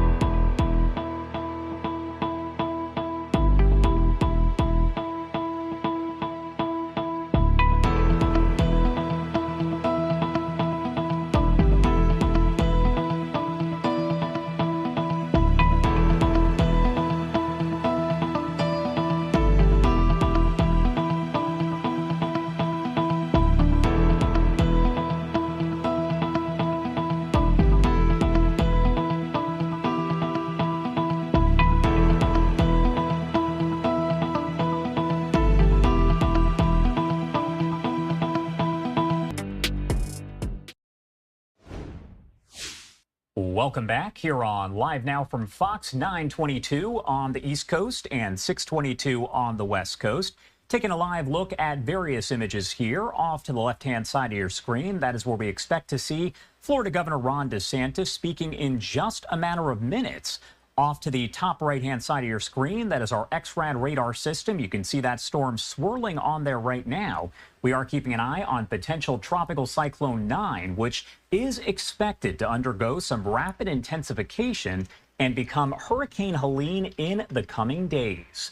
The National Hurricane Center expecting Helene could reach major hurricane status, which would be Category 3 or even higher, before making landfall in the Big Bend region of Florida on Thursday afternoon, so in just about 48 hours or so. Hurricane watches have already been issued for some areas along the Gulf Coast of Florida, and that does include Tampa. You're taking a live look over at Tampa, Florida. On the bottom right-hand side of your screen, you can see beautiful clear skies, but consider that to be the calm before the storm. Florida Governor Ron DeSantis already declaring a state of emergency for 41 of the state's 67 counties, and evacuations are expected along the Gulf Coast of Florida as the storm approaches, with some of those being voluntary but others mandatory. We're seeing sandbags that have been given away at various locations across several counties in Florida, especially, as you'd imagine, along the Gulf Coast.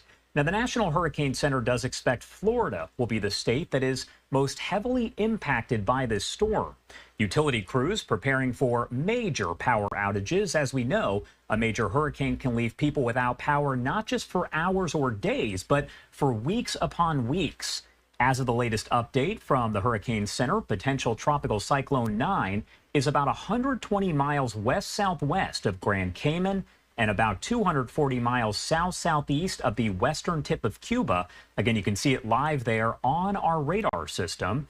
The storm does have maximum sustained winds of about 35 miles per hour, which is just a few shy of tropical depression status. Now, again, this is expected to undergo rapid intensification as we go through the next few days, and the storm is moving to the north-northwest at about 9 miles per hour. We do expect to get an update from the National Hurricane Center coming up in just about an hour and a half, so we'll bring you all those details as they get underway right here on Live Now from Fox. Again, we are waiting on Florida Governor Ron DeSantis to take the podium, so in the meantime, do want to get another 2-minute commercial break out of the way. We'll be right back with more live, raw, and unfiltered coverage in a matter of minutes.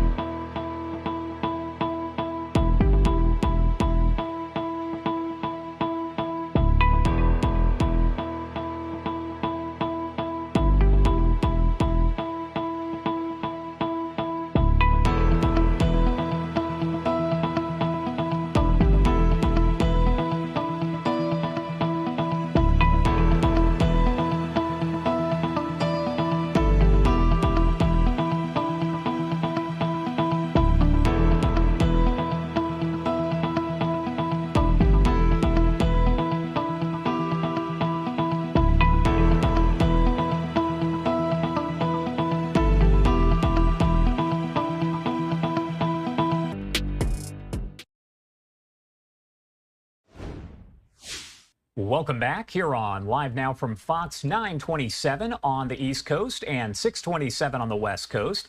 My name is Josh Breslow, and I'm here for the next couple hours to bring you all of your top stories. And if you've been with us throughout the morning, you know there is a lot going on. Do want to take you out to this live image that we do have over in New York City. This is at the United Nations as world leaders are still filing in here. Now, I do want to remind you that coming up in a matter of minutes, we do expect to hear from President Biden. He's going to address world leaders in what is likely his final speech to the UN General Assembly as Commander-in-Chief. Leaders from all over the world gathered in New York City for days upon days of events that will include speeches from dozens of them. Later on today, we do expect to hear from Iran's new president. Ukrainian President Volodymyr Zelensky is scheduled to talk tomorrow, and Israeli Prime Minister Bibi Netanyahu expected to speak Thursday. Other speakers include Iran's new president, as I mentioned, the King of Jordan, and the leaders of Qatar, Turkey, France, and Italy, and that is just to name a few. Again, we are talking dozens upon dozens of world leaders. Again, we do expect to hear from President Biden in a matter of minutes, so we will bring you there on Live Now from Fox as it does get underway. In the meantime, do want to send it over to Sean Langell with Fox News to break down more on what we expect to hear from President Biden. An extraordinary leader who spent his entire life fighting to make America better. Fresh from receiving the Clinton Global Citizen Award in New York City Monday, President Joe Biden is hanging around the Big Apple, preparing for what could be his last major address before the United Nations General Assembly on Tuesday. I called for this summit because our world is heading off the rails, and we need tough decisions to get back on track. The massive meeting of global leaders seeks to unite world powers to promote peace and sustainability around the planet. And President Biden is expected to highlight his administration's foreign policy efforts to do just that. But with Israel's war against Hamas and ramped up strikes on Hezbollah militants in Lebanon, escalating tensions across the Middle East. And with Russia's ongoing invasion into Ukraine amplifying concerns in Europe, Biden's remarks will carry immense weight as he seeks to continue rallying support to defend Ukraine and amplify pressure for what has been an elusive ceasefire between Israel and Hamas for almost a year now. A lot of things don't look realistic until we get them done. We have to keep at it. Security in Manhattan remains tight ahead of Biden's address. This behind-the-scenes look below the United Nations headquarters shows how officers are busy monitoring camera feeds. Sometimes we screen during the high-level period up to 22,000 delegate staff and non-UN entities per day. While Vice President Kamala Harris is not scheduled to appear at the UN General Assembly, she plans to meet with Ukrainian President Volodymyr Zelensky on Thursday. Sean Langell, Fox News. Sean, thank you so much for that report. Again, a live look here over in New York City as we are still seeing world leaders kind of enter into that area where we did hear from Antonio Guterres, the United Nations Security Secretary General, just a short time ago. Brazil's president is expected to speak next, and then he will be followed by President Biden. Usually, just in the past, we've seen Biden speak sometime around 10 a.m. Eastern time, so we imagine that is what we should see again this time. But again, once he walks up to that podium, we will make sure to bring that to you here on Live Now from Fox. We're also awaiting a news conference with Florida Governor Ron DeSantis. This is on what will eventually become Hurricane Helene. You can see all of the reporters are seated and ready to go. If you've been with us here on Live Now from Fox the last few years, you do know that this is where folks kind of gather together. You see Governor DeSantis, as well as other Florida officials, including the head of emergency management, come together and provide this briefing. This is where they do kind of stay during the storm and keep an eye on the different maps that come in, as well as different alerts. Again, we do know at this point that several counties in Florida, dozens, are under a state of emergency as the storm is expected to make landfall in the Big Bend region of Florida on Thursday afternoon, so about 48 hours from now. Do want to head to a quick 2-minute commercial break. That way we don't have to interrupt Governor DeSantis. Oh, well, looks like he's maybe walking in right now. There he goes. So let's pop up the audio. Well, good morning. We are at the State Emergency Operations Center in Tallahassee. We are now at a level 1. We are providing an update on potential tropical cyclone 9, which is expected to become Hurricane Helene and impact Florida's Gulf Coast over the next several days. I have Kevin Guthrie, the director of the Division of Emergency Management, with me here today. Yesterday, I signed an executive order declaring a state of emergency for 41 counties, which allows for state officials to make resources available to communities ahead of any potential storm impacts and to work to expeditiously prepare for the approaching storm. This morning, given the data that's coming in about the tracks of the storm, we've increased the number of counties to 61. Basically, every county in Florida outside southeast Florida, the coastal southeastern Florida counties are now included, and part of that is we expect effects could reach significantly inland. We have requested a pre-fall emergency declaration from FEMA. We expect that to be approved very quickly. Here at the Emergency Operations Center, we are, of course, on full activation. As of this morning, potential tropical cyclone 9 is located about 120 miles west-southwest of Grand Cayman, about 240 miles south-southeast of the western tip of Cuba, and it's moving northwestward at 8 miles per hour. Now, the storm has not yet formed, but we anticipate that to form within the next 12 to 24 hours and be a potentially very dangerous storm. The models currently range from it developing into a tropical storm all the way to a major hurricane at Category 4. If you look at the National Hurricane Center, they have put out their cone, and they're actually forecasting it to be a major hurricane by the time it reaches landfall, which is Category 3 or higher. And they've never in their history forecasted a major at this stage of development, and part of it, I think, is because there's some similarities to the track that was taken on Hurricane Michael. And I think the thought is that when it's over the Gulf, especially the more north it goes rather than east, it has a chance to have a rapid intensification. So we, as always, we prepare for the worst, we hope for the best, but we'd rather be prepared and then have it not reach that level than just hope that it doesn't intensify and then be caught not being prepared. So we do anticipate that it will intensify before it makes landfall. We do anticipate it's going to form in the next 12 to 24 hours. We also anticipate storm's going to move pretty quickly once it gets beyond the Yucatan and Cuba, and it's got a pretty good runway throughout the Gulf of Mexico. The Big Bend and Panhandle should be especially prepared for a direct impact. We just got some model runs this morning that take it as far west as pretty close to Panama City. And I think the eastern routes are probably more in the Big Bend region, and that's just the direct impact. But I think it's important that people don't get wedded to these cones.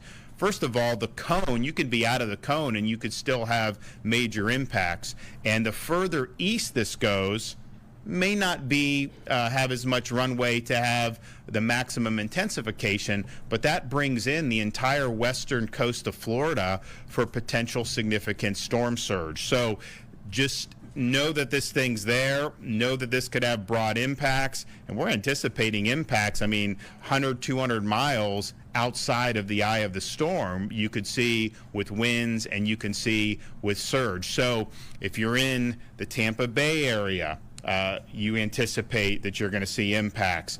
We could also see impacts in southwest Florida with some of the surge, just depending on what the track is. And then, of course, the northern part of the state will end up getting a direct impact at some portion of there. But there's still a lot of uncertainty here. So I think people just should know that, hey, this is out there.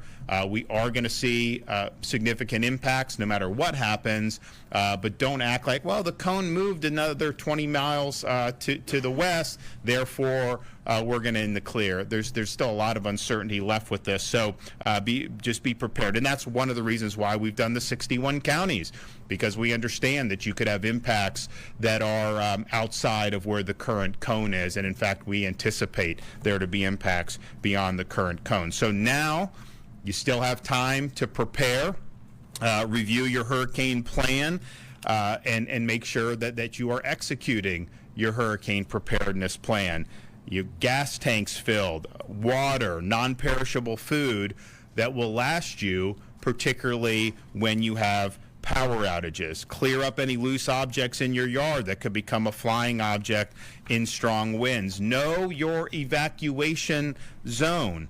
We always say that you hide from the wind, but you run from the water. Very well may be these local, the county level, will issue some evacuation orders for some of the low-lying coastal areas. That is absolutely something that is likely to happen. So heed those directives and make sure you're taking the appropriate steps to protect you and your family. But you have time to be able to put this plan into place. We anticipate the storm is likely to make landfall sometime on Thursday night. We will, of course, see impacts before then, but for the rest of today, and probably even into tomorrow morning, you're going to have opportunities. And look, this formation may take a little longer. That will push it back further before we see impacts. We don't know that yet, but it's possible you could see Friday morning impacts if the storm takes longer.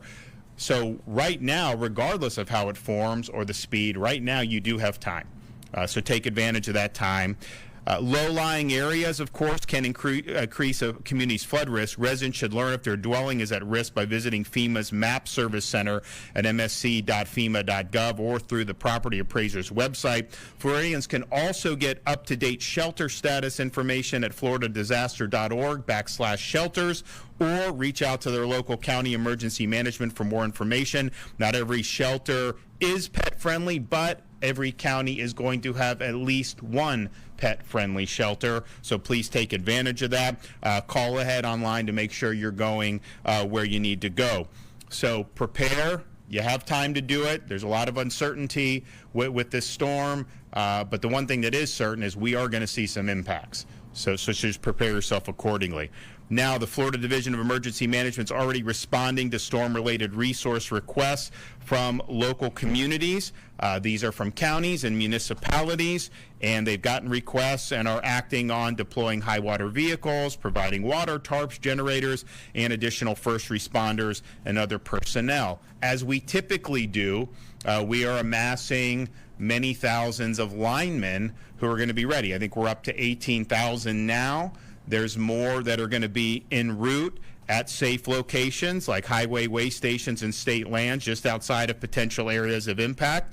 As these storms pass, we want to get people in to be able to get the power back on. But Floridians should just be prepared if you are in the path of this storm within probably 200 miles of it. There's going to be some strong winds. You're going to see power go out in various sections of the state. So just prepare for that. Prepare that you will lose power. Have a plan in place to be able to ride that out. We've been fortunate in Florida that we have a culture here where we really want to put get the power back on. We've got great companies that are working very hard on this. We've got the municipal cooperatives they're doing tremendous compared to what was done 5 or 10 years ago. So that's great. But we've seen in the past where people have been without a power for a long time. You don't know how the storm's going to impact some of this. It's one thing to knock a line down. Yeah, you can get that up. If there's a major hurricane, can uproot something, you may have to rebuild the entire portion of that. So just be prepared to have a power outage, but know we are amassing significant resources to be able to move in and to be able to restore power as rapidly as possible. We also have hundreds of Starlinks ready to deploy for internet. So if internet access is lost, we can deploy those Starlinks and get people back online, particularly in businesses who are going to need that to keep the doors open. We did for Debbie last month, we did flood protection devices, and we are staging those all along the Gulf Coast for storm surge and flooding protection, particularly with the utility substations. So we have 150,000 linear feet of flood protection devices to be deployed before the storm makes landfall. What I'd say to some of the local governments is use this. Not only do we have 150,000 linear feet, the Army Corps of Engineers has a lot of this. This proved to be successful with Debbie. I mean, Debbie was not a major hurricane, but it brought a lot of water, a lot of rain. You saw a lot of flooding, and there wasn't a single substation that had these flood protection devices around them that was put out of pocket as a result of the water. So that's what we want to do. Makes it a lot easier to get people back online. So particularly for our coastal counties on the Gulf Coast, utilize this. Kevin and his team are standing by to be able to get this done, and I think it's going to be something that you'll be glad that you did. And that's not just for government property. I mean, that can be deployed to protect a private substation. That's fine. I mean, what difference does it make if you get the power back on? And we want to make sure that we're helping in any way that we can. We have 3,000 Florida National Guard soldiers ready to assist. Kevin and his team, search and rescue, route clearance, commodity distribution, and protection of critical infrastructure. We've also activated the Florida State Guard, and they have 10 shallow water vessel boat teams on standby, 7 flat bottom flood rescue skiffs, 12 UTVs, 15 cut and toss crews, 2 amphibious rescue vehicles, 7 search and rescue crews, and 1 UH-60 Blackhawk for daytime aerial assessment and logistics mission. Florida Fish and Wildlife Commission has high water vehicles and other storm response resources available statewide, and they will rapidly deploy in the event that those are needed. And just as we're doing with the linemen and utility vehicles, we're setting up logistical staging areas in strategic locations across northwest, north central, and northeast Florida. So I think right now Kevin has Mariana, he's got Cecil Field in northeast Florida, and then he has Marion County at the equestrian center there. And the goal is to have that ready when the storm passes, get those where they need to be. Florida Department of Transportation is currently inspecting and clearing drainage systems, monitoring flood-prone and currently saturated areas, and pre-positioning pumps as appropriate. FDOT has deployed traffic signal generators and pumps to clear and maintain the operability of intersections around the state. Emergency alerts can save lives, so please have multiple ways to receive those alerts and act immediately when you do receive them. Your local emergency management and local officials will have information that is most relevant to your specific area. But I also encourage residents to stay attentive to guidance issued by the State Division of Emergency Management. Counties have begun preparation efforts, including opening sandbag filling stations. For updates on county resources available, visit floridadisaster.org/counties. Stay safe. Make sure that you prepare yourself, and we'll continue to provide updates as we get new information. But for the state of Florida, you know, we've turned on everything starting yesterday. We're rocking and rolling just like we are guaranteed to have a major hurricane. Again, we don't know exactly, hasn't formed yet. There's still some uncertainty, but I think the fact that this would be forecasted as a major at this point without formation shows that this has a potential to be a really, really significant storm. So you have time to prepare, you have time to plan, you have time to take the action that you need to protect you and your family, and we encourage you to do that. And with that, I'll bring up Kevin Guthrie. Good afternoon, or I'm sorry, good morning. I want to express again my thanks to Governor DeSantis for his swift action in declaring a state of emergency again. I think I don't want that to be lost on anybody. It is unprecedented how forward-leaning this governor has been throughout his 6 years of doing this. We've never had this type of leaning forward at the state in recent memory. So again, thank you, Governor, for giving me the opportunity to be successful with the team behind us. Storm surge watches are in effect for the entire Gulf Coast to the eastern Florida Panhandle, meaning that there is a possibility of life-threatening rising water moving inland from the coastline in the next 48 hours.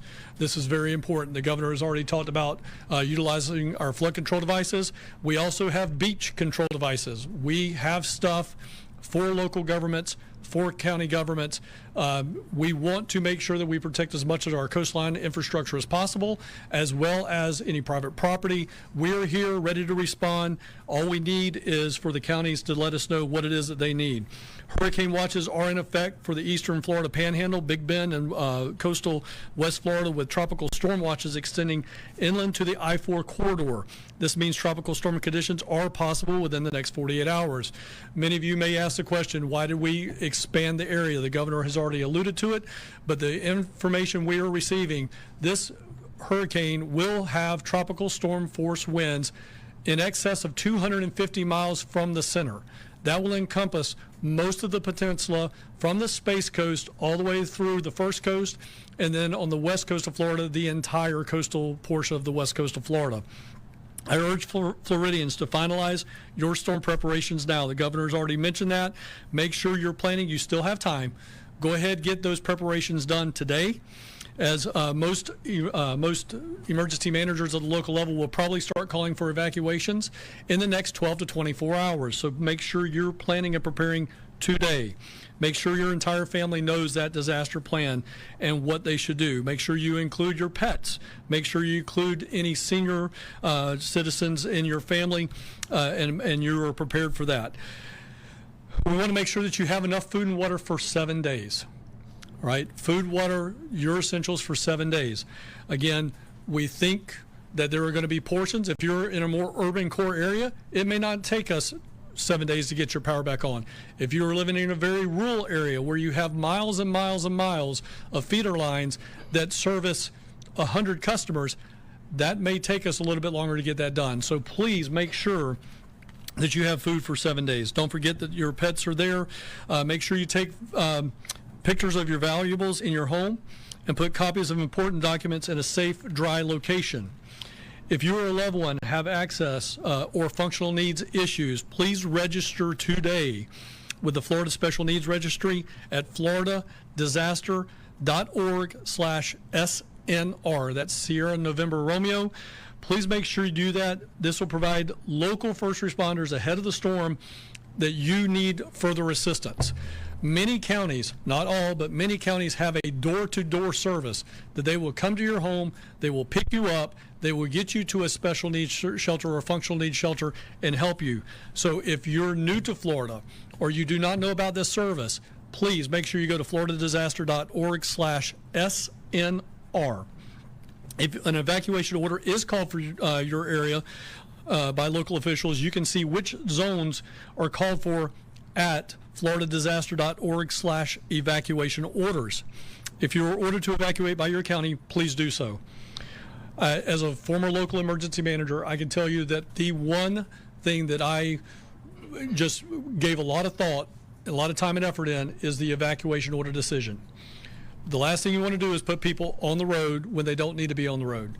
This is, every single county emergency manager struggles over this, but at the end of the day, they make the decision that's best for their community. Make sure that if your emergency management director at the local level calls for that evacuation, that you heed their evacuation order. I want to encourage all of us to make sure that we are looking for gas now. One of our campaigns is halfway full, halfway there. We want you, the half right now is the new empty. When you get to halfway, go ahead and fill it up.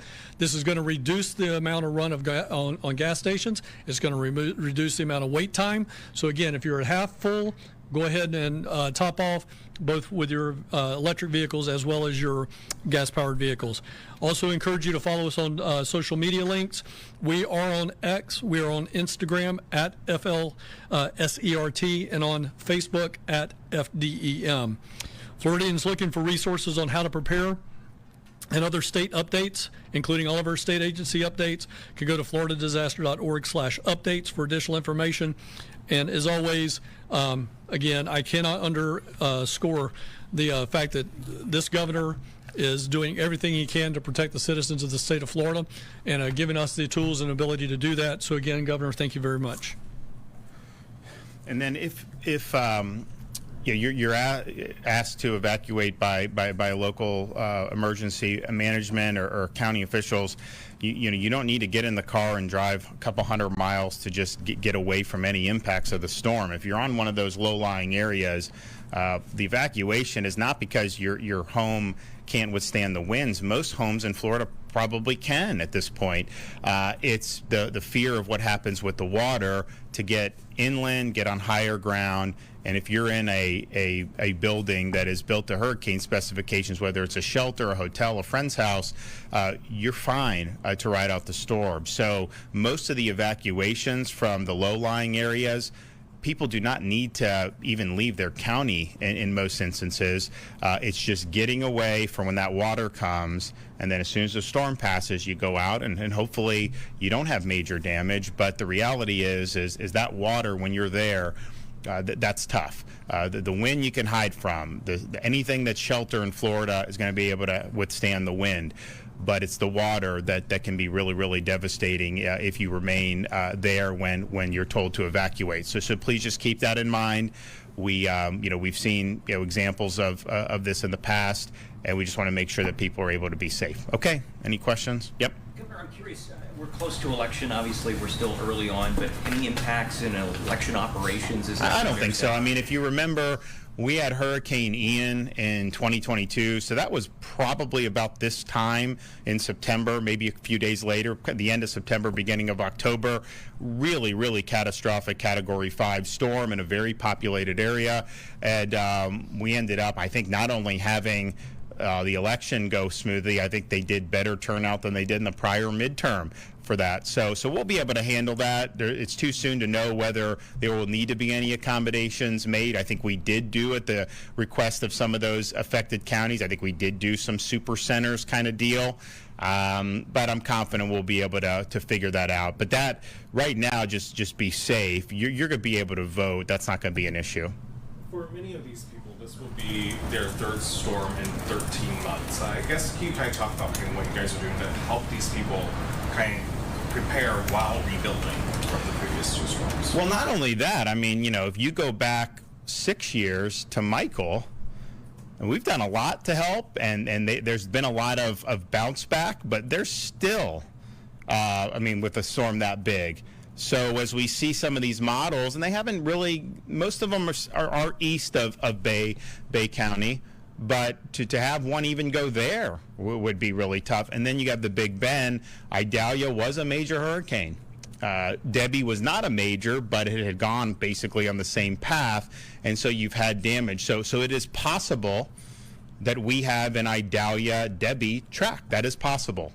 And that will, and this potentially could be even more powerful than Idalia. We'll see. But it's going to potentially impact areas that are in the process of rebuilding, not just in the Big Bend, but also Panama City still with that. And I think some of you who remember that, you could go and, you could see, like any of those old buildings, if that was in the path, you saw total destruction. That was a massive amount of damage. This path is not necessarily wildly dissimilar. It's not exactly the same as Michael, but if you remember with Michael, people knew there was some weather out there. They thought there would be something. No one was predicting a Category 5 at the time. It really went quickly. It really intensified. So I think one of the reasons that the Hurricane Center has forecast a major even before this is formed is that experience with Michael, that we know once it gets through past the Yucatan and Cuba, it's got some warm water, it's got a good runway, and you could see it move quick and you could see it intensify. And Kevin, correct me if I'm wrong, but this is going to move faster than I think the other two storms more recently, Idalia and Debbie. And look, there's pluses and minuses with all this, right? when it's moving fast, especially if it's further west, it's going to get stronger, and the winds are going to be more significant. When it's slower, it tends to bring more inundation. So we're looking at some significant rain, but I don't think on Debbie's level, certainly not on Ian's level. So you just kind of got to look to see. But there's uncertainty with all of this. I think most people would say, the further east it tracks, it's not going to have as much runway to get the maximum intensity. The further west it tracks, it's got that runway.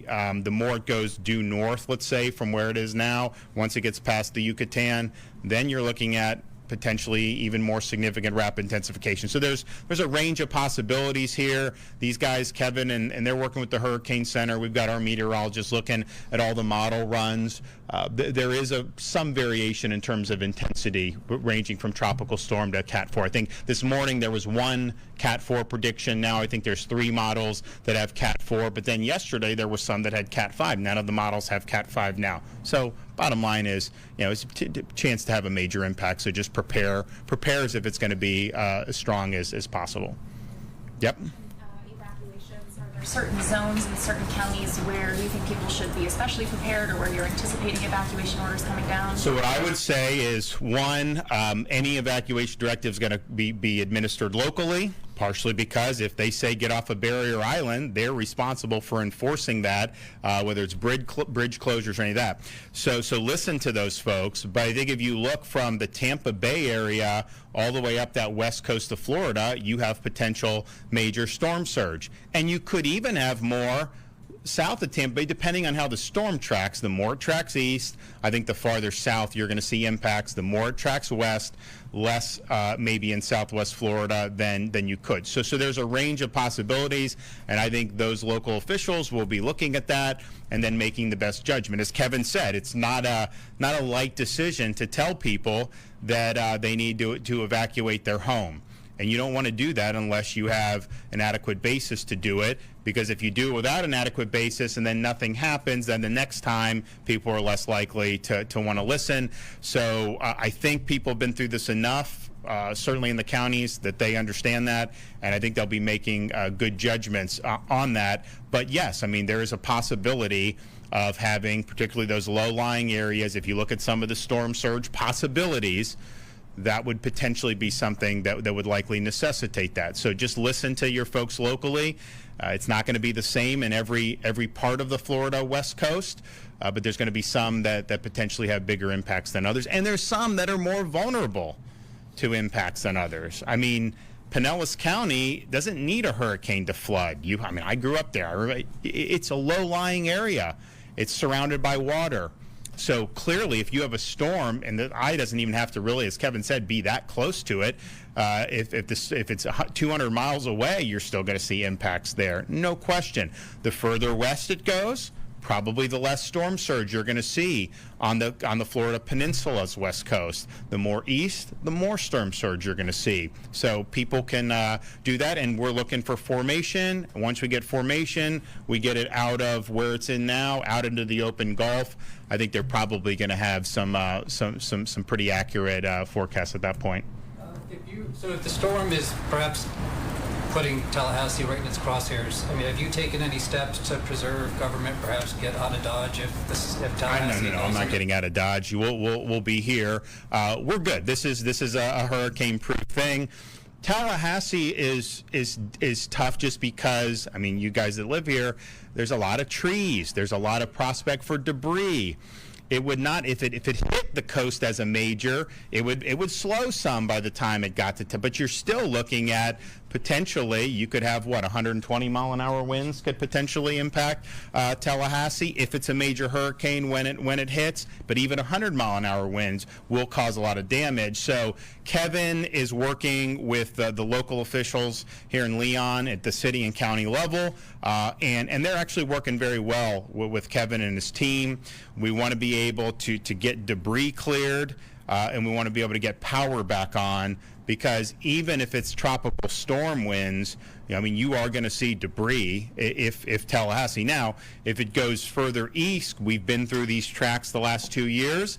You get on that weak side of the storm, it's not like you would never see any impact, but it's much different than if you get a direct hit or if you're on the east side of the storm. If Tallahassee's on the east side of the storm, you're going to see a little bit more significant. But yes, we will be here.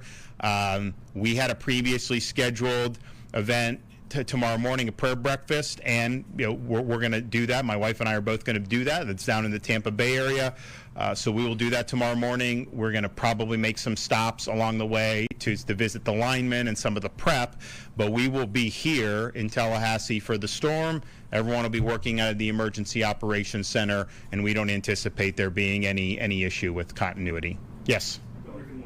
Lord forbid, but if this storm does strike as a Category 4, what kind of considerations are you making for the state's property insurance market and its consumers, and how devastating could a major hurricane be to the market? Well, we had a major in last year with Idalia. It was a Category 3, close to Category 4. And in 2024 so far, I think we've had 57 companies file either no increases or reduction in rates. That is not happening in very many states around this country. You have people that are actually increasing their exposure in the state of Florida, and I think part of it is obviously we had to do some reforms a year and a half ago that put us more in line with how these markets function in other states, and I think that's been attractive. But I think it's also the fact that if you look at these storms, Florida building specifications can handle these storms, the newer construction. I know there's buildings from 30, 40, 50 years ago, maybe not at the same specifications. But even with Michael, the new buildings, you'd look at them, and this was a Category 5.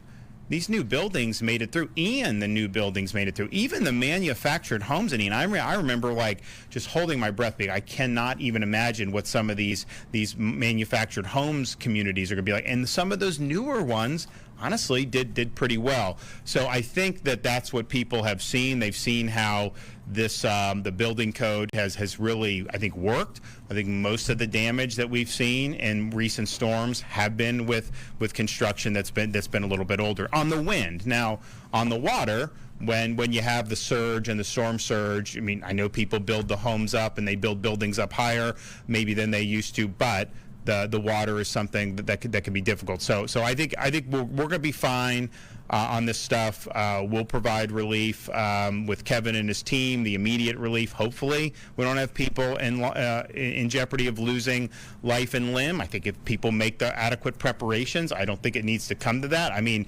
I think the last two storms have done a pretty good job in terms of we have all this search and rescue, and people were basically heeded the calls. Of course, in Ian, there was a huge search and rescue effort, understandably, how big that storm was, and you had a lot of people that remained. So that's going to be the first order of business, make sure we protect life and limb, and then restore the services with both the power and any other services that are interrupted to get people back to normal. So we obviously hope for as small of interruption as possible. But we got to prepare for a big one, and that's why Kevin and his team have amassed so many resources already. And these resources are being added by the minute. So you're going to continue to have more linemen brought in. You're going to continue to have more beef added to these staging areas. And we'll continue to watch the forecast, watch how this develops, see what the time frame is going to be. But we're going to get something, that's for sure. Okay, we'll have another brief, maybe today, but definitely tomorrow.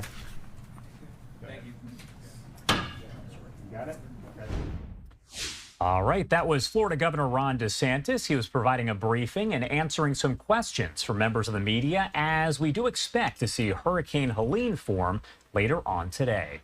You are taking a live look at our XRAD radar system right now, and I do want to go over just the basics of what we know so far, because this system is expected to undergo some rapid intensification. And the National Hurricane Center expects that Helene could reach major hurricane status, which would be Category 3 or even higher, before eventually making landfall in that Big Bend region of Florida on Thursday afternoon, about 48 hours from now. You can see the track of that storm right there. But as we've said time and time again, and as DeSantis said as well, don't just pay attention to the cone. You need to pay attention to the storm as a whole. Now, hurricane watches have been issued for some areas along the Gulf Coast of Florida. That includes Tampa. And Florida Governor Ron DeSantis already declaring a state of emergency for 41 of the state's 67 counties. Evacuations expected along the Gulf Coast of Florida as the storm does approach, with some voluntary, but some of them will be mandatory evacuations. We'll keep you updated, as we do expect another briefing from the National Hurricane Center in just about an hour. I do want to pop up this live image that we have right here. As I've mentioned throughout the morning, we are waiting on President Biden to address world leaders there at the United Nations. Now, we do know that he is up next to speak right after Brazil's president, who is speaking now. Looks like he is actually closing his book right there and taking a sip of water. So let's head to a quick break, and we'll be right back.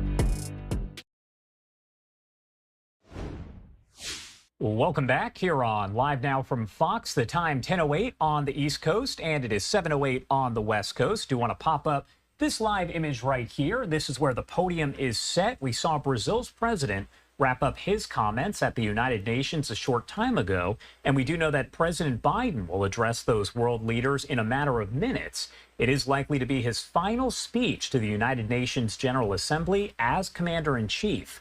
Leaders from all over the world gathering together today over in New York City for days upon days of events that will include speeches from a lot of them. We know that later on today, we're going to hear for the first time from Iran's president, who was just elected months ago.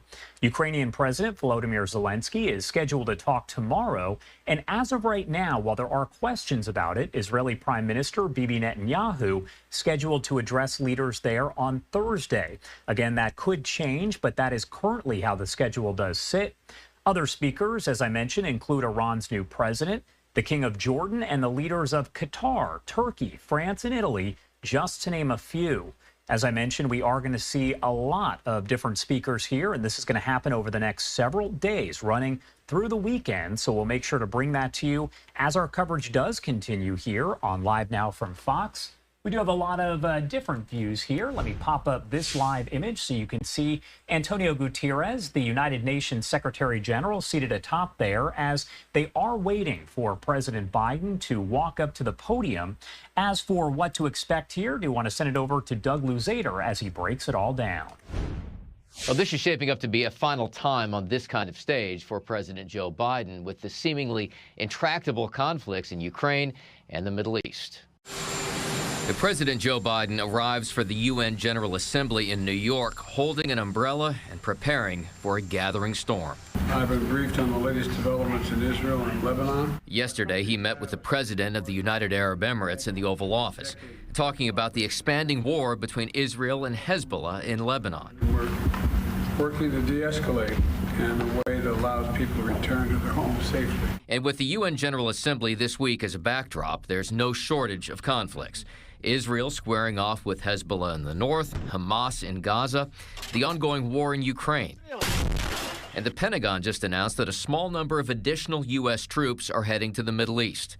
The Biden administration has acknowledged that efforts to broker a ceasefire in Gaza haven't worked, blaming the leader of Hamas. It certainly is the case that he has done nothing in the recent weeks to prove that he's willing to move this forward in a good faith way. He is the major obstacle, no question about it. We're reaping what Biden has sown. Republicans accuse the administration of weakness abroad, but for Biden, this farewell of sorts at the United Nations will be a final effort to enhance the role of the U.S. in what he sees as a critical international institution.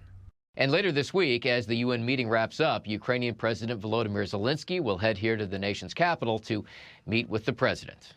In Washington, Doug Luzader, Fox News. Doug, thank you for that wrap up and report right there. We did just see some of President Biden's usual folks who walked up there to the podium to set down his speech, which means we probably got a 2-minute warning there. So I do want to head to a quick 2-minute break, but on the other side, we should see President Biden walk up to that podium.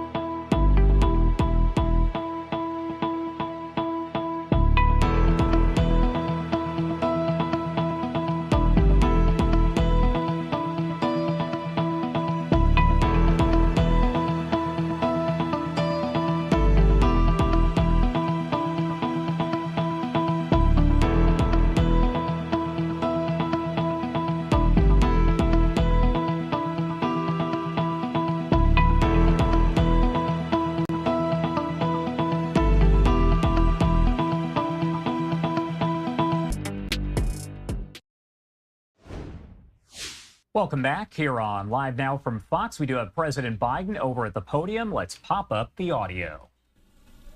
Today is the fourth time I've had the great honor of speaking to this assembly as President of the United States. It'll be my last. I've seen a remarkable sweep of history.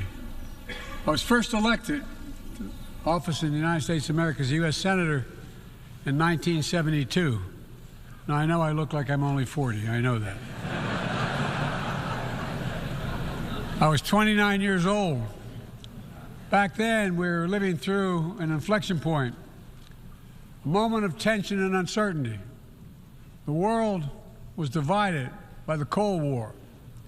The Middle East was headed toward war. America was at war in Vietnam. At that point, the longest war in America's history. Our country was divided and angry, and there were questions about our staying power and our future. But even then, I entered public life not out of despair, but out of optimism.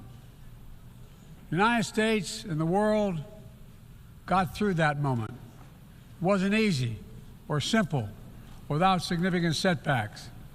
But we go on to reduce the threat of nuclear weapons through arms control, and then go on to bring the Cold War itself to an end.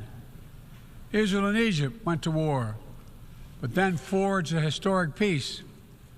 We ended the war in Vietnam. The last year in Hanoi, I met with the Vietnamese leadership. We elevated our partnership to the highest level. It's a testament to the resilience of the human spirit and the capacity for reconciliation. That today, the United States and Vietnam are partners and friends. And it's proof that even from the horrors of war, there's a way forward. Things can get better. We should never forget that. I've seen that throughout my career. In the 1980s, I spoke out against apartheid in South Africa. And then I watched the racist regime fall. In the 1990s, I worked to hold Milosevic accountable for war crimes. He was held accountable. At home, I wrote and passed the Violence Against Women Act to end the scourge of violence against women and girls, not only in America, but across the world, as many of you have as well. But we have so much more to do, especially against rape and sexual violence as weapons of war and terror. We were attacked on 9/11 by al-Qaeda and Osama bin Laden. We brought him justice. Then I came to the presidency at another moment of crisis and uncertainty. I believed America had to look forward. New challenges, new threats, new opportunities were in front of us. We needed to put ourselves in a position to see the threats, to deal with the challenges, and to seize the opportunities as well. We need to end the era of war that began on 9/11. As Vice President to President Obama, he asked me to work to wind down the military operations in Iraq, and we did, painful as it was. When I came to office as president, Afghanistan had replaced Vietnam as America's longest war. I was determined to end it, and I did. It was a hard decision, but the right decision. 4 American presidents had faced that decision, but I was determined not to leave it to the 5th. It was a decision accompanied by tragedy. 13 brave Americans lost their lives, along with hundreds of Afghans in a suicide bomb. I think those lost lives, I think of them every day. I think of all the 2,461 U.S. military deaths over a long 20 years of that war. 20,744 American servicemen wounded in action. I think of their service, their sacrifice, and their heroism. I know other countries lost their own men and women fighting alongside us. We honor their sacrifices as well. To face the future, I was also determined to rebuild my country's alliances and partnerships to a level not previously seen. We did just that, from traditional treaty alliances to new partnerships like the Quad with the United States, Japan, Australia, and India. I know many look at the world today and see difficulties. and react with despair. But I do not. I won't. As leaders, we don't have the luxury. I recognize the challenges from Ukraine to Gaza to Sudan and beyond. War, hunger, terrorism, brutality, record displacement of people, a climate crisis, democracy at risk, strains within our societies, the promise of artificial intelligence and its significant risk. The list goes on. But maybe because all I've seen and all we have done together over the decades, I have hope. I know there is a way forward. In 1919, the Irish poet William Butler Yeats described a world, and I quote, "where things fall apart, the center cannot hold, mere anarchy is loosed upon the world," end of quote. Some may say those words describe the world not just in 1919, but in 2024. But I see a critical distinction. In our time, the center has held. Leaders and people from every region and across the political spectrum have stood together, turned the page. We turned the page on the worst pandemic in a century. We made sure COVID no longer controls our lives. We defended the UN Charter and ensured the survival of Ukraine as a free nation. My country made the largest investment in climate, clean energy, ever anywhere in history. There will always be forces that pull our countries apart and the world apart. Aggression, extremism, chaos, and cynicism. A desire to retreat from the world and go it alone. Our task, our test, is to make sure that the forces holding us together are stronger than those that are pulling us apart.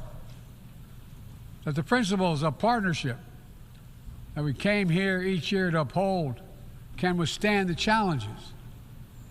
That the center holds once again. My fellow leaders, I truly believe we're at another inflection point in world history, where the choices we make today will determine our future for decades to come. Will we stand behind the principles that unite us? Will we stand firm against aggression? Will we end the conflicts that are raging today? Will we take on global challenges like climate change, hunger, and disease? Will we plan now for the opportunities and risk of a revolutionary new technologies? I want to talk today about each of these decisions and the actions, in my view, we must take. To start, each of us in this body has made a commitment to the principles of the UN Charter to stand up against aggression. When Russia invaded Ukraine, we could have stood by and merely protested. But Vice President Harris and I understood that that was an assault on everything this institution was supposed to stand for. And so, my direction, America stepped into the breach, providing massive security and economic and humanitarian assistance. Our NATO allies and partners in 50-plus nations stood up as well. But most importantly, the Ukrainian people stood up. I asked the people of this chamber to stand up for them. The good news is Putin's war has failed and at his core aim. He set out to destroy Ukraine, but Ukraine is still free. He set out to weaken NATO, but NATO is bigger, stronger, and more united than ever before, with 2 new members, Finland and Sweden. But we cannot let up. The world now has another choice to make. Will we sustain our support to help Ukraine win this war and preserve its freedom, or walk away and let aggression be renewed and a nation be destroyed? I know my answer. We cannot grow weary. We cannot look away. And we will not let up on our support for Ukraine, not until Ukraine wins a just and durable peace in the UN Charter.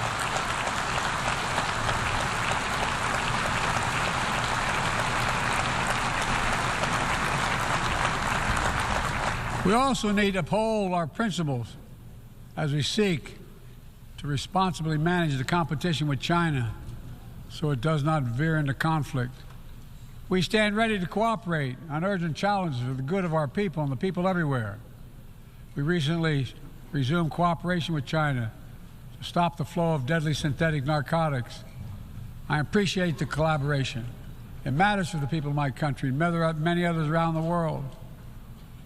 On matters of conviction, the United States is unabashed, pushing back against unfair economic competition, against military coercion of other nations in the South China Sea, and maintaining peace and stability across the Taiwan Straits, and protecting our most advanced technologies so they cannot be used against us or any of our partners.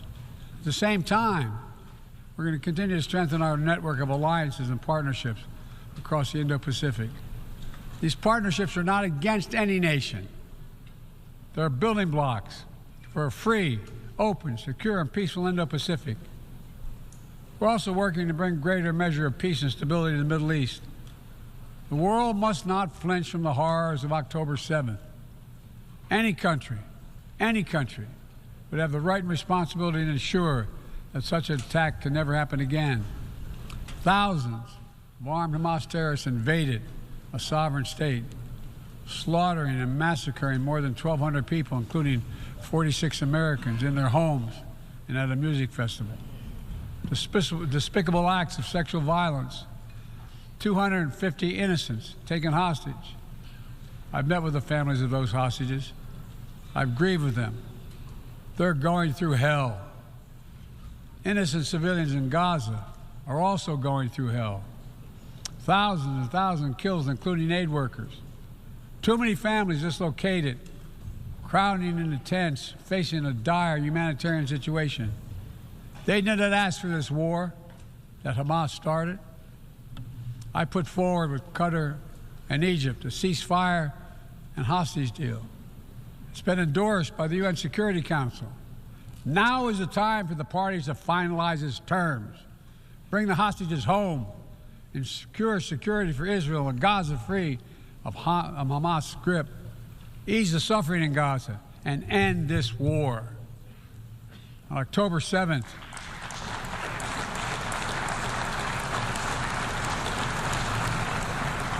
since October 7th, we've also been determined to prevent a wider war that engulfs the entire region.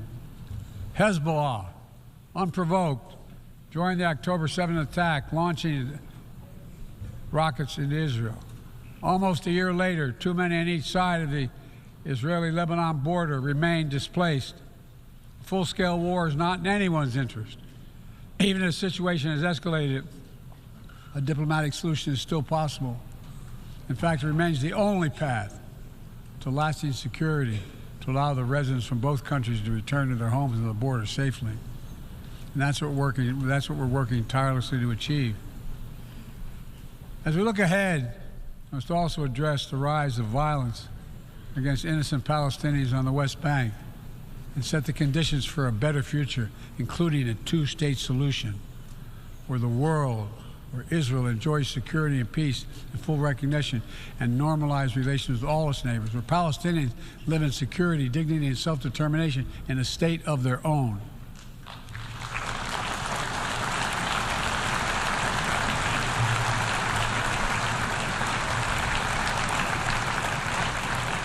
Progress toward peace will put us in a stronger position to deal with the ongoing threat posed by Iran. Together, we must deny oxygen to its terrorist proxies, which have called for more October 7th, and ensure that Iran will never, ever obtain a nuclear weapon. Gaza is not the only conflict that deserves our outrage. In Sudan, a bloody civil war unleashed one of the world's worst humanitarian crises. 8 million on the brink of famine. Hundreds of thousands already there. Atrocities in Darfur and elsewhere. The United States has led the world in providing humanitarian aid to Sudan. And with our partners, we've led diplomatic talks to try to silence the guns and avert a wider famine. The world needs to stop arming the generals, to speak with one voice and tell them, stop tearing your country apart, stop blocking aid to the Sudanese people, end this war now.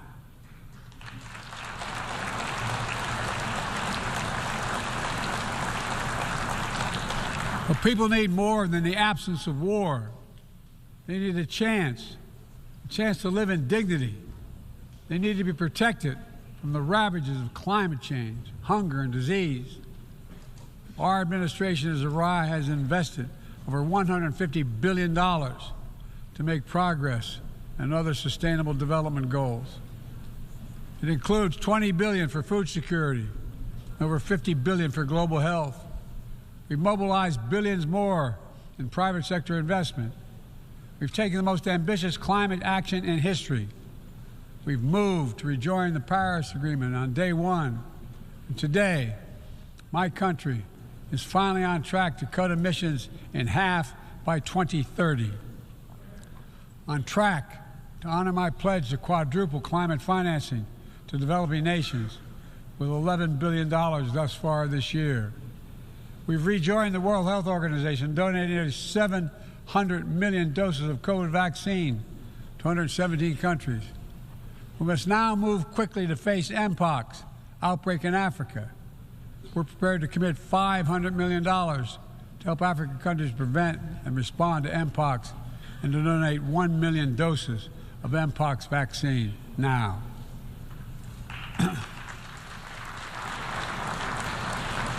We call on our partners to match our pledge and make this a billion-dollar commitment to the people of Africa.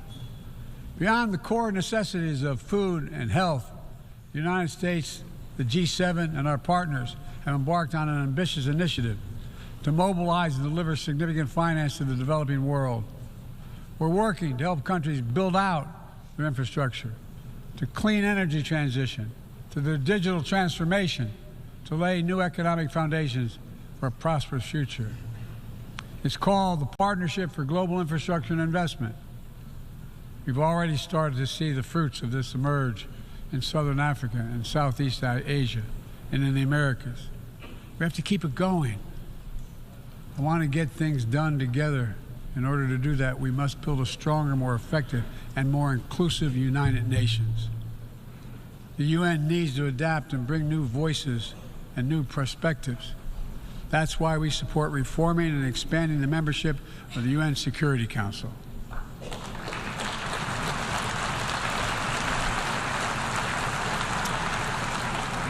My UN ambassador just laid out our detailed vision to reflect today's world, not yesterday's. It's time to move forward. The Security Council, like the UN itself, needs to go back to the job of making peace, of brokering deals to end wars and suffering.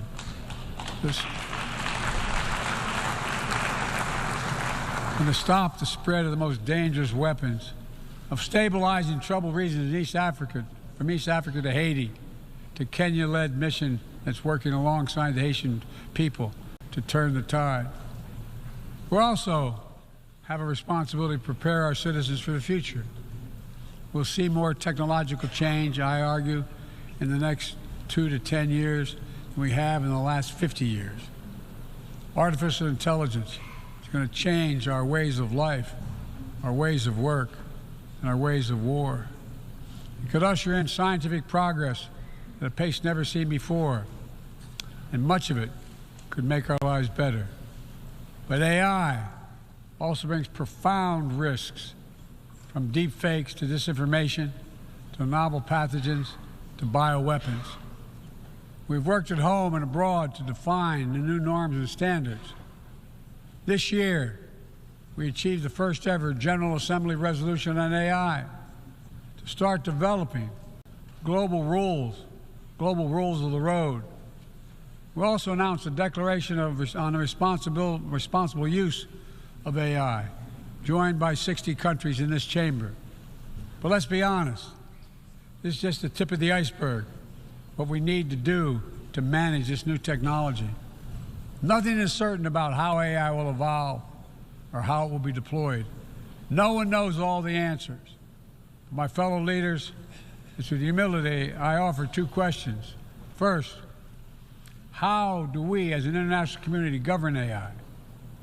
As countries and companies race to uncertain frontiers, we need an equally urgent effort to ensure AI's safety, security, and trustworthiness. As AI grows more powerful, It must grow also must grow more responsive to our collective needs and values. Benefits of all must be shared equitably. It should be harnessed to narrow, not deepen digital divides. Second, will we ensure that AI supports rather than undermines the core principles that human life has value and all humans deserve dignity? We must make certain that the awesome capabilities of AI will be used to uplift and empower everyday people, not to give dictators more powerful shackles on the human spirit. In the years ahead, there may well be no greater test of our leadership than how we deal with AI. Let me close with this. Even as we navigate so much change, one thing must not change. We must never forget who we're here to represent. We, the people. These are the first words of our Constitution, the very idea of America. They inspired the opening words of the UN Charter. I made the preservation of democracy the central cause of my presidency. This summer, I faced a decision whether to seek a second term as president. It was a difficult decision. Being president has been the honor of my life. There's so much more I want to get done. As much as I love the job, I love my country more. I decided after 50 years of public service, it's time for a new generation of leadership to take my nation forward. My fellow leaders, let us never forget, some things are more important than staying in power. It's your people.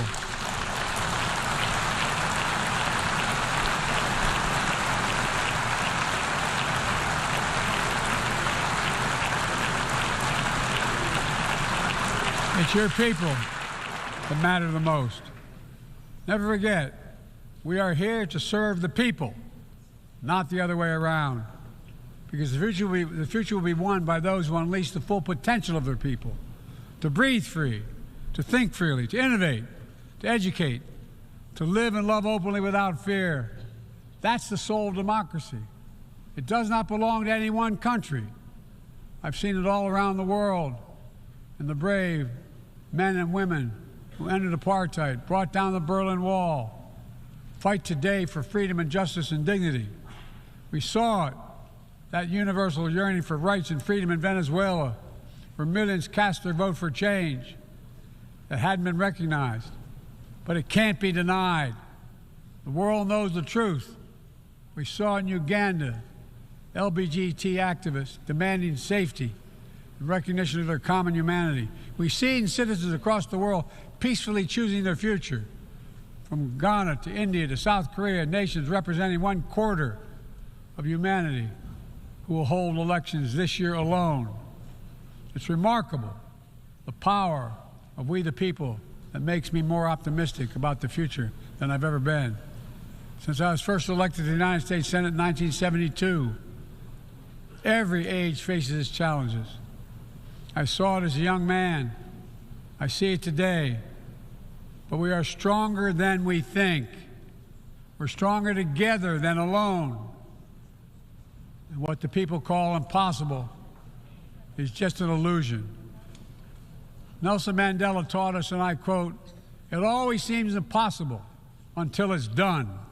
It always seems impossible until it's done.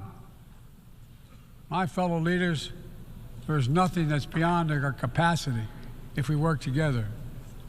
Let's work together. God bless you all, and may God protect all those who seek peace. Thank you.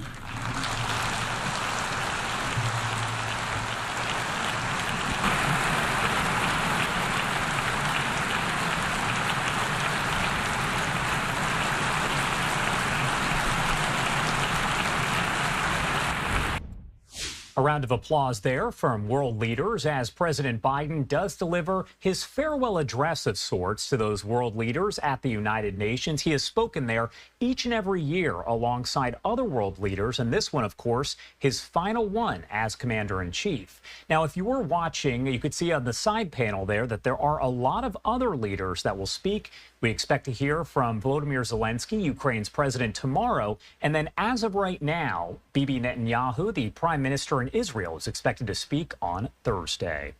Time now 10:39 on the East Coast and 7:39 on the West Coast. Do want to head to a quick 2-minute break, but a lot more live coverage to get to in just a matter of minutes. My name is Josh Breslow, and you're watching Live Now from Fox.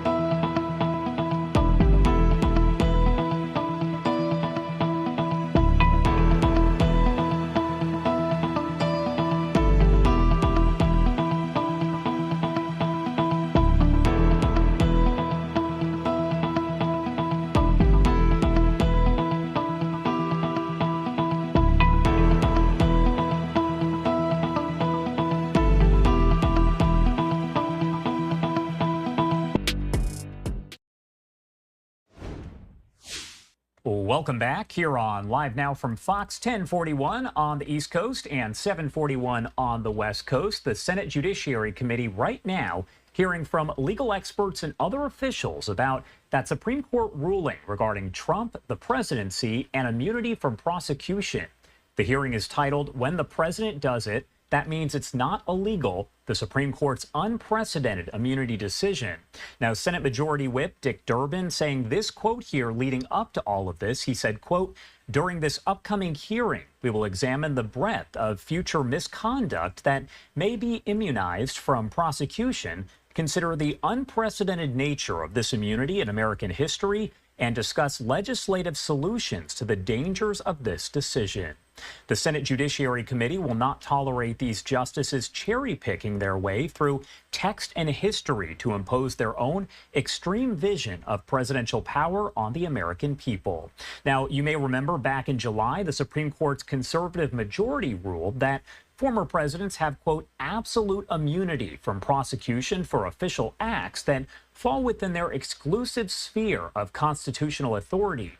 They are presumptively entitled to immunity for all official acts. However, the court says former presidents do not have immunity for unofficial or private actions. There is a hearing, as I mentioned, underway in the Judiciary Committee right now. So let's pop up the audio and listen in. Committee which I understand is meeting to consider some of the ramifications of the Supreme Court's decision in Trump versus the United States. Now, I understand that because that's what I was told, although I have to begin by saying that, as Senator Kennedy did, that I believe the title of this hearing, "When the President Does It, That Means It's Not Illegal, the Supreme Court's Unprecedented Immunity Decision," that title I don't think is a reasonable description of what that decision actually said, its effect going forward, or its rather unremarkable and firm basis in precedent. This is the first case in which the court has ever had to consider the extent to which a former president can be prosecuted criminally for acts committed while in office, because this is the first time a former president has faced criminal prosecution. As Professor Mascott pointed out, the court was not writing on a clean slate. In an earlier case, Nixon against Fitzgerald, decided in 1982, that case had already held that a former president was immune from being sued civilly for acts at what was called the outer perimeter of his official duties that he performed while in office.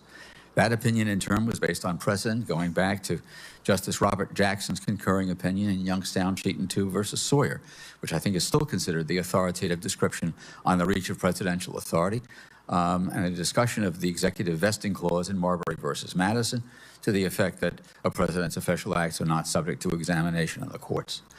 I believe the court's ruling here was narrow, consistent with precedent and constitutional principles, and that the three categories of presidential conduct that the court discussed in its immunity analysis are themselves anticipated in Justice Robert Jackson's opinion, beginning with acts at the court of presidential constitutional power, such as the power to pardon, conduct foreign relations, and other acts, such as speaking in certain settings and circumstances that are presumptively immune, and acts that are clearly private, which are not. The ruling here was also modest in the sense that the court sensibly remanded the case to lower courts for them to consider in the first instance, in the normal course, how to distinguish what might be official acts from those that are not, and to determine whether even some official act can be the subject of criminal prosecution, if such a prosecution would not impair the functioning of the executive branch.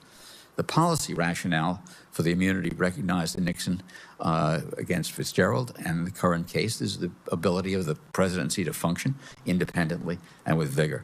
Now, I don't want to simply reiterate the analysis provided by Professor Mascott or the analysis in the majority opinion. Rather, I'd like to focus these, with which I agree. Rather, I'd like to focus these brief remarks on two claims in the dissenting opinions.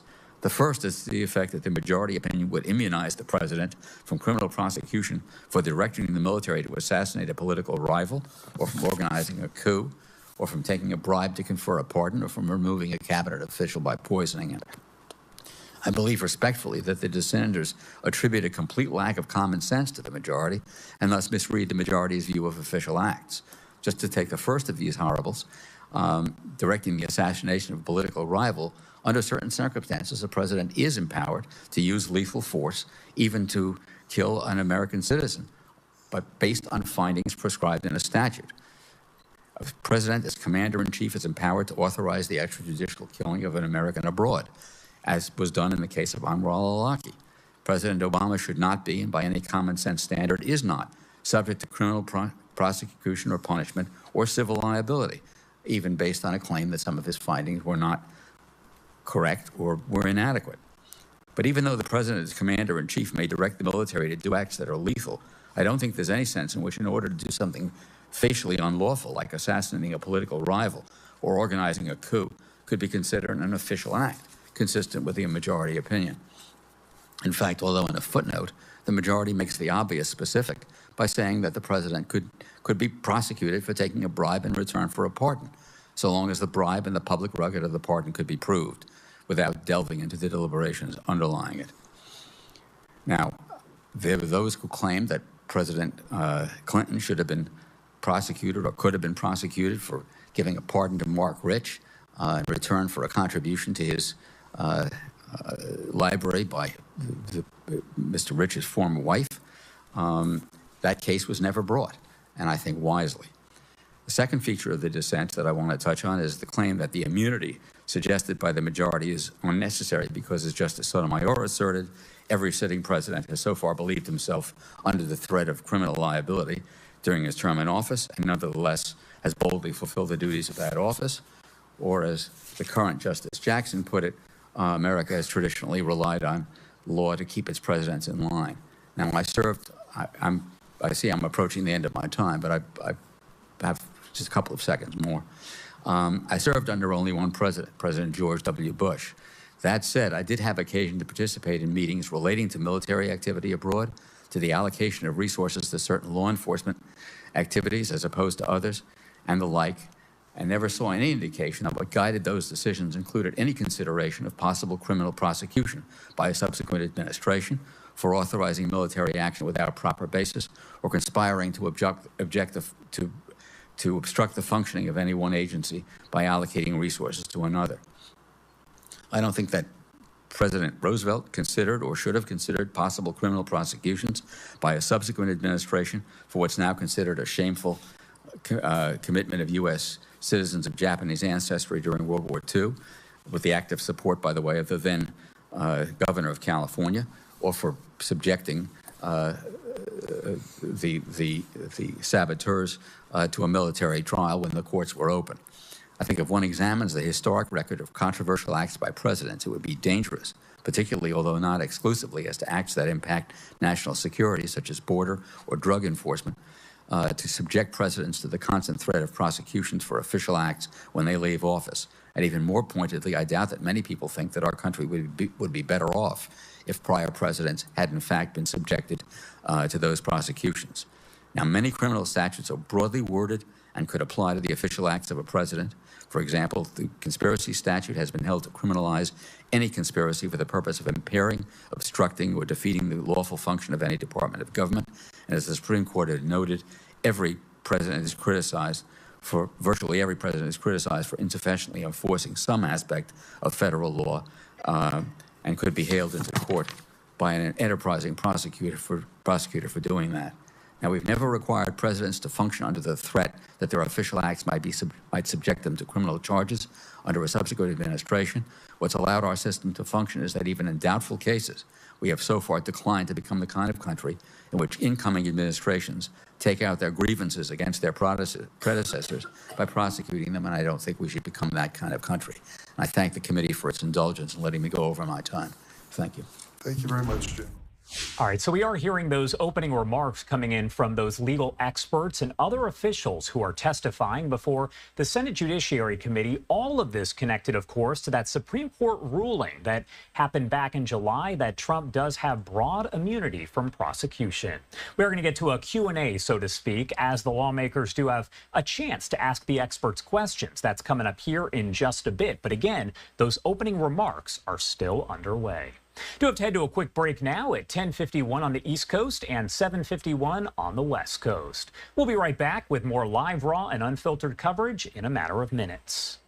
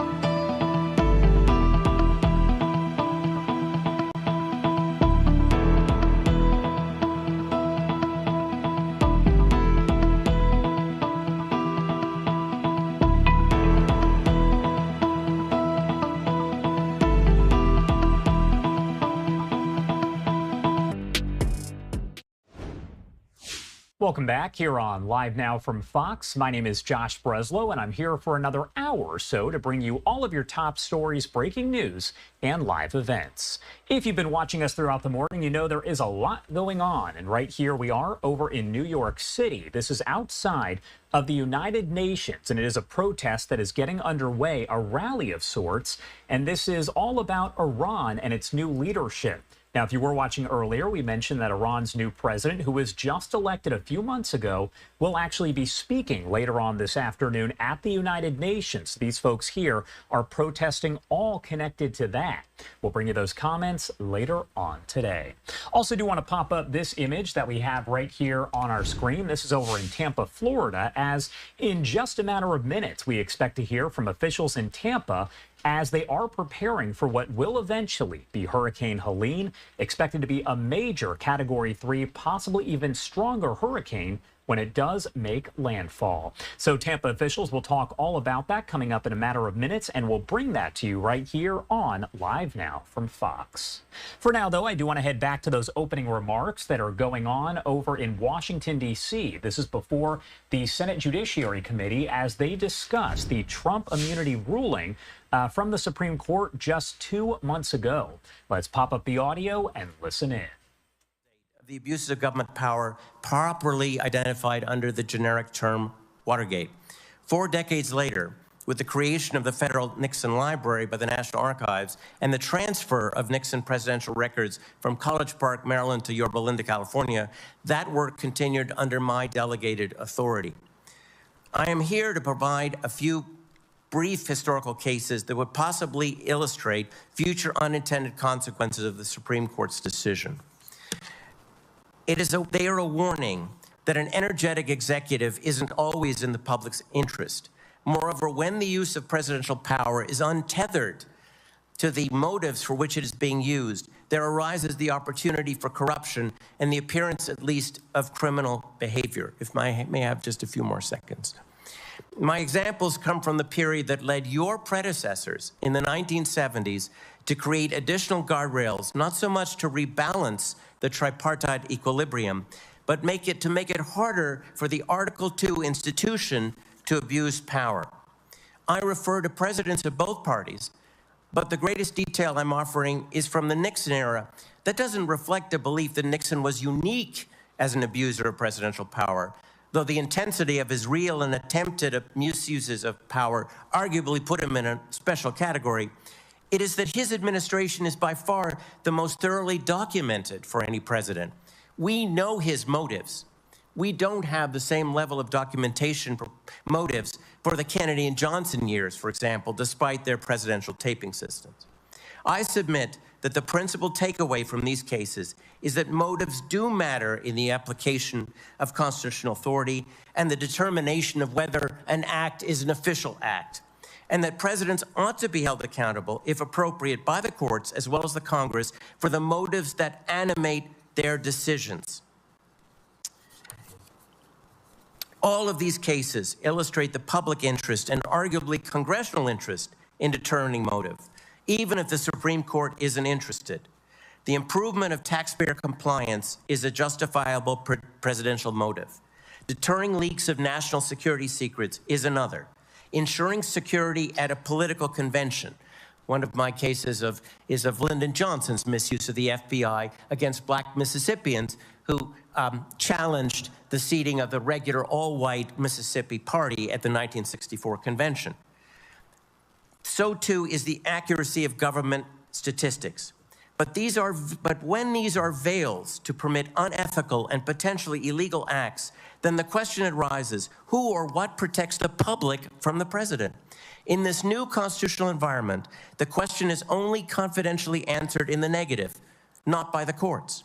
The Congress, the Article 1 Constitution, should be concerned. The president's ability to request investigations, whether of an individual's tax return, of their service jacket, to request a name check against FBI records, to inquire into their religious faith, seems limitless. And history has powerful examples of how that power has been abused. Congress is now the last line of defense against presidential abuse of power, which we would be naive not to assume will happen again. Thank you, Dr. Naftali. We'll now go to rounds of questioning. We each have 5 minutes to ask questions of the witnesses. I'd like to say at the outset that there have been at least one, maybe two, who've questioned the title of this hearing, which includes the words, "When the president does it, that means it's not illegal," all in quotes. Who were we quoting? Richard Nixon. Who could we have quoted? Perhaps Donald Trump, who said presidents have to be given total immunity. They have to be allowed to do their job. And it turned out that was his defense, which he brought before the court in this Supreme Court decision, which we're questioning. My colleague, Senator Kennedy, made a point that there's still the authority and right of a prosecutor to prosecute criminal activity of a president in certain circumstances under this decision. But as he went on to say, they have to prove beyond a reasonable doubt. I'd like to add that there was also a part of this decision which limited the use of evidence by prosecutors.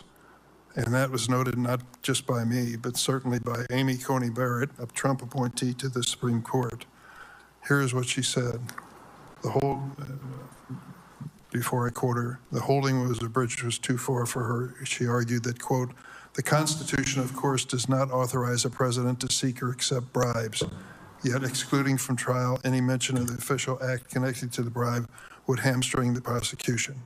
Professor McCord, as a former prosecutor, would you walk us through what prosecutors need to establish to successfully secure a conviction, and exactly how this prohibition on evidence in the Trump versus United States case would prevent prosecutors or harm their efforts to do so? Yes, a prosecutor, of course, to prove any criminal case must prove beyond a reasonable doubt every element of the offense charged. And to do that, they introduce evidence into court that establishes those elements and argue to the jury that the elements have so been proven.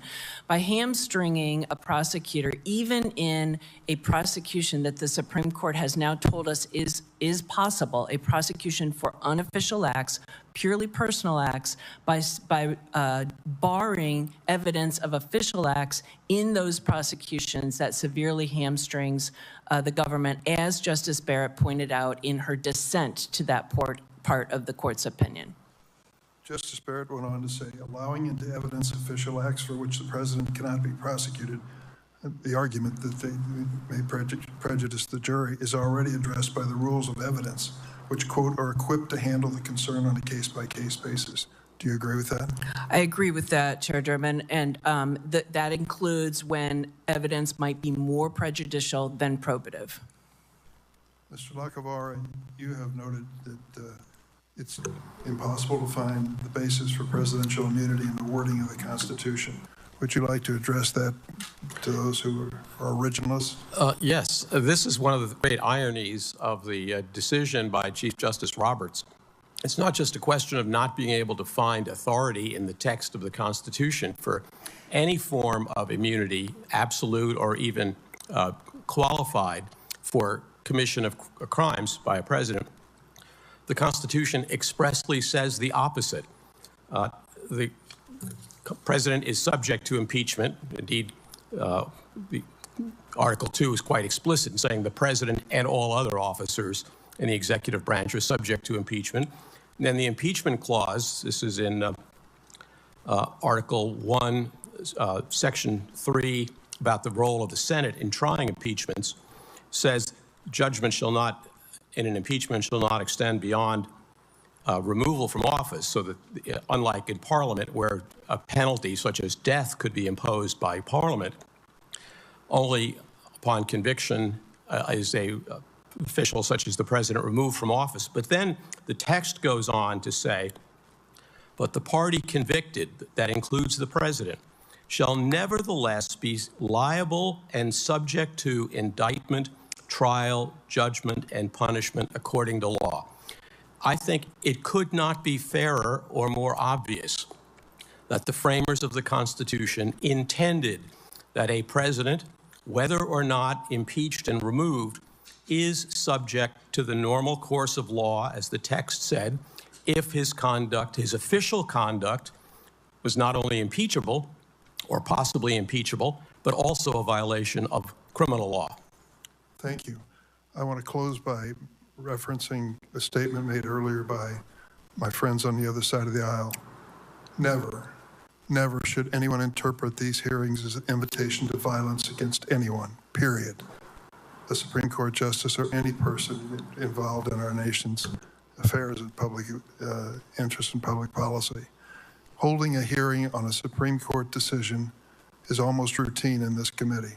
The fact that we've done today, I think history will judge, is the right thing to do in light of the gravity of this decision. And secondly, questioning the ethics of the Supreme Court happens to be our responsibility under the Constitution, Article 3. I think we should continue to do that and not be questioned on our motives when we do. Senator Graham. All right, what you're watching right there is that Senate Judiciary Committee hearing that is underway over in D.C. We heard those opening statements from some of the legal experts, and now we do have lawmakers that are asking questions of those experts.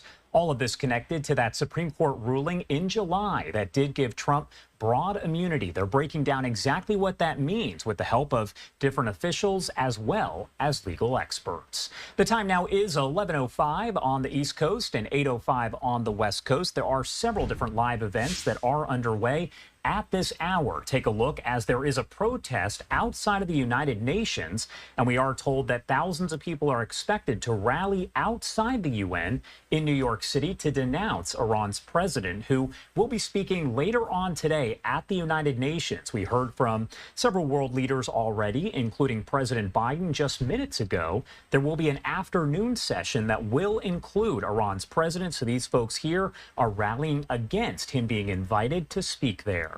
We also have another event that is expected to get underway as we hear from Tampa City officials, all connected to what will eventually be Hurricane Helene and how preparations are getting underway as Tampa will be impacted. Do want to head to our first 2-minute commercial break of the hour, but once this gets underway, we'll bring it to you live, raw, and unfiltered. You're watching Live Now from Fox. We'll be right back.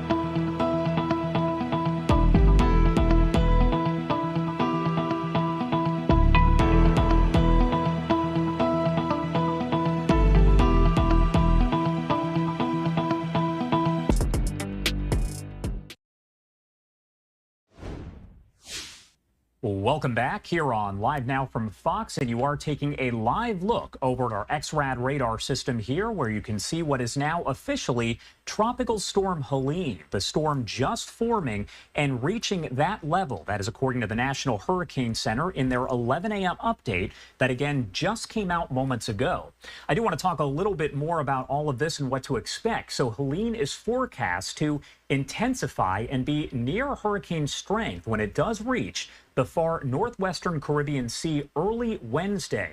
Tropical storm conditions expected over portions of western Cuba and the northeastern coast of the Yucatan Peninsula, with hurricane conditions possible. Again, the storm expected to rapidly intensify here, and we do expect that it will bring some heavy rain, flooding, and things of that nature as it gets closer and closer to the Gulf of Mexico and then making landfall Thursday afternoon over in the Big Bend region of Florida. Now, Helene is expected to rapidly intensify, as I mentioned, over the eastern Gulf of Mexico and be a major hurricane when it approaches the northeastern Gulf Coast Thursday.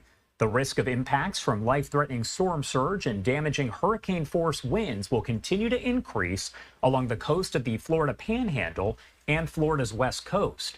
Hurricane and storm surge watches in effect for much of that area, and residents in those areas should follow advice given by local officials. Now, we did hear from Florida Governor Ron DeSantis a bit earlier on today, as well as the head of the Florida Division of Emergency Management. They said pay attention to the forecast here because we are several days out from the storm making landfall, but it is expected to intensify very fast, and you only have so much time to prepare for a storm like this one. Helene will bring heavy rain to portions of the western Caribbean, which will cause considerable flooding, we're told, and mudslides across western Cuba. Heavy rainfall likely resulting in locally considerable flash and urban flooding across parts of Florida, with isolated flash and urban flooding possible across the southeast, southern Appalachians, and the Tennessee Valley Wednesday through Friday. Minor to isolated moderate river flooding will be possible. So again, Florida will see the biggest of the effects as a result. However, other states will be impacted as well as the storm does make landfall and continues traveling up toward the north.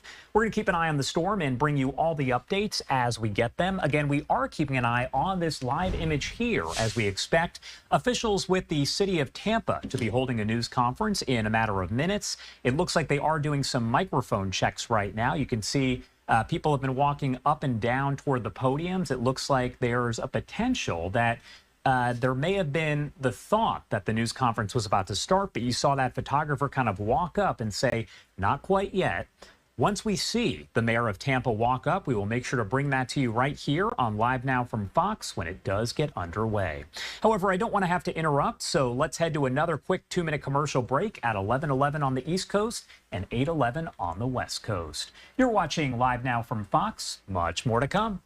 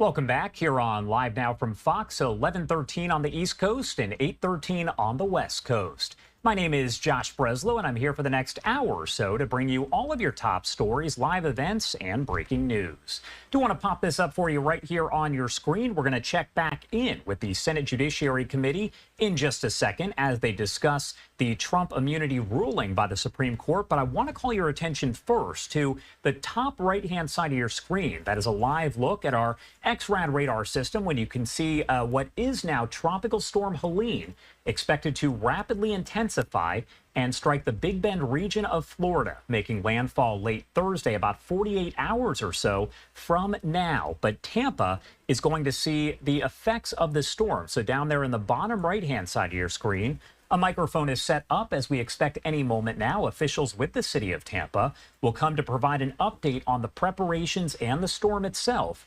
Also around 11:30 a.m. Eastern time, we expect an update from the National Hurricane Center. They kind of pushed this back a little bit as we know that the storm was expected to strengthen, but did. It became Tropical Storm Helene as of that 11 a.m. advisory. So I'm sure the Hurricane Center kind of getting everything together before they do hold that briefing. All right, I do want to head back to the Senate Judiciary Committee as we pop the audio back up and listen in as that discussion is underway. Said at various times, and they in fact debated the nature of our presidency. But you don't have to look at a different framer, you just have to look at Hamilton, because when Hamilton was trying to sell the idea of a unitary presidency as opposed to the collective presidency, there were a whole bunch of models that were discussed at the convention. He made the argument in Federalist 69, and the following argument is, and I'll quote it, because I think it gets right to your point, Senator. Good, because the President of the United States, after the quote, yeah, I'm my sure. time is up. So the President of the United States would be liable to be impeached, tried, and upon conviction of treason, bribery, other high crimes of misdemeanors, removed from office, and would afterwards be liable to prosecution and punishment in the ordinary course of law. The person of the King of Great Britain is sacred and inviolable. He was making the difference between our president and the King of England. It could be, they could be tried in a court. American Professor. Thank you, Chairman. Thank you. Senator Lee. Thank you, Mr. Chairman. Thanks to each of you for being here.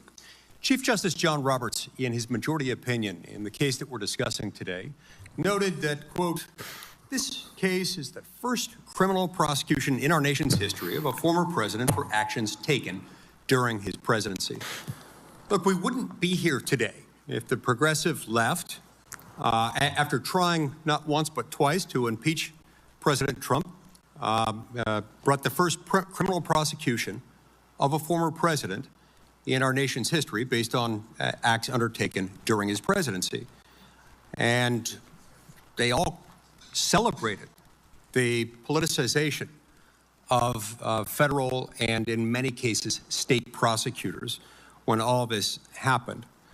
Now, look, my colleagues on the other side of the aisle, some of them at least who we've heard from, one could argue that they made up their mind about this case long before reading the briefs, much less the opinion or even the cert petition, just based on one name, on the name Donald Trump. The fact that the petitioner in that case was named Donald J. Trump meant that they were going to be against whatever it is that he argued and any court ruling that maybe came down on his side. But look, all of this is part of a pattern and practice of lawfare, a mechanism by which a number of prosecutors, including many elected prosecutors who ran specifically on the platform of criminally prosecuting Donald J. Trump. All right, you are listening to that immunity hearing that is underway with the Senate Judiciary Committee. This is going to go on for hours, so we will dip in and out of that. But I do want to take you back to this breaking news that we have been following here. This is coming in out of Florida. As we do know, that Tropical Storm Helene has officially formed there. We now have a live news conference underway with Tampa officials, so let's pop up the audio. I'm Vic Bide, Director of the Mobility Department. I am joined here by the city leadership, including the mayor, the chiefs of police and fire, our chief of staff, and George with our stormwater group as well, and a few others. The purpose today, of course, is to give you an update on what the city is doing in response to before, during, and after the storm. Some key messages from some of our leadership about what to consider through this, and to reassure the community that the city is on it. We understand the risks. We hope the community does as well, and we'll take it from there. From mobility standpoint, the reason we're here in the South Tampa Peninsula is this is one of the areas where we see a lot of flooding. So George and our stormwater operations team focus on hotspots within the city to clean out our stormwater systems, to drain down the ponds so that they have additional storage capacity, to make sure our outfalls and our drainage systems are functioning as well as they can in response to the storm. And then once the storm has passed, we come back and make sure that we can assist with drainage. You'll hear from everyone today regarding the surge potential, which will impact our community, and other risks as well. But at this time, I will hand it off to our leader, Mayor Castor. Thank you, Vic.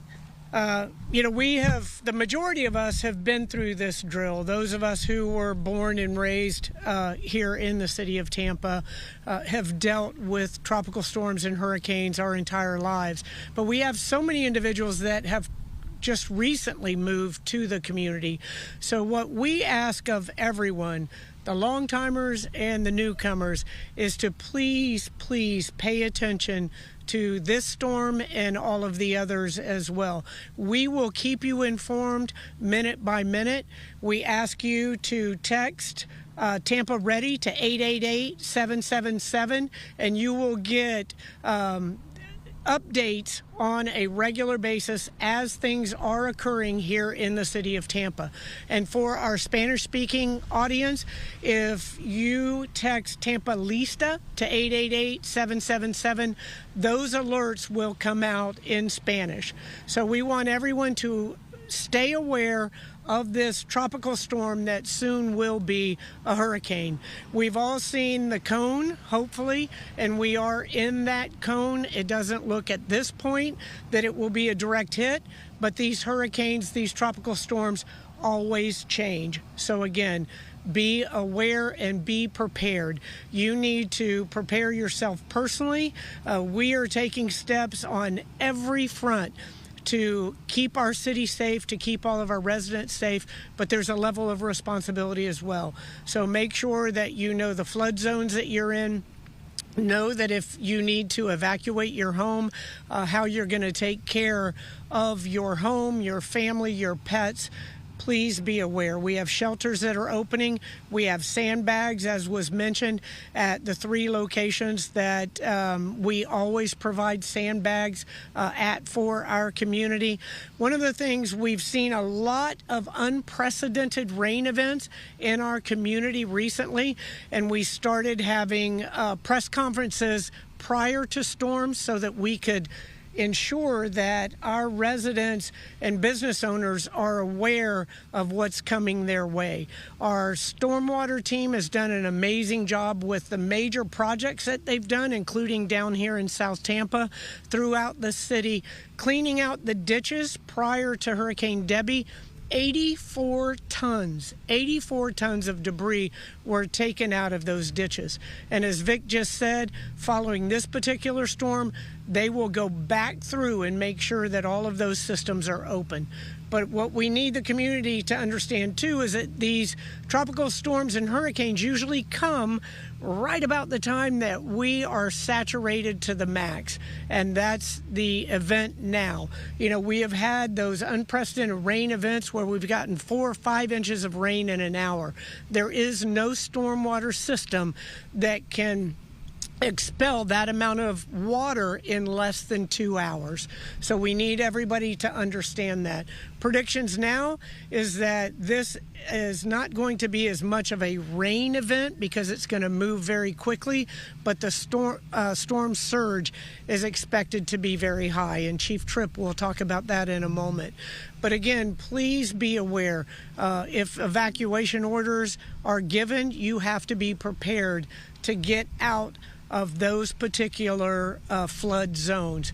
Again, we always say, hide from the wind, run from the water. So make sure that your residence is prepared, your family's prepared. We're doing just a myriad of different tasks each and every day. We have 3 briefings a day on these storms and hurricanes. We're letting water out of the reservoir at the dam to make sure that homes aren't flooded on the other side of that. As you've heard Vic Bide say, we're making sure all of our drains are clean and ready to accept that rain. We're working with the storm bags. We will send, when the evacuation, if evacuation notices are given, the officers literally go door to door, making sure that people are out in those high-risk locations. We are doing all that we can to keep everyone safe. We need the community to pay attention, understand what this storm is doing minute by minute, and heed the warnings so that you and your family can be safe as well. Now I'm going to bring up Mirabel Garrett, and she is going to try to express what I just said in Spanish. Thank you, Mirabel. Thank you, Mayor Castor. Buenos días, Maribel Garrett, Enlace Hispano para la Ciudad de Tampa. Aquí estamos nuevamente. All right, so you are listening to this news conference that is underway over in Tampa, Florida. All of this right now being translated into Spanish, but I do want to pop up the radar image so you can see it right here on your screen. We do know that Tropical Storm Helene did officially form as of the 11 a.m. update from the National Hurricane Center. Now, the National Hurricane Center is expecting to hold a briefing here in just about 5 minutes, so we'll make sure to bring that to you in full right here on Live Now from Fox as it does get underway. Right now, I'm pulling up the National Hurricane Center stats so we can take a look. We do know that the storm right now has maximum sustained winds of 45 miles per hour and a minimum pressure of about 1,000 millibars, picking up a little bit of speed here, northwest at 12 miles per hour. We do expect landfall to happen sometime late Thursday at this point, based on what the cone and the forecast is showing so far. It should be over in the Big Bend region of Florida. However, as you can see, those Tampa officials are getting ready because the storm is not just where the cone is. It's going to affect many people in different states, different parts of Florida as well. So Tampa will be hit. But as of right now, it does not appear that it will be a direct hit for Tampa. Still, though, officials are coming together to make sure everything is prepared, as the storm could start bringing some pretty heavy rain and winds to that area in just a matter of 24 hours or so. Do want to head to a quick 2-minute commercial break right now at 11:26 on the East Coast and 8:26 on the West Coast. You're watching Live Now from Fox. We'll be right back.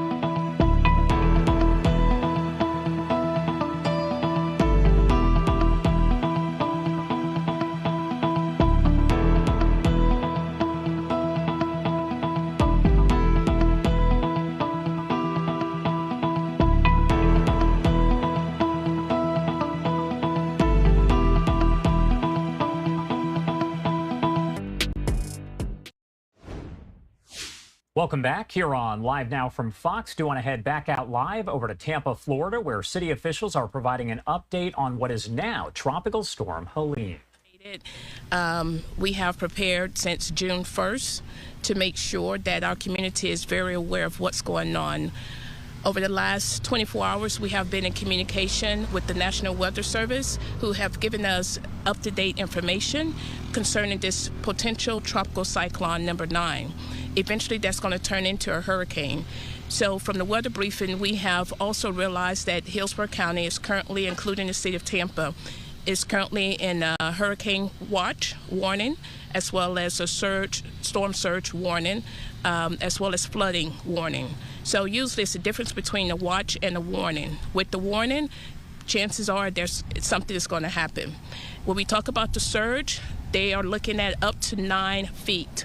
Not sure if Tampa will get all of that, but that is what they're predicting from this storm that's coming through. We know that this storm would be later identified as a hurricane. They don't have what level of a category this hurricane will be, but it could be up to a category 3 or 4, which could bring winds up to 150 miles per hour. With that said, as we continue to prepare our community, we want to make sure that everyone is familiar with their evacuation plan. Make sure you understand the family, make sure you get your family involved, and make sure your family is safe.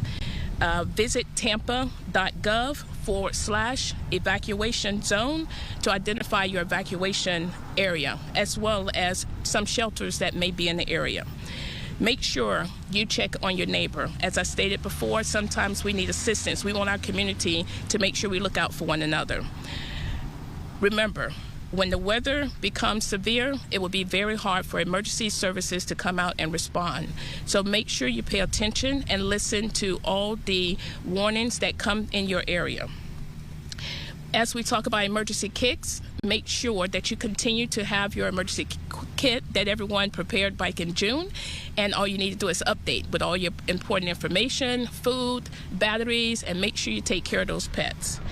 Let's talk about the dangers of electric vehicles. We know they have the lithium-ion batteries, and that has been a change in technology where it has caused a potential hazard to a lot of vehicles that will involve fires. If you have an electrical vehicle, do not drive it through the water, and make sure that it definitely is checked out before you continue to use that after the storm.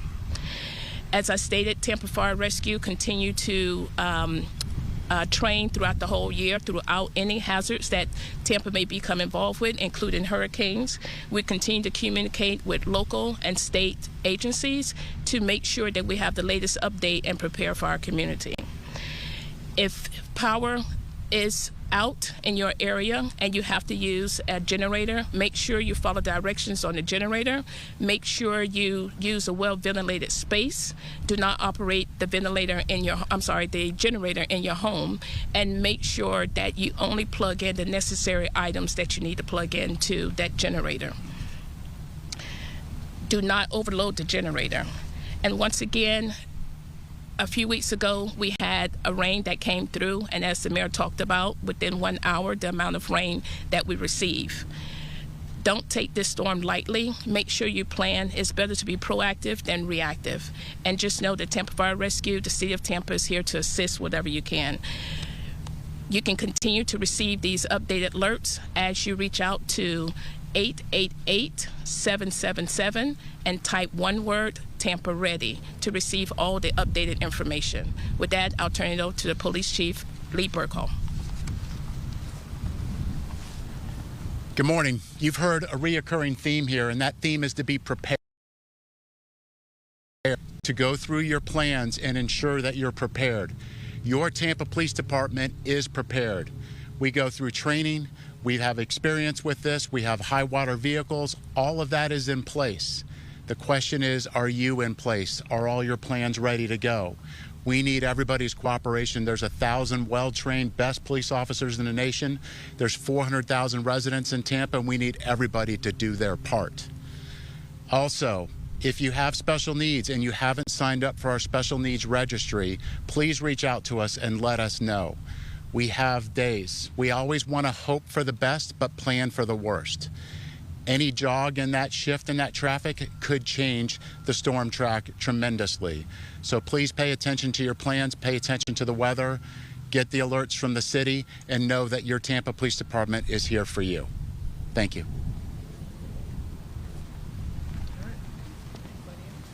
Questions? Anybody have any questions?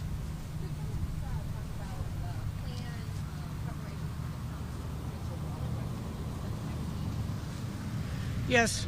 The last thing we want to do is water rescues. And so we need people, if we give the order to evacuate, we need individuals to evacuate.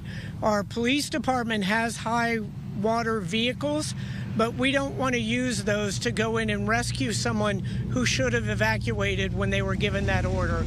Again, we have a lot of newcomers to our city, and you have to understand that any battle with Mother Nature wins. And so you have to understand how quickly things can happen during a storm. So you don't want to wait to see how bad it gets before you heed the warnings. Please, it's imperative. Our officers have a lot to do, and they shouldn't be putting themselves in harm's way to go and rescue someone that should have evacuated. And so pay attention to those warnings. We have seen the flooding with these unprecedented rain events that we've had. We may see that again, but the storm surge is really, if that storm surge is pulled into the bay, that happens very quickly. And we've seen deaths in other locations based on individuals' choice not to pay attention to warnings and then not have the time to get out from under deadly circumstances. So it's critically important. But again, the storm surge in this instance, if it is anywhere from 6 to 9 feet, and it's not just as the storm goes through, we're looking at a high tide Thursday evening as well. So that's probably going to be the highest point of the storm surge. Now, I'm no meteorologist, so make sure you pay attention to Tampa Ready, Tampa Lista, and tampagov.net/hurricane.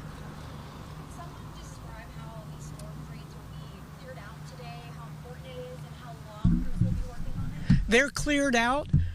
They go through before storm season starts in June to make sure that all of our drains are in best working condition.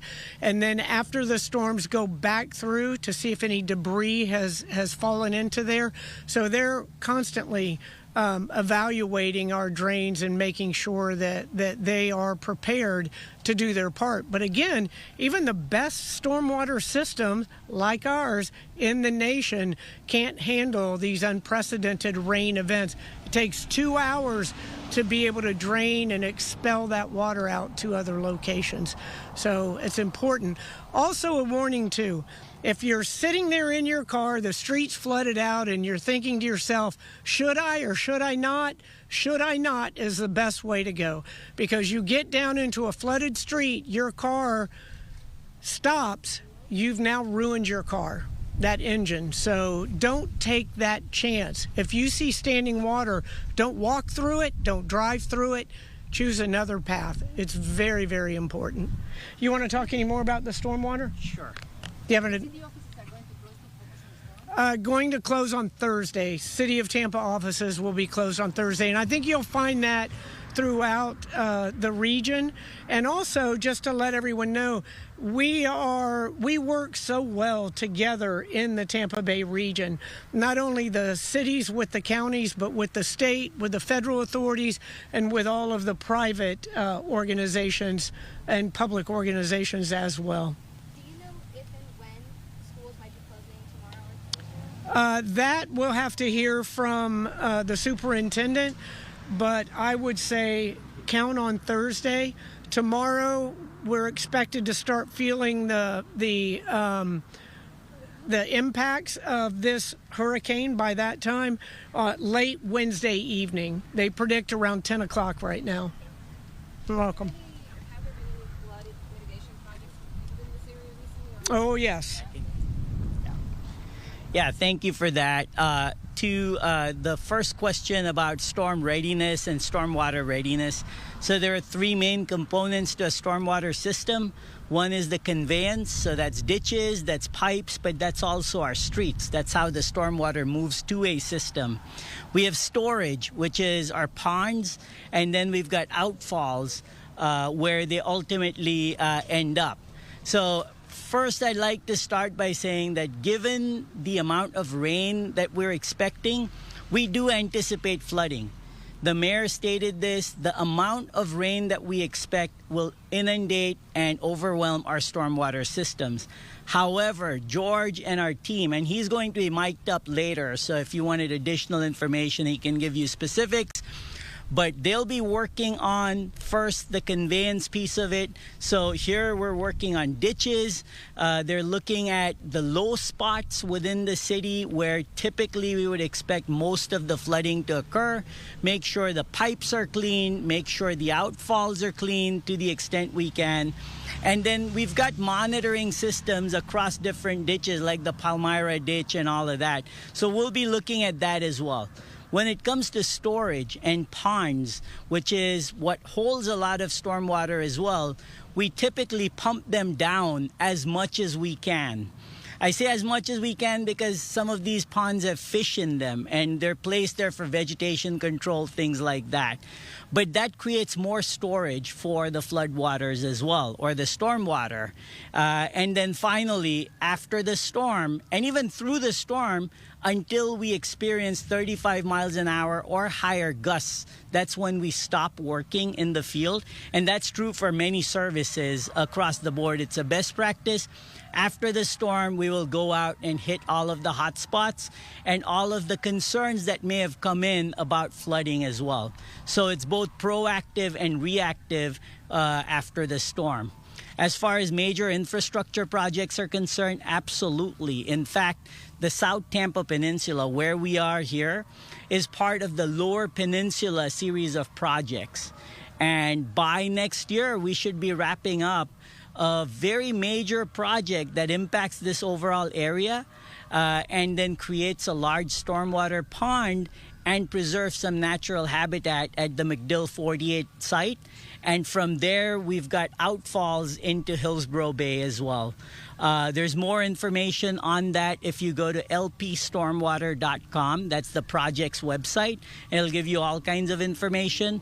But if you also look at the city's website for tampa.gov/stormwater, you'll find stormwater quarterly reports that we send to council, and that shows all of our major stormwater projects as well. This is a need, and we'll need many more projects going forward. Yeah. What is the best way citizens can expect to protect their homes from the excess stormwater? I'll let the fire chief speak to this as well. But the main thing is first to understand what evacuation zone you are in, to have a plan to secure your critical documents and things like that. We do have sandbags that the city is going to be making available. In fact, from 8 a.m. to noon, they were only servicing people with special needs and access needs and things like that, and seniors. But starting noon at several parks, we're going to be handing out sandbags as well. So you've got sandbags available to you also. There are other measures you can take, like making sure you've got alternate power sources, store up on basics like food and water, things like that. But by all means, the first thing you should be doing is monitoring whether you're in an evacuation zone and heed that recommendation when it comes through to evacuate. Do you have those exact locations of the parks? I do not. Yeah. So just to sum it up, Vic, I'm hiring you as a firefighter because he did a great job, and that's pretty much what you need to do to prepare a home. And the biggest thing, like he said, is to make sure you identify what evacuation zone you're in. So currently the sandbags are being distributed from L. Barnes, which is in East Tampa. We have the Himes Complex, which is in South Tampa, and we have Al Lopez, which is in the northern Tampa West area. So those are the three locations where sandbags for the city of Tampa is being distributed. And as he stated, from 8 to 12, it would be for senior citizen and ADA, and from 12 to 7 p.m. tonight, and again tomorrow morning from 7 up until 7 p.m. unless the weather predicts otherwise.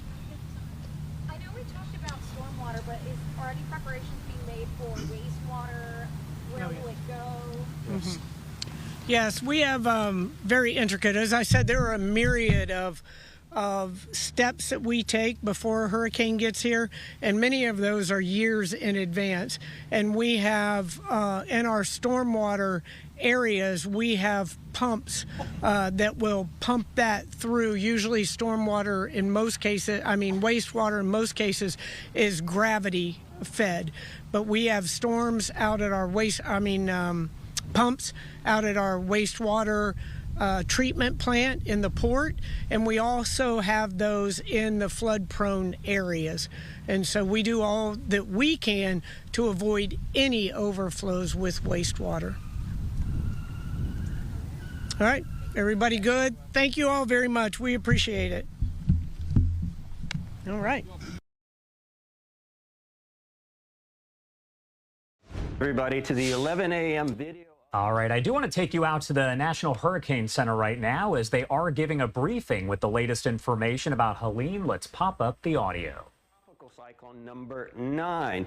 Early this morning, based off hurricane reconnaissance aircraft and satellite imagery, we've determined that it has acquired enough organization to be classified as a tropical storm, and with it, it gets the name Helene. Now, let's take a look at where it is right now over the northwestern Caribbean Sea.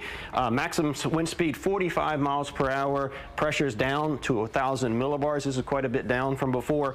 Moving off to the northwest at 12 miles per hour. But where it is now is not the story. The story is what it will become as it moves into the eastern Gulf of Mexico and begins to approach the Florida Peninsula as a major hurricane on Thursday. Now, you heard that right. Even though now it's 45 miles per hour in a tropical storm, we expect the conditions over the eastern Caribbean to be very conducive for strengthening, and this system could rapidly develop into a major hurricane before approaching the Florida Peninsula on Thursday. Now, there are a couple of things that are going to be unique about this storm that we're going to have to unpack for you. First and foremost, it is going to be a big storm. And by big, I mean not intensity, I mean size. And big storms cause big problems. And that's one of the take-home messages that I need you to understand. Let's look at the map here. And Steve, if you have to zoom in, look how far the areas under tropical storm watches, which are yellow, hurricane watches, which are pink. You basically have watches extending from the Florida Keys all the way around to the Florida Panhandle. That is multiple hundreds of miles to give you a sense of just how big this storm is. And more importantly, look how far these watches extend, not only away from the center of where the center could go, but look how far they are from the edge of the cone. This is really important. A lot of you are going to sit and look at the center of the cone or look at models and say, oh, I'm far removed from that, and that is going to be a mistake.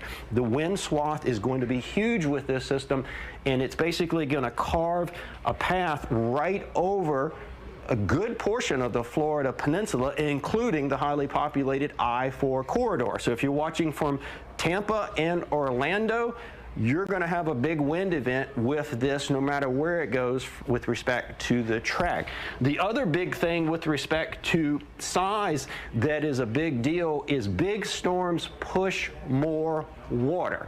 Regardless of the intensity, if it's big, it's going to push more water. So we're going to have a significant storm surge threat along basically the entire west coast of the Florida Peninsula, which is currently under a storm surge watch. This entire area from way down here at Cape Sable all the way around to the Florida Big Bend and Apalachicola is under a storm surge watch. And you're going to need to be staying tuned because a portion of this watch area could be upgraded to a warning later today. So please make sure you're staying tuned and watching into this. Why is that area under a storm surge watch? These are the peak storm surge values that we're currently forecasting. So this is how high the water could get if everything falls into place. And I'm going to zoom in a little bit so you can see some of these values up here in the Florida Big Bend in the Nature Coast. So this includes areas such as Cedar Key and Horseshoe Beach. 10 to 15 feet of storm surge. You read that right. 10 to 15 feet of potential storm surge up in that area. But even some of the areas far removed from where the center goes, including outside of the cone, could get substantial storm surge. Look at some of the values here in the Tampa Bay area. The potential exists for 5 to 8 feet of storm surge. This would be a significant event for the Tampa Bay area if it unfolds. But even way down here, Cape Coral, you could get storm surge to the tune of 2 to 4 feet. So you're starting to get a sense of how broad of a swath of impacts this system is going to have. I'm going to end with the rainfall map and expand out, because a lot of you watching from Georgia, South Carolina, maybe even Alabama are asking, what about the ultimate impacts for me? Well, we're going to start unpacking that in subsequent video briefings, but for now I'm going to leave you with this rainfall, excessive rainfall outlook, or think of it sort of as the potential for heavy rain and flooding. This red area here jumps off the map just how far inland it extends. Look at this, extending well through, sort of slicing Georgia in half, going up through Atlanta, possibly getting into upstate South Carolina and western North Carolina. I need you on alert and paying attention, getting updates at least twice per day, because we could see a potential big rain event unfolding for you. We will have the next video briefing at 5:30 today, but you can always get the latest up-to-date information at hurricanes.gov. And that was the National Hurricane Center with the latest update on Helene. We will, of course, bring you more updates as we do get them. I do want to head to another story that we are following right now. Breaking news, as there is limited information, but the son of the suspect, the suspected would-be Trump assassin, Ryan Ruth, has been taken into custody on federal charges of possessing child pornography. Authorities did seize multiple electronic devices from 35-year-old Orrin Alexander Ruth's home in Greensboro, North Carolina, Saturday, that investigators say contain, quote, hundreds of files with child exploitation material. Now, the illicit material was discovered during a search conducted, quote, in connection with an investigation unrelated to child exploitation. That is according to a criminal complaint. Ruth has been charged with receipt of child pornography and possession of child pornography. Now, the child pornography was discovered during a search of Ruth's home in connection to the investigation of his father, Ryan Ruth, who was arrested on September 15th after authorities say they spotted a gun poking out of the shrubbery on the golf course where former President Donald Trump was playing that afternoon.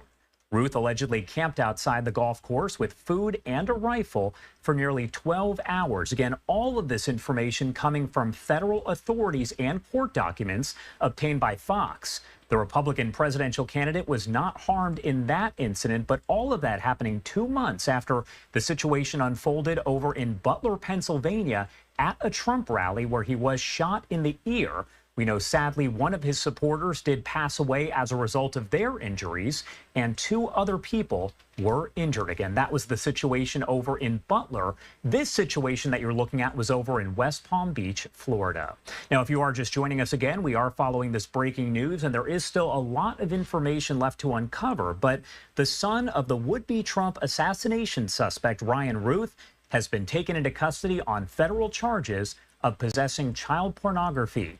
He's been identified as 35-year-old Orrin Alexander Ruth, and police do say they found that material at his home over in Greensboro, North Carolina.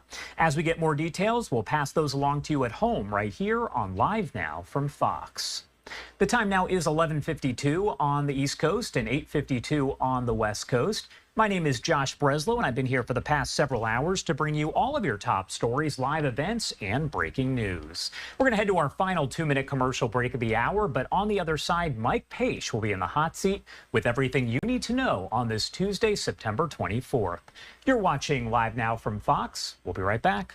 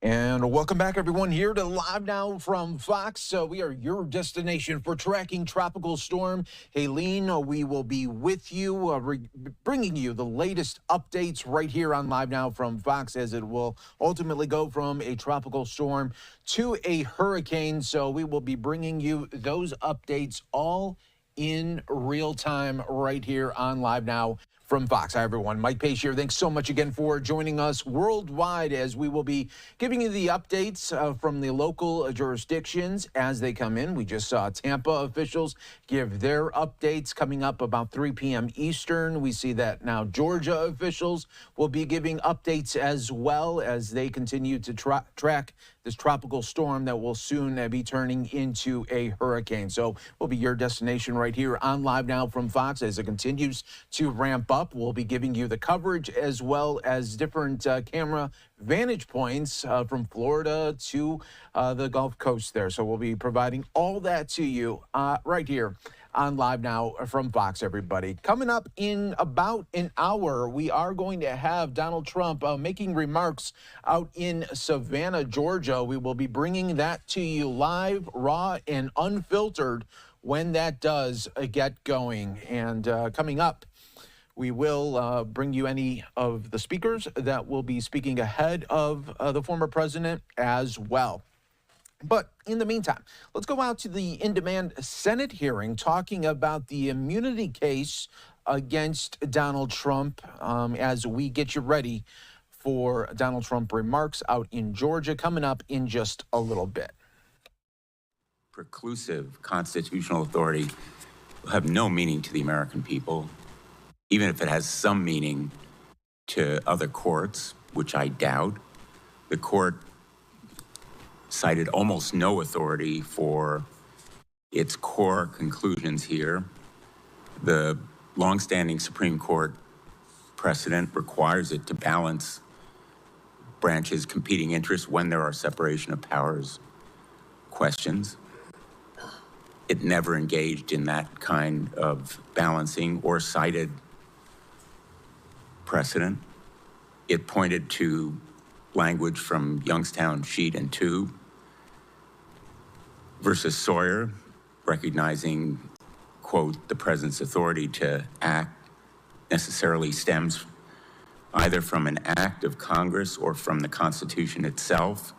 And then it went on with reasoning that is almost impossible to follow. And the opinion was by the Chief Justice of the United States.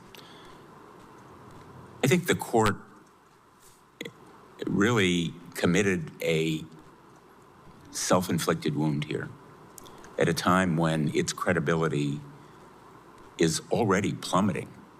For the Chief Justice of the United States to engage in this kind of substandard opinion, I think is a tragedy. Even if you agree with the result, even if you think there should be some degree of immunity, the quality of this opinion, I think, is so deeply unpersuasive and will be so to the American people that I think it will be a lasting stain on the court. So I want to ask about that wound that the court has inflicted in this opinion, self-inflicted wound that is among others that it has imposed on itself. Mr. Lacavara, maybe you can talk about how the court's credibility is essential to its exercise of power and how destroying that credibility, and I think this partisan divide on this committee reflects what the American people are thinking, which is justices are just politicians in robes. And they've been cited for conflicts of interest. They take cruises on people's boats. They fly on other people's planes. And they're engaged in this political exercise and then put out opinions that seem to have no real persuasive power. What does that do to the court?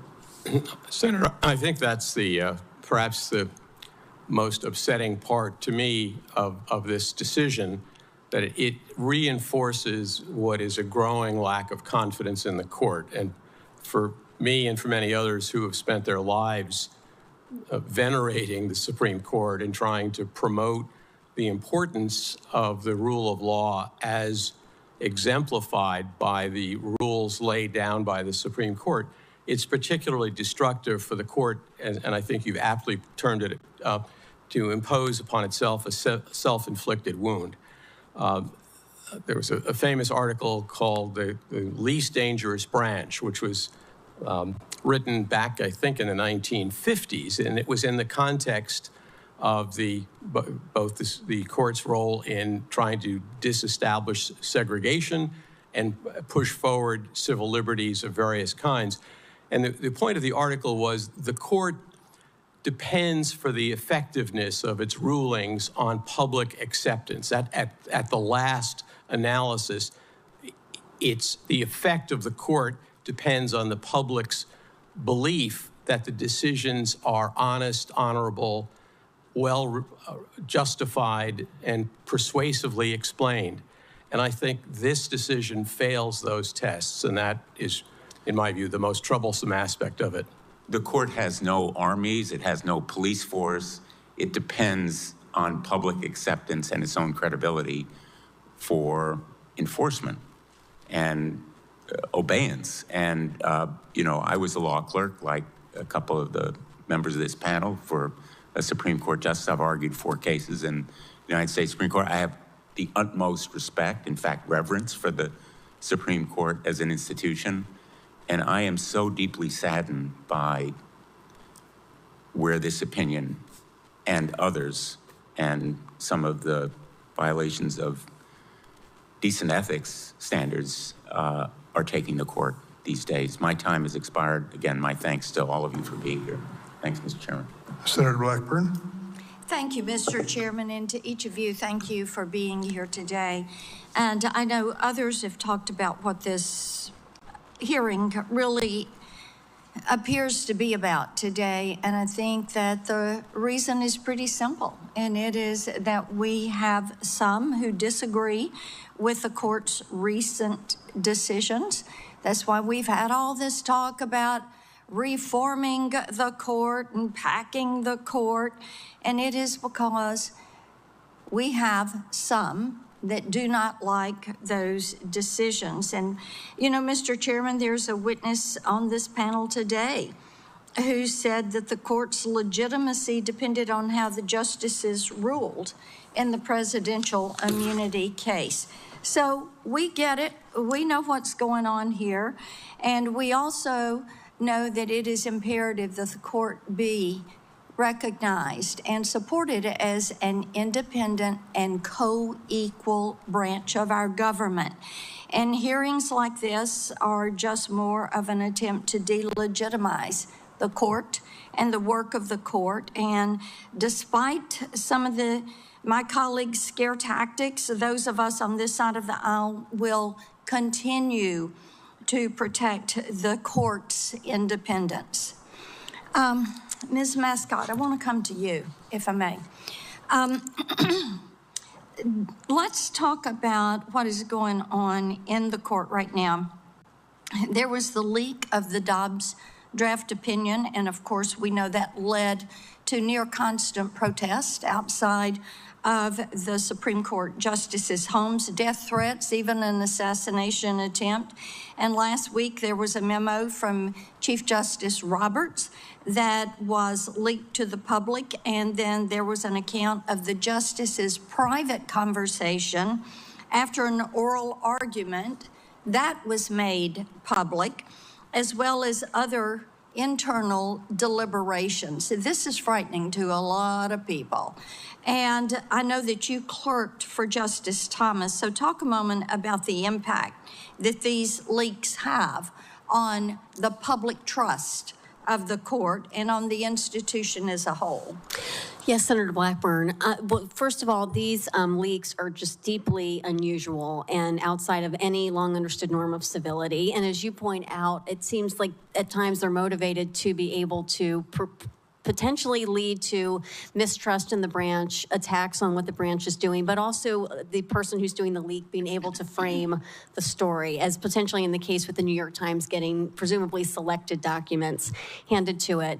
And they also violate deep-seated norms of confidentiality, not just within the judiciary itself and the justice and the clerk relationship, but just in general, the legal responsibility to have confidentiality with clients for deliberative decision-making. And it's just a well-understood duty that we have. And so it's very troubling, as you point out. Let me ask you this. Do you think these are deliberate attempts to persuade justices or influence their decision-making process? It's certainly hard to know the motivation of the leakers. As you point out, what it led to, particularly in the leak of the Dobbs opinion, was something even far more serious, which is threats on the life of the justices. Thankfully, though, it seems as though any attempt to influence the justices was turned away because the final opinion in Dobbs was strikingly similar, I think, word for word to the leaked opinion. Let me ask you about that. I found it so interesting. Section 1507 of Title 18 makes it illegal to protest outside of a judge's residence with the intent of influencing that judge's decision. And after the Dobbs leak, and when the justices were facing this intimidation, despite that, the DOJ has refused to enforce Section 1507. And I have introduced the Protecting Our Supreme Court Justices Act, which increases the jail time for anyone who tries to influence a judge's decision. So what more can we be doing to allow Supreme Court justices to do their jobs without fear of safety for themselves and their family? Well, I think protecting confidentiality, I think trying to accurately characterize what the justices are doing, having respect for a co-equal branch. But then also, I think the court's decisions in recent years and just being cognizant of trying to make sure it's carrying out its proper role within our system has helped as well, because there needs to be less pressure put on the court as the answer for all changes in society, which, if I can just make one final point, I think is one reason why this idea of criminally prosecuting a president is so far outside the norm of the entire constitutional structure, because it's again turning to the courts and the judicial system to try to effectuate change and threaten and attack what's really supposed to be left in many cases to the political process. Okay, thank you. Thank you, Mr. Chairman. Professor Mascott, was there an investigation of that leak of the Dobbs decision? I believe the court conducted a leak, or an investigation. Yes, sir. I think you're right. It wasn't a congressional investigation. I don't think Congress didn't take action. That's true.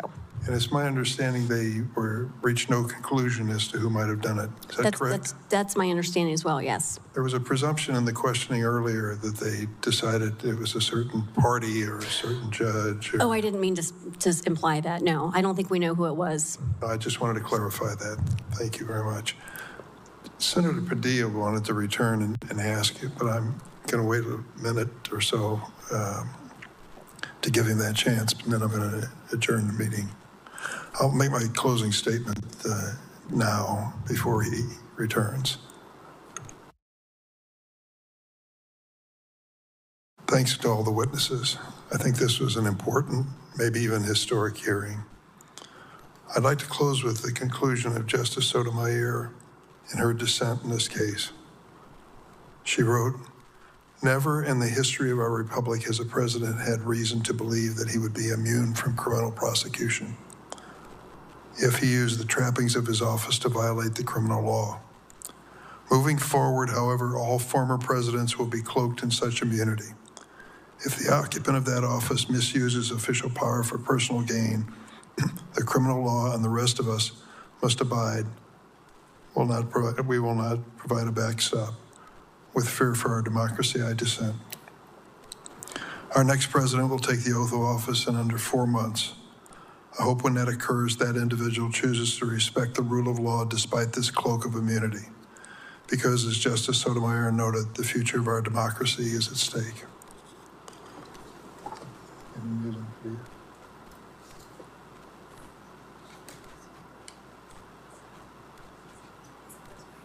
What?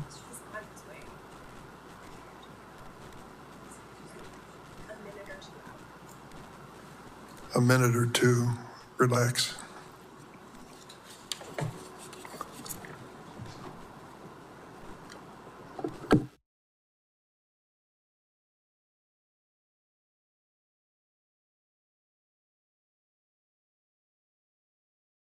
All right, everyone, you are watching Live Now from Fox. We appreciate you continuing to join us. That was a Senate hearing on the Trump immunity claims that we've been providing you some of the coverage, live, raw, and always unfiltered here on Live Now from Fox. We are actually going to take our first break of the hour. Stay right here with us. More to come on Live Now from Fox.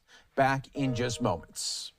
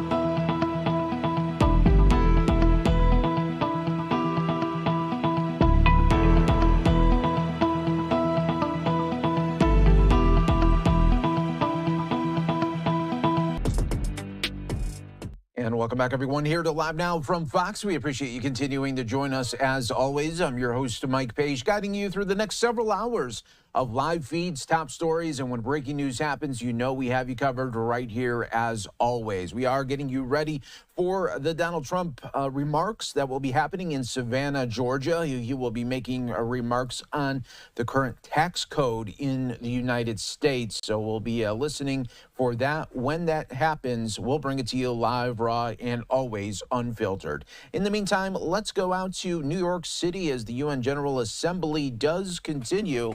Let's listen on Live Now from Fox. Orrego, President of the Republic of Colombia. I request protocol to escort His Excellency and invite him to address the Assembly. My daughter, Antonella Penetro, has just sent me a paragraph, and she wanted me to begin that speech, my speech, with that paragraph. So with your indulgence, I will read it. It is a paragraph written by a child of 15, 16 years old, and it reads as follows. Today, I am proud to appear before you as the President of the Heart of the Earth. That is how our indigenous people on the Sierra Nevada defined my beautiful country. Geographically speaking, what they said is logical, and it's logical that we call ourselves the heart of the world. However, if we are the heart, we have to set an example of unity, total peace, and preservation, conservation of nature. If a heart works and beats, that's a great great step forward. However, all other parts of the human body are important. If one fails, the rest will follow. As such, from the heart of the earth, we now invite all countries to have their conscience piqued, to stand up and leave aside the greed that is killing human beings and Mother Earth. We invite you all to take a step towards total peace. My daughter is in those paragraphs. Those are her orders. Please take heed. Ladies and gentlemen, presidents of the world, in this very house, the ability of a president to communicate depends on how many dollars he has in his budget. It depends on how many warplanes he has. And ultimately, it depends on the clout that his country has and its ability to destroy humankind. The power of a country in the world is no longer exercised by the type of economic or political system it has or its ideology, but power is wielded according to how much capacity one has to destroy humankind. There is this power of destruction, but who are important are those who really have the power to sustain life. We speak, but we're often not listened to. And sometimes, perhaps, the only people listening to those of us that want to sustain life are our own peoples. That's why we're not listened to when we speak out for the genocide in Gaza to be detained, even though we do speak for the majority of the world and we represent vast swathes of humankind. However, nevertheless, we're not listened to. A small minority of presidents that are able to stop the bloodshed and but they're not listened to. And we're not listened to by the presidents that can destroy humankind. We ask them to swap debt for climate change spending, but we're not listened to. If we ask for war to stop so that we can concentrate on the expeditious transformation of the global economy so that we can save the very human species, we're not listened to either then. The power to destroy life is the power that allows voices to reverberate throughout the United Nations House, and it's that destructive power that gives convening power to representatives. The voice of nations is not heard when we ask humankind to unite to preserve existence. We speak here, but we're not listened to. However, perhaps we're not really speaking any longer to be listened to. We need to speak so that the peoples of the world are listening. That's now what we're interested in. In the last year, 11 million hectares on the Amazon jungle have been burned in only actually 1 month as a result of global warming and climate change. Scientists said that if we were to burn the Amazon rainforest, we would reach a point of no return in climate terms, where human decisions to halt the collapse of the climate would now have no effect whatsoever. Well, the Amazon rainforest is burning. Bells are already tolling for the whole planet. Bells are tolling for you, for us, for humankind and life. That was said by Ernest Hemingway, "The bell tolls for thee." Bells are not only tolling for you, but for all of life. The end has begun. A year ago, I called for a conference for peace on Palestine at this very rostrum. But the first bomb yet had not been dropped. Now, 20,000 boys and girls have been killed under the bombs. And the presidents of the countries of human destruction are laughing in these very corridors with the help of mass media that today are the owners of major capital. They are reordering a world, and they're creating a world without democracy and without freedom. The democratic project of humankind is dying along with life, while at the same time, racists, supremacists, those who stupidly believe that the Aryan race is the superior race are getting ready to dominate the world, brandishing the threat of bombs and terror over human beings. The control of humankind on the very foundations of barbarism is being built. And that is being played out in Gaza, Lebanon. When Gaza dies, humanity will die, the whole of humanity. The people of God was not the people of Israel, it would seem. It is not the people of the USA.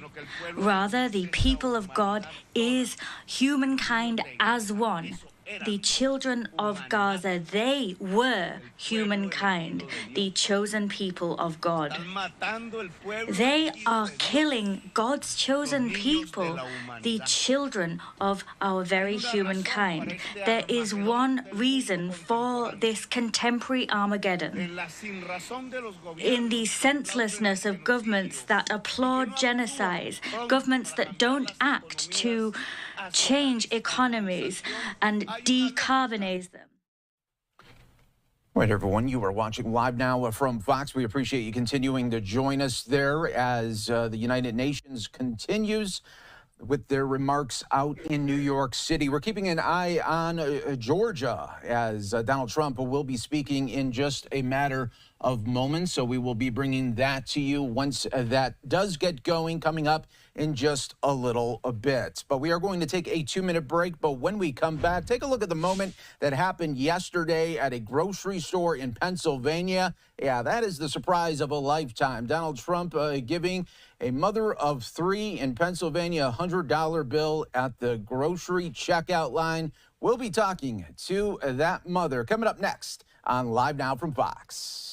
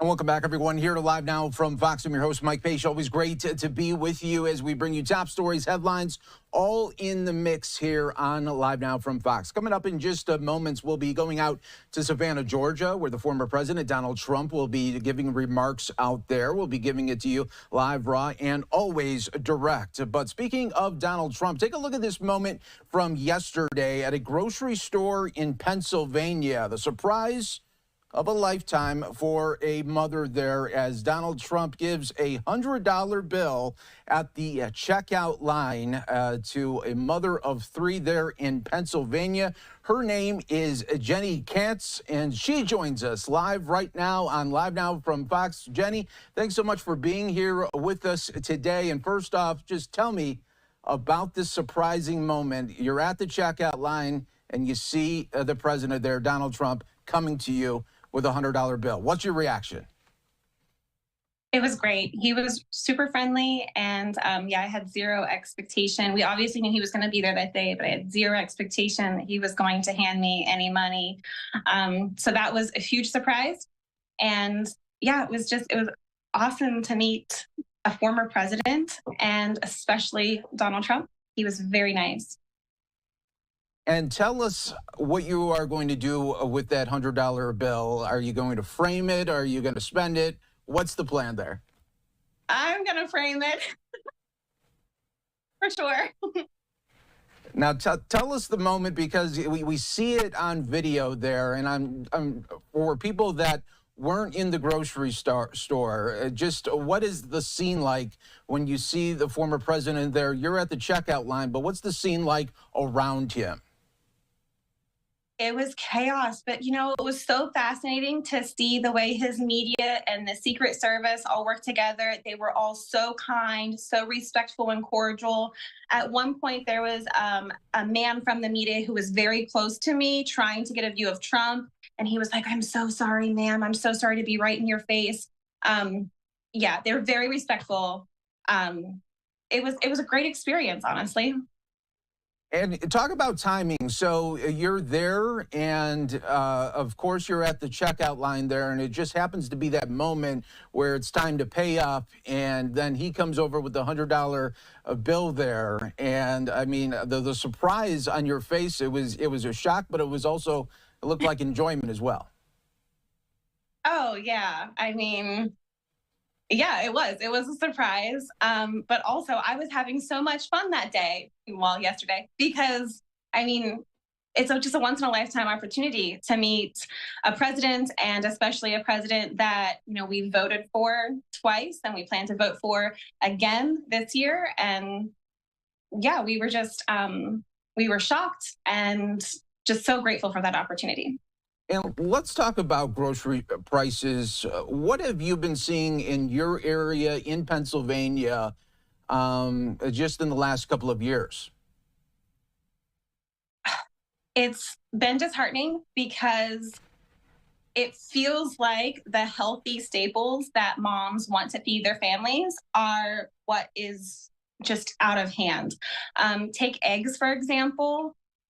They're ridiculous. I actually looked back at my Walmart purchases from previous years. I was able to go back as far as 2021, and I paid $4 and change in 2021 for a 36 pack of eggs. So 2 18 cartons on top of each other. That same pack of eggs yesterday was over $10. So it's definitely hitting young families hard. Yeah, I can imagine there. And you see it at the grocery prices. Really, everything that you pick up, you say, okay, this is a little bit different than what you're used to there. Now, going back to the moment there one more time for our viewers that are maybe just joining us here on Live Now from Fox, we are talking to Jenny Katz there, the mother of 3 who there was chaos at the checkout line because you have a former president there, you got media members all around, and then he comes over with the $100 bill. And what does he tell you as well? We'll play out the video in full, but what did he tell you? Well, he asked if my 3 boys were standing right behind me, which they were. You can't see them because they're below the counter.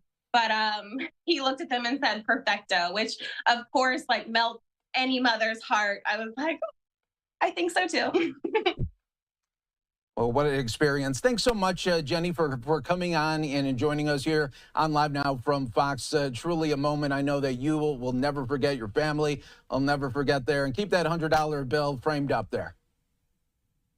I will. Thank you so much for having me. You take care.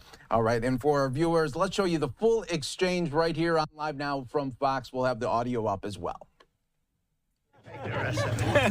Here, it's going to go down a little bit. It just went down $100. Thank you so much. We'll do that for you from the White House, all right? Thank you. All right, bye. Nice seeing you, everybody. Beautiful. They're your kids? Yeah, they are. 3 boys. Perfecto. Perfecto. 3 for 3, everybody. There you go. What a moment it was. All right. Coming up in moments, we'll have Donald Trump out in Georgia. We'll take a 2-minute break. Stay right here with us.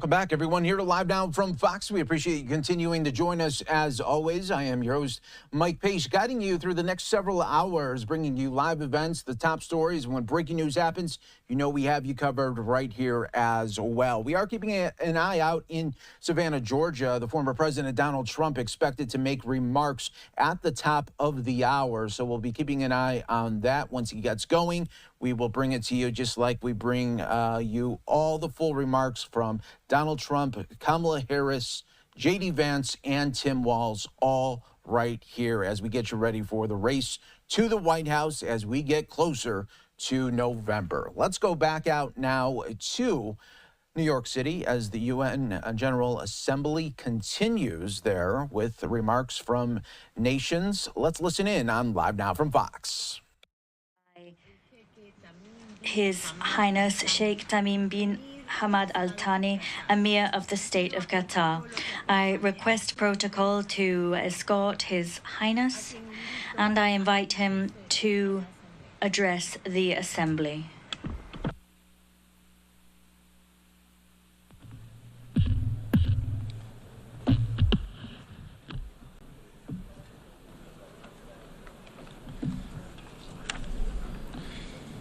Bismillah ar-Rahman ar-Rahim. In the name of God, the merciful, the compassionate.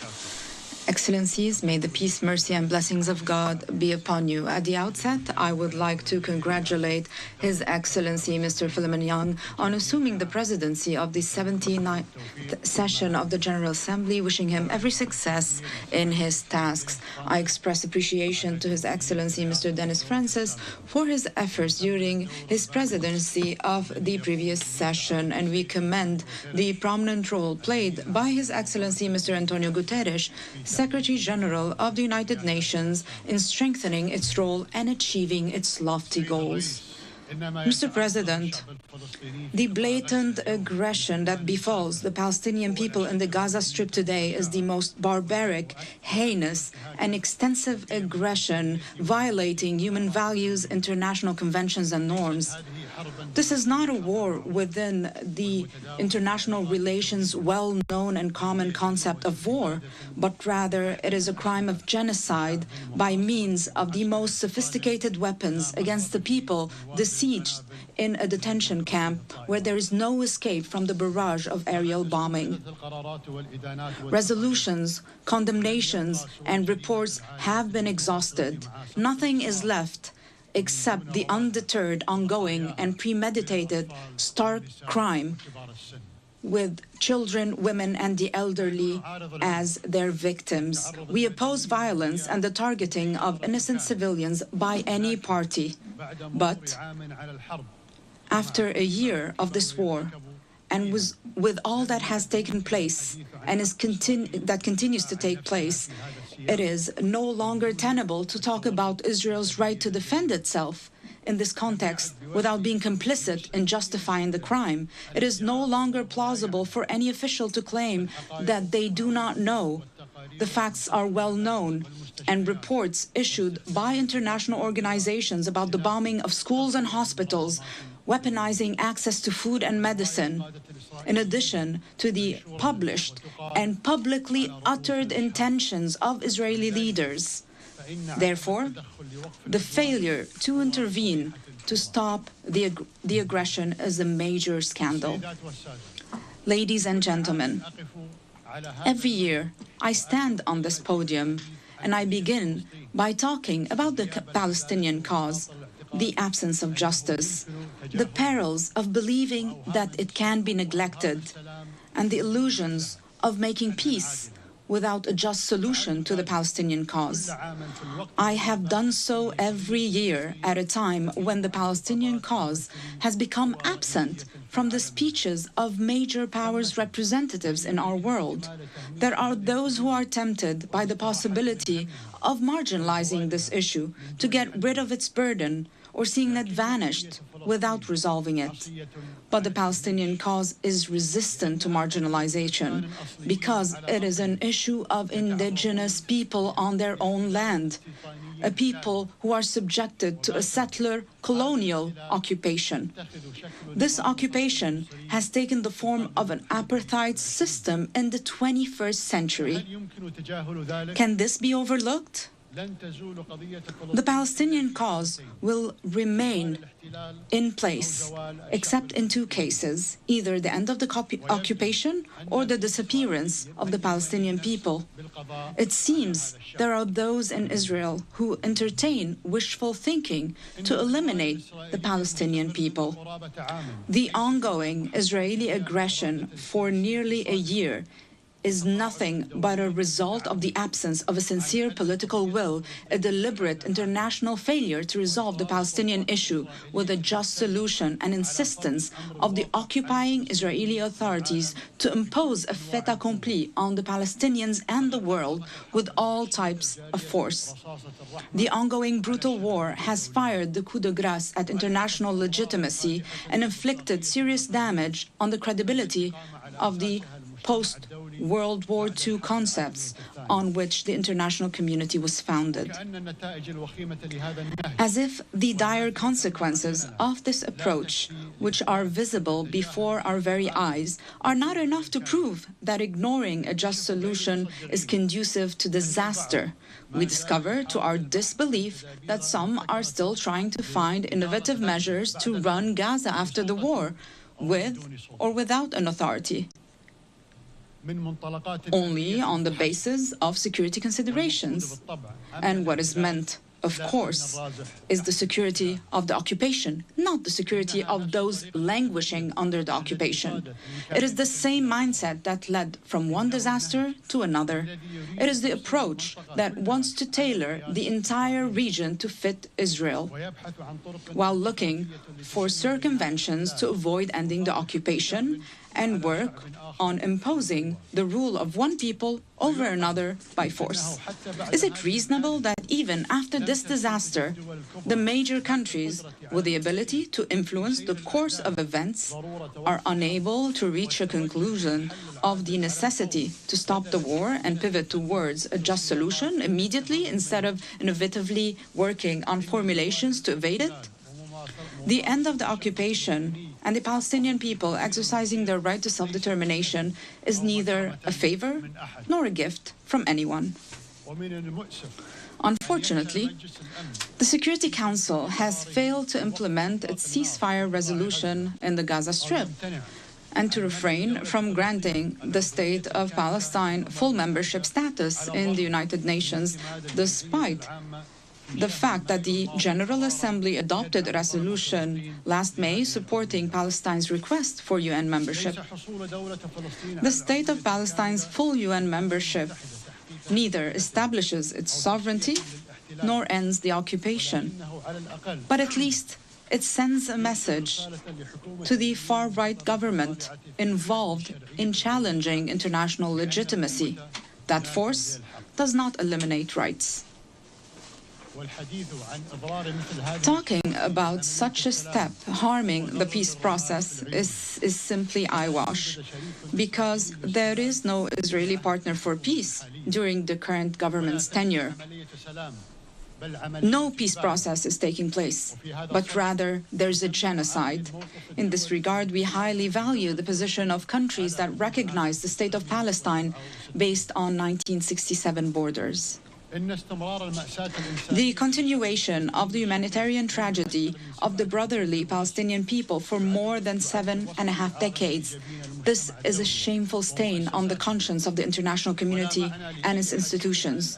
There is no point in talking about security, peace, and stability in the Middle East region and across the world, if not backed by concrete steps leading to an immediate ceasefire and an end to the Israeli occupation of all Arab territories.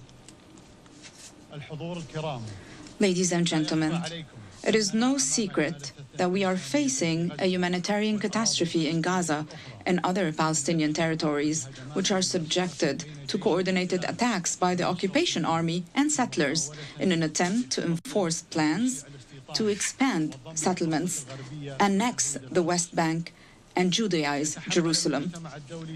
The international All right, everyone, you are watching Live Now from Fox. United Nations continues. We do want to get another 2-minute break out of the way. It looks like it could be getting closer for Donald Trump out in Savannah, Georgia there, as he will be talking about the economy as well as the current tax code. So we'll be keeping an eye on that and what he hopes to do with the tax code if he gets another 4 years in office. We'll take a 2-minute break. Stay right here with us. More to come on Live Now from Fox.